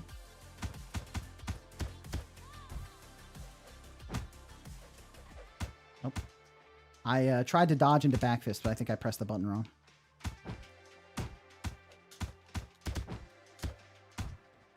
Oh, I got staggered. Not bad, not bad. Okay.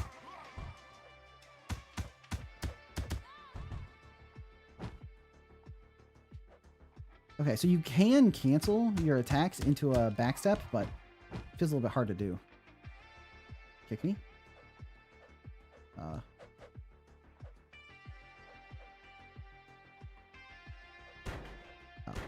Oh, nice. Chicken. Nice, okay.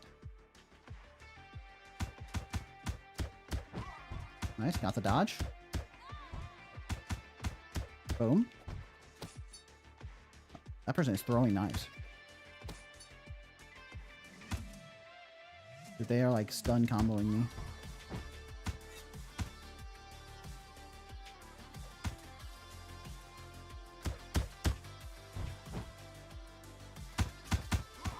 Okay, nice, nice. Oh. She sort of came in off screen with that attack. Okay, okay. Give it another shot, give it another shot.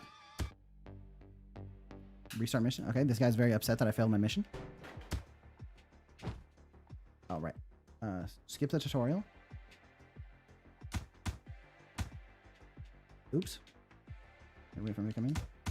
Catch him on the approach. Take him down. Nice. This guy loves coming in on the knee. Nice.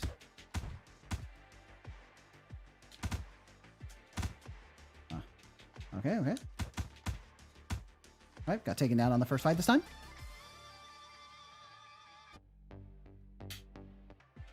Okay. Alright. Catch that guy on the approach. Oh, he's still up. Oh, he dodged. He's just out of range, huh? Okay. Take a nice block on the kick. Come on.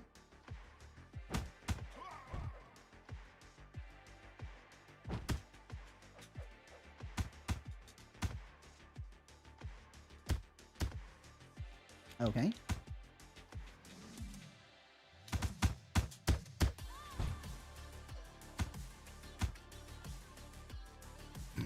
My man said I'd come flying kick from the outside edge.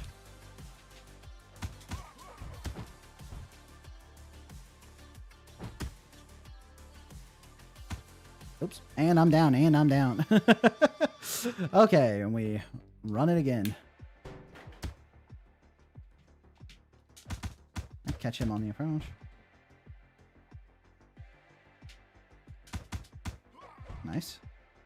Okay, he comes in with a flying knee. Get a nice counter on that.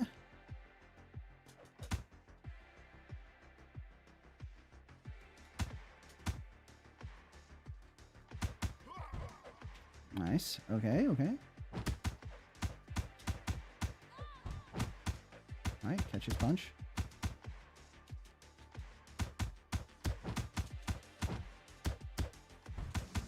I'm glad he decided to just like pose dramatically for a bit. Okay, I tried to catch his knee with a punch, but it didn't work. I'm just kind of attacking the wrong direction, don't mind me. Okay. Alright, we run it again, we run it again. Are these 3D models? No, no, I don't think so. They just look like hand-drawn 2D to me. But, I mean, they could be 3D models that are like... a shade. I would be surprised if this was 3D models with a shader effect on them. They feel very hand-drawn to me. Nice. Good catch on his approach. All right, approach again, bud. Nice. Okay, he's down. Catch her kick.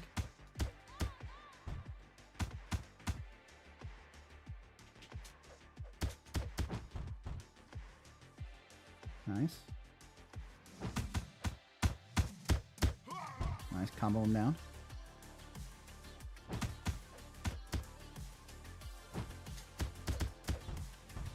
Use the super there. Get her on the get up. And stop him on the approach. Nice, not bad.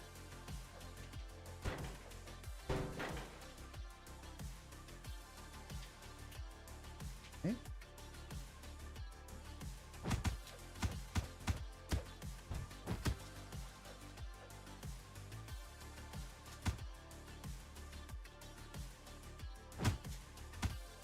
Well, that was pretty unfortunate. Wow, I got the perfect block and still got comboed. Very cool.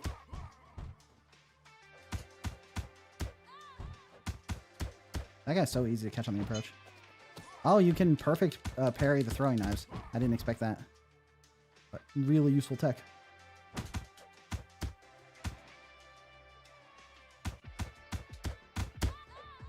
Nice, okay. Use the super with good timing there. Oh, throw another one. Nice. Alright, being able to perfect parry the throwing knives is useful. Can I get some more chicken? Nope.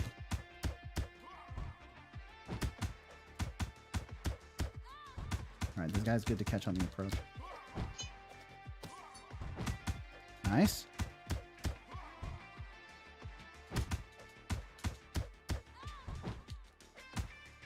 Ah, I even hit the evade, but evade wasn't enough. I guess it's totally flat, but you're used to beat 'em ups with... Yeah, usually in beat 'em ups you can move up and down, but this one is totally... Dude, this one's totally combined on the one axis. No healing after the second wave of enemies? Okay. My fist just right in front of his chest. Okay. Go on. Was I slow on the block there? It must have been. This is the first guy. Can I restart?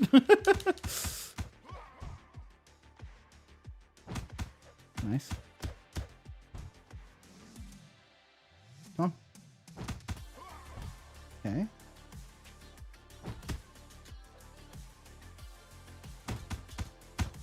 Right, if you can catch them both. I feel like you kind of have to.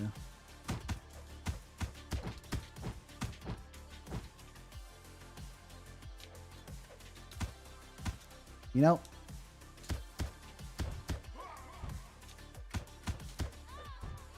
catch this guy on the approach. Never mind. There we go.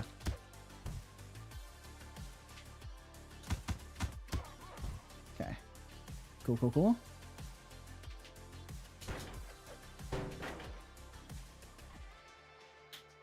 Nice. Oh, the chicken's a full heal. That's nice.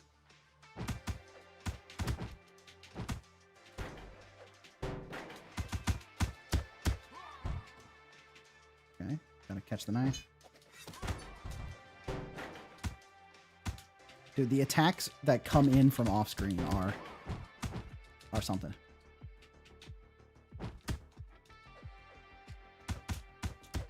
Nice, you can catch him in air on the knee. Nice, okay. Knife man. Okay, knife man is no threat. You just catch his knife and he's done.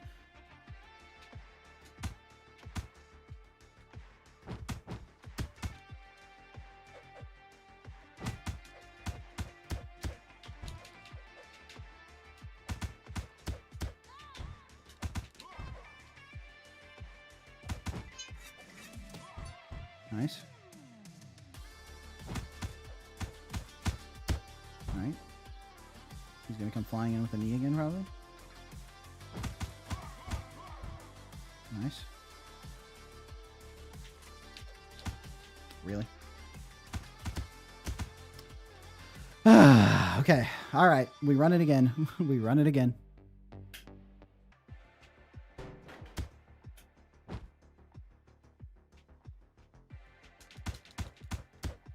Catch him on the approach. Nice. Okay. Then he comes in on the flying kick. Or flying knee, I suppose. Try to bait him into kneeing again. Catch him on that. Eat her kick. And then evade underneath that guy. And then it doesn't work. Cool.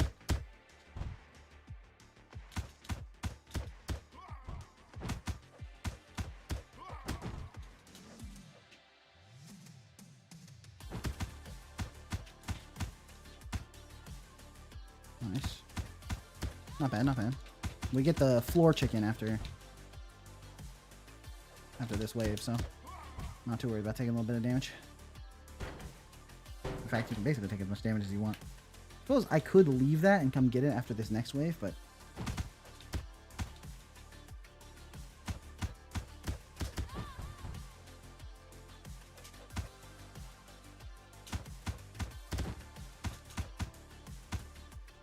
Okay.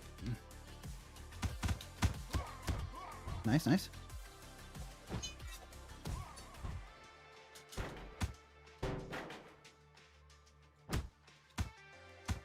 Ah.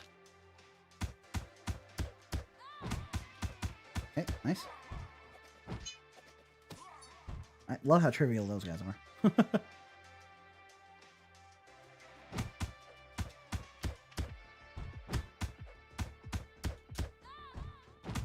When you can properly space them, it's not as bad.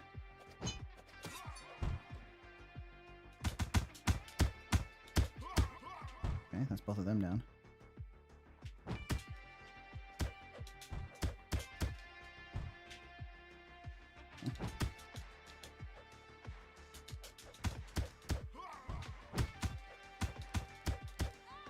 Nice. Start down. Okay. We're past wave 3. Is that a good old-fashioned floor chicken? Could I possibly get the chicken, please? Okay. Whew, close one. Good thing the knife guys are totally trivial.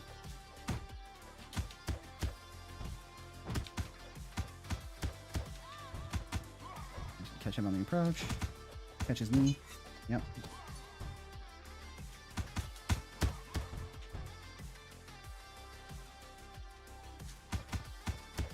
Nice. Okay, that guy's slow to react. All right. Nice.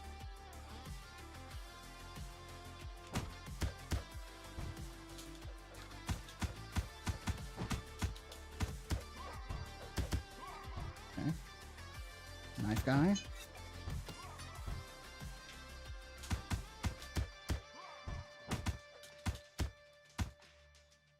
It's these two. These two are the, like, brutal combo.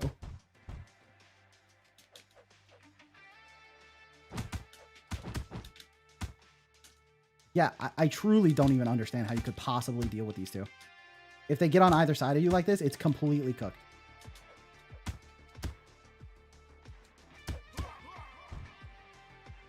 Okay, it's knife guy.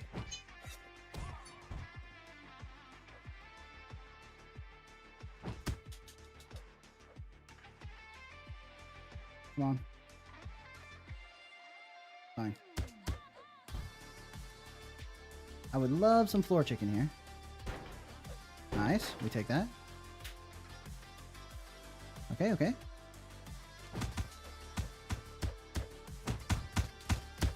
Nice, okay, we caught her on the approach. Get another knee from him. It's knife guy. Totally trivial.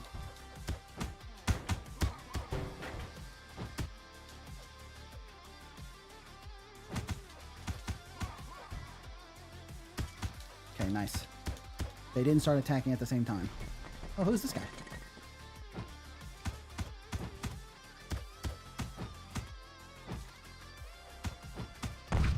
Ow. Okay. Oh, I can throw bricks.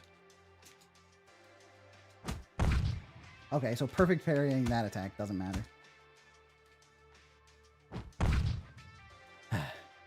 Come on, come on, throw. Thank you.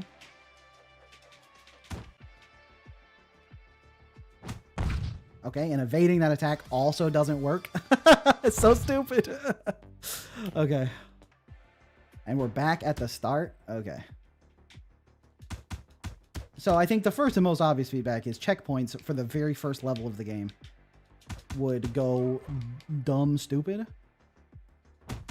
It's like, I actually think the combat is kind of fun, but needing to play through these enemies again is not the most interesting in the world. Okay.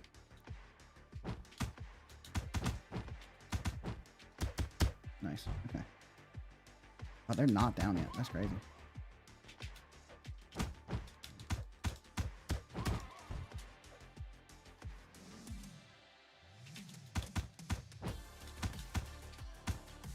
My fault for dodging an attack that just barely didn't touch me. Okay.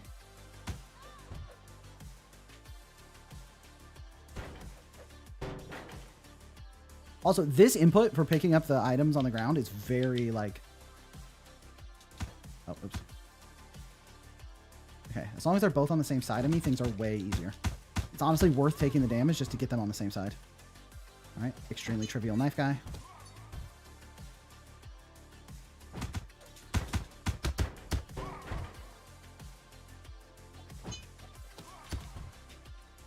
Okay, nice.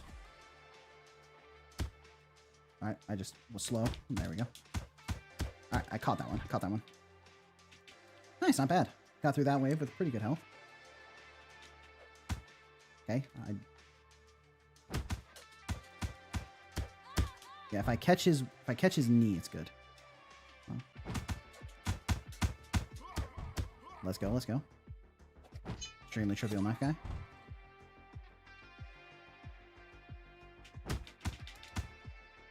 I hate these two. Nice, they're on the same side. They're on the same side.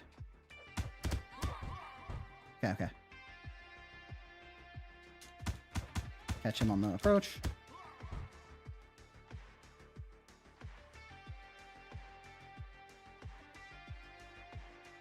I haven't even tried jumping. Didn't even occur to me that that might be a strategy worth... Can I... Dude, I'm actually so mad.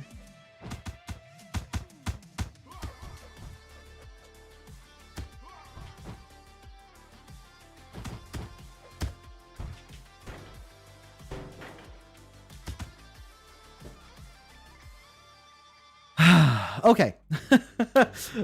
Clearly, attacking in front of the trash can should knock the chicken out of it, and it should be way easier to pick it up. Like, that was so dumb. Oh.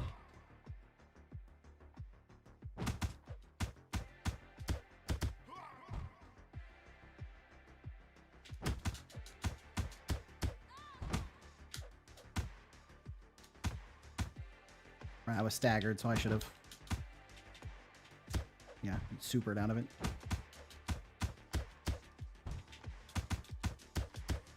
Okay. Oh. That knee was so fast. Did it again. Ah. And if the knee hits, you get staggered, so you can't block the follow-up. That's a little bit frustrating.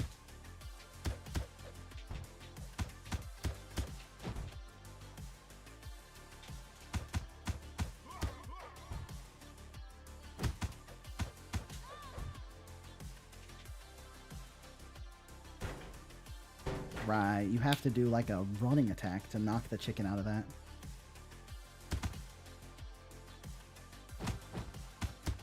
Oh my god, dude, that combo is so frustrating.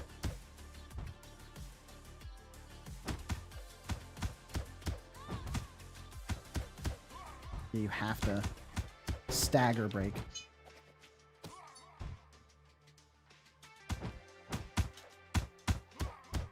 You have to stagger break the knee. Kick. Yeah. Owned. Not even close. Okay.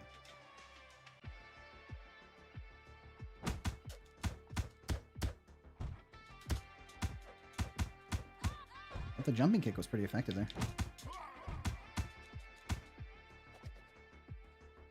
Oh, I didn't get to one-shot the trivial knife guy. There we go. Now I did.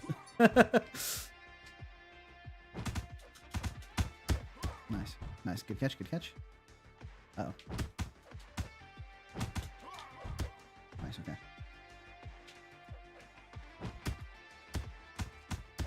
Okay, stagger break.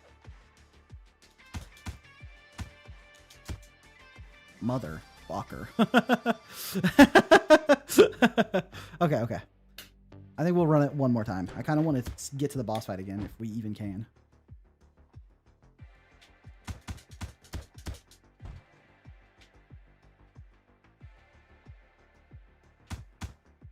Apparently I was slow on that block. That guy's jabs come out so fast. Nice. Okay. Nice. Easy takedown.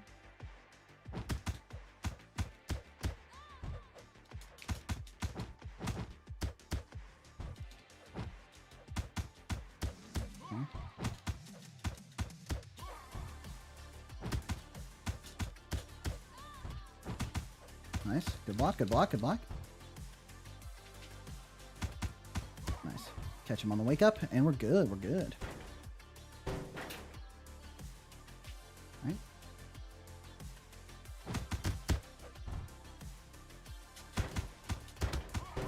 Nice, nice. Got him on the wake up.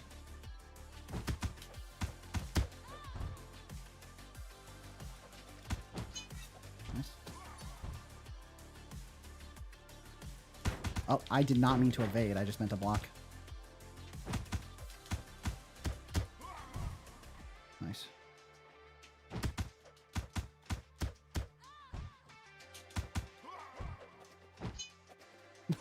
Take out the extremely trivial knife guy. All right.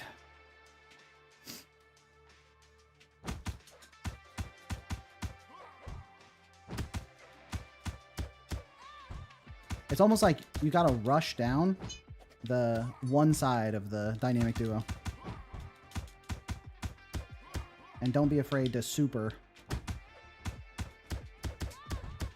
to stop them from ganging up on you from one side. Nice. All right, easy money.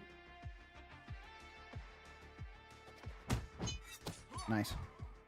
I accidentally... Honestly, having the one guy tank the knife was pretty good for me. Because then I got to utilize multiple knives. Alright, take him out, catch them both on the wake up. Extremely trivial knife guy. Nice, nice, nice. Catch him on the approach. Oh. Technically didn't catch him on the approach. Alright. Saved the heal for after the fight, but...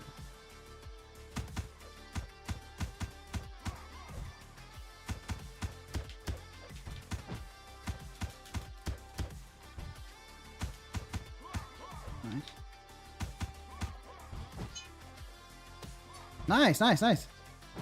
Dude, Knife Guy, my hero. Oh, Knife Guy finally got me. Knife Guy, you got me, dude. Nice job. Feels like Knife Guy's here to help me out. All right. Got another heal here.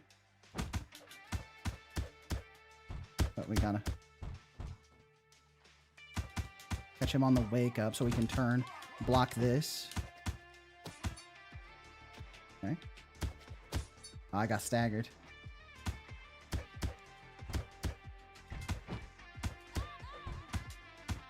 I ran out of super. I tried to super my way out of that stun and it didn't work. Unfortunate. Got dynamic duoed into a knife hit.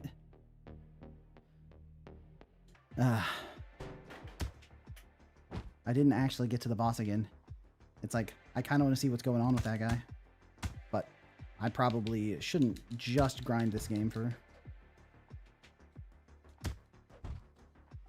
yeah, so, but I can, while I'm just like hitting buttons, I can talk about the game. Because I think that this game is doing a lot of things really well. Like, a lot of stuff is really cool about it. Like, it's extremely intentional, you know?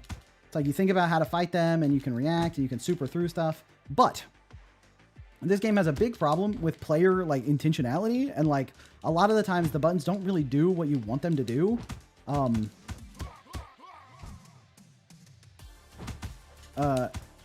Maybe I can't actually play this game and talk about it at the same time. Oh, mute, right, okay.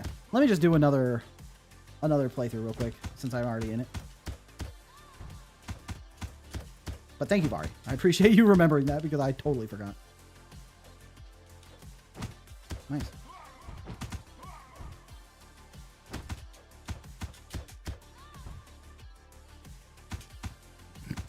Stupid.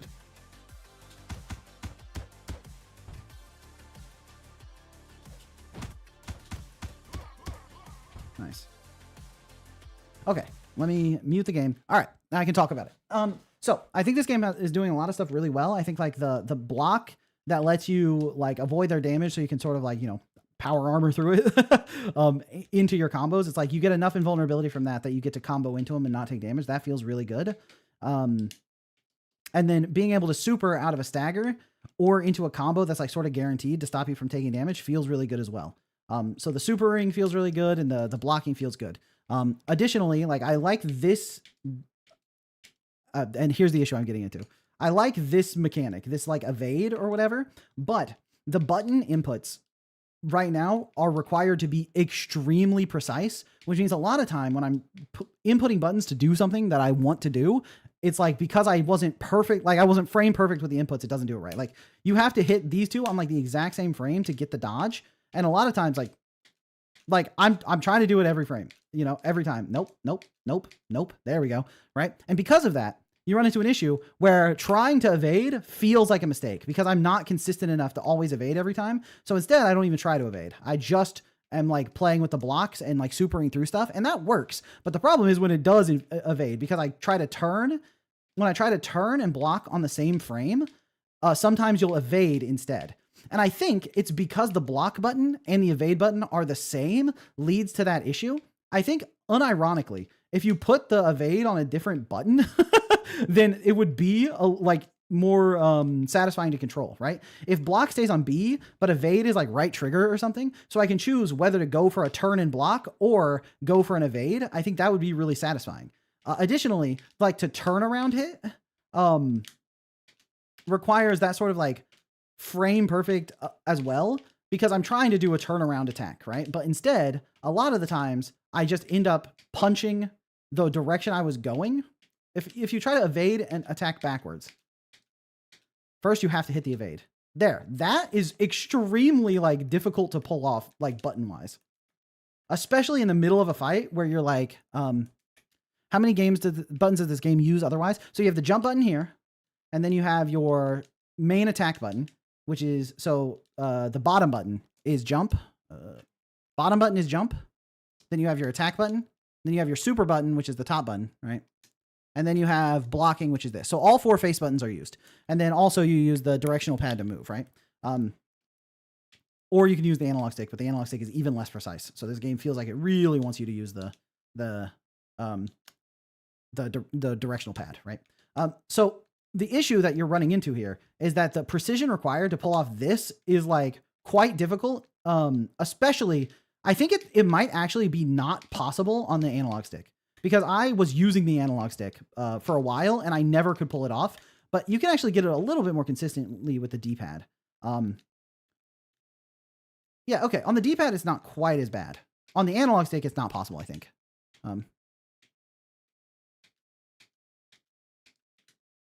Yeah, is it truly not possible on the directional pad? Or on the analog stick? Yeah, it's like, if this was as consistent all the time, it would be fun to use, but it's like hard to do it consistently. Additionally, you had the issue where characters would initiate their attack from off screen. So suddenly there's just the guy's flying knee come at me if I chase someone down on the side of the screen, which is like fair enough. So now I need to keep the combat centered. But if you keep the combat centered, you get surrounded. So it's like a catch-22 where it's like, do you rush to the side of the screen to take out an enemy before the other one can get behind you? Or do you stay centered so that you can't take attacks from randomly off screen? And I think that like having the character attacks come from off screen is less bad. I would rather just deal with the attacks coming from off screen that I can't dodge than to get surrounded on both sides, because there were a lot of times where it felt like I didn't really have much of an option for how to potentially deal with the attacks. I think if you move evading to a different button and make it so that like the backwards attacking is a little bit more generous. In fact, you could potentially make it so that if you start up the attack, like there's like a frame of animation before the punch actually goes out. You could make it so you can turn around during that frame, and I think it would be totally fine. Because it gives you more time that if the player presses, like if they press attack and backwards 1 frame late, then they'll still do the turnaround attack, right? Instead of doing this, which is like the opposite of what you want, you know?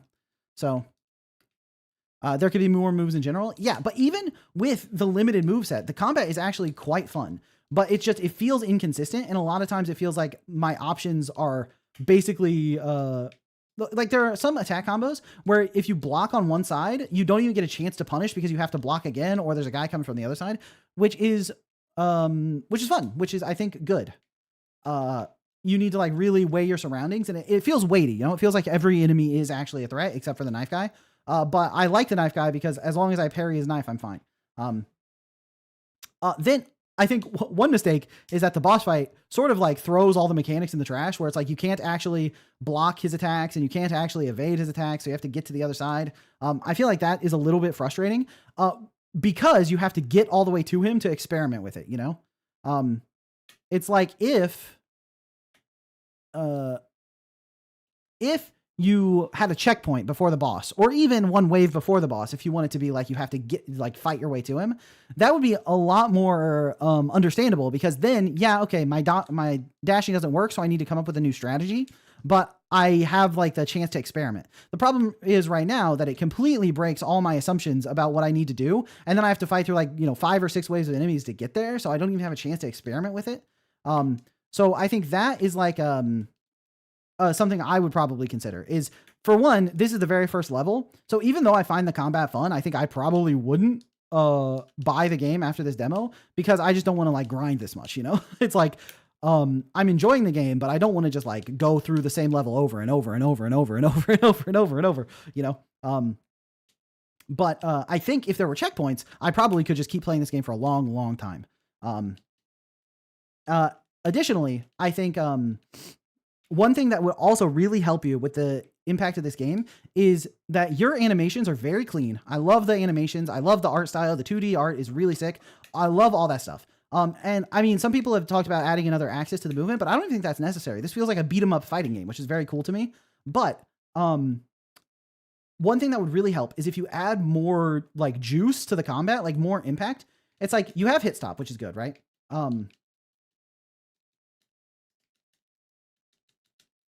Also, if you mistakenly block, you really get punished for it, which I think is fine. Come on. Okay. I got to the chicken in time. But like when you hit the enemy, it's like has a nice like thud sound and you get kicked. And like some little sparks come off, but I feel like you could even juice it up further. Oh, he actually attacked with a knife. Yeah, that's what I mean with the attacks coming from off screen. My man's is throwing the knife from off screen. That's why. No, just throw the knife. Just throw the knife. Just throw it. Just throw it. Fine. I'll just die. I think you could have even more particles, more effect. Because this game is taking from fighting games. I want you to like look at Street Fighter. Like actually go look at Street Fighter. Let me see if I can open it up.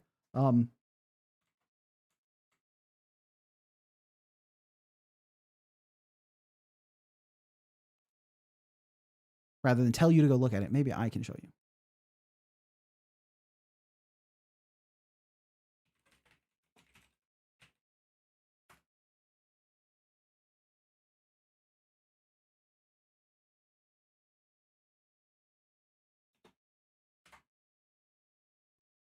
Now, we were looking at, that game was, and I need to hide it because I'm using the game capture. All right, this game is basically a fighting game mixed with a beat 'em up. When you look at Street Fighter, look at the attacks. You see how many particles happen per attack? You have to use the, like, look at the impact of getting the hit. There's like a giant explosion, like the X takes up most of the screen. And then like there's a burst of nova from the impact point and like flame particles are coming off of him. And you don't need it to be this extreme because you have the hit stop. Like that's another thing you can say. You can have the hit stop. The character like wiggles back and forth. There's all kinds of impact. The VFX are insane. There's so many on every hit. Like, look at this. One kick causes this much impact. It feels extremely juicy. The character wiggles. There's the great hit stop. It's like fighting games feel. Even a hit, like, was that like a glancing hit? No, okay, that was a full hit. Like, so much dust off the foot. Like, look how much impact there is on this hit. And it causes the attacks to feel really weighty and powerful, right? It's like, it feels good. It feels good when you're fighting someone and they, like, hit this strong, right? So, I think having that sort of impact would really go a long way. Additionally, like, and you can see when it's in motion, even though there's like that much impact on each hit, it just feels good. You can't even really tell like, oh man, there really is like just so much impact. But another thing that I would like to talk about, but is going to be hard to talk about since I couldn't get to the boss again, is the boss in the trailer on the store page. Let me see.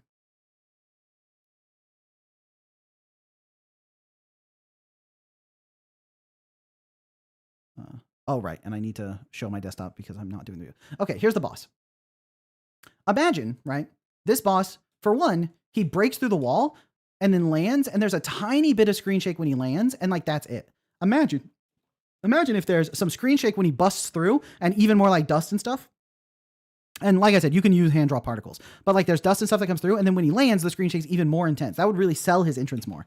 And then he has these big attacks that, I mean, you block that, so of course it like feels glancing. Look, when he grabs the player, imagine what you could do to juice up this attack to really make it feel like a boss. The camera could zoom in on your character and follow you as he slams you around. So the camera follows and zooms in on you. Think of it like a fighting game, right? You could zoom in, do the impact, slam, the screen can shake back and forth, and then it zooms back out, and you would be like centered on camera again if you're like supposed to be centered. You know, the camera can unzoom to where it's supposed to be. And then that attack would feel incredibly weighty. That boss would feel like you're completely destroying him, or he's completely destroying you, right? The attack would feel really impactful. So it's like, I mean, the art is really good and the animations are really clean. And it's like, you've got a lot of the fighting game elements in here. I think you just need a little bit more like impact, a little bit more VFX, and a little bit more juice to really sell the fight. Like that kick right there when he landed it. I'm trying to use the YouTube video player. It's like, there's a lot of screen shake on that knee. And it, honestly, I think maybe you need a little more hit stop on that knee for that to sell. It's like if your character is frozen here and wiggling back and forth as the screen shaking or something. I think that there's a lot of ways to sell the combat in this game. But what you need to do is, what I would suggest at least, is to really amp up those particles, have a lot of effects, have a lot of dust, have a lot of stuff coming off the character, like really go nuts on it. And you can like use your hand draw particles too. Like I think those would look great in the effect. Like turn it up to like 11, like really crank it to like an extreme value. Then dial it back. You know, you don't have to keep it at that maximum level. If it feels like too much, you can play with it. So get like the particles in there to an extreme degree and then turn it down until it feels just right. I think that's going to be your best bet to get to a combat system that feels as weighty or that is as visually weighty as it feels, because playing the game, the attacks feel strong. There's the hit stop, like everything feels good mechanically when you're playing, when you're getting the hits. But when you're watching the trailer here, like, do you see what I mean? Like the hits feel very like, oh, I need to unhide the game. When you're watching the trailer, do you see what I mean with the hits? They feel kind of weak, you know? It doesn't feel like I'm hitting him that hard. Like the attacks all feel kind of piddly. And it's like cool combos and stuff. And the enemy has like good animations for getting hit, and then dude got hit with a knife and you're like taking damage, but there isn't that much weight to them. And I think you could amp up the weight to like really sell the art even further. And I think you're very close to having something that's incredibly fun to play and something that looks really fun to play too. I just think it needs a little bit more iteration on both the polish of the attacks and the particle effects, the VFX, in addition to some of the difficulty scaling, where it's like you have checkpoints and you get to like actually play through the game at a reasonable degree, right? And you can even have a selection at the beginning where you can play it in like classic arcade or like another option. In classic arcade, there aren't checkpoints. It plays exactly like it is now, but then there's an option for someone who doesn't want to do that. Because I would like to play this game, but I don't want to keep restarting, you know? So having an option that lets me enjoy the game the way I want to, but still follows obviously your vision for how the combat and stuff should feel. You know, don't just give me a pass, but make it so that like people who don't want to grind over and over again. And I'm not good at fighting games. I'm pretty actually terrible at fighting games, if I'm honest. So giving an option for someone who's as bad at me as fighting games to be able to enjoy this, even though it's like a fighting game adjacent thing, would be really good. But yeah, I think you have something really cool on your hands. The art style is incredible, and the combat feels good outside of the few like issues I mentioned with some of the inputs not really registering and not feeling that clean. But yeah, I think you're on like a really good path. Yeah, but I think I am starving because I skipped lunch because I was feeling kind of sick. So I am going to probably end the stream there. I know we only did 2 games, but it was cool to do like a full case study of Fire Hero rather than just play it and move on. So I think that was fun. Thanks everyone for watching. Remember, if you're watching the stream right now and enjoying it, click that like button. And thank you all for hanging out, and I'll see you next week. Peace. See you everyone.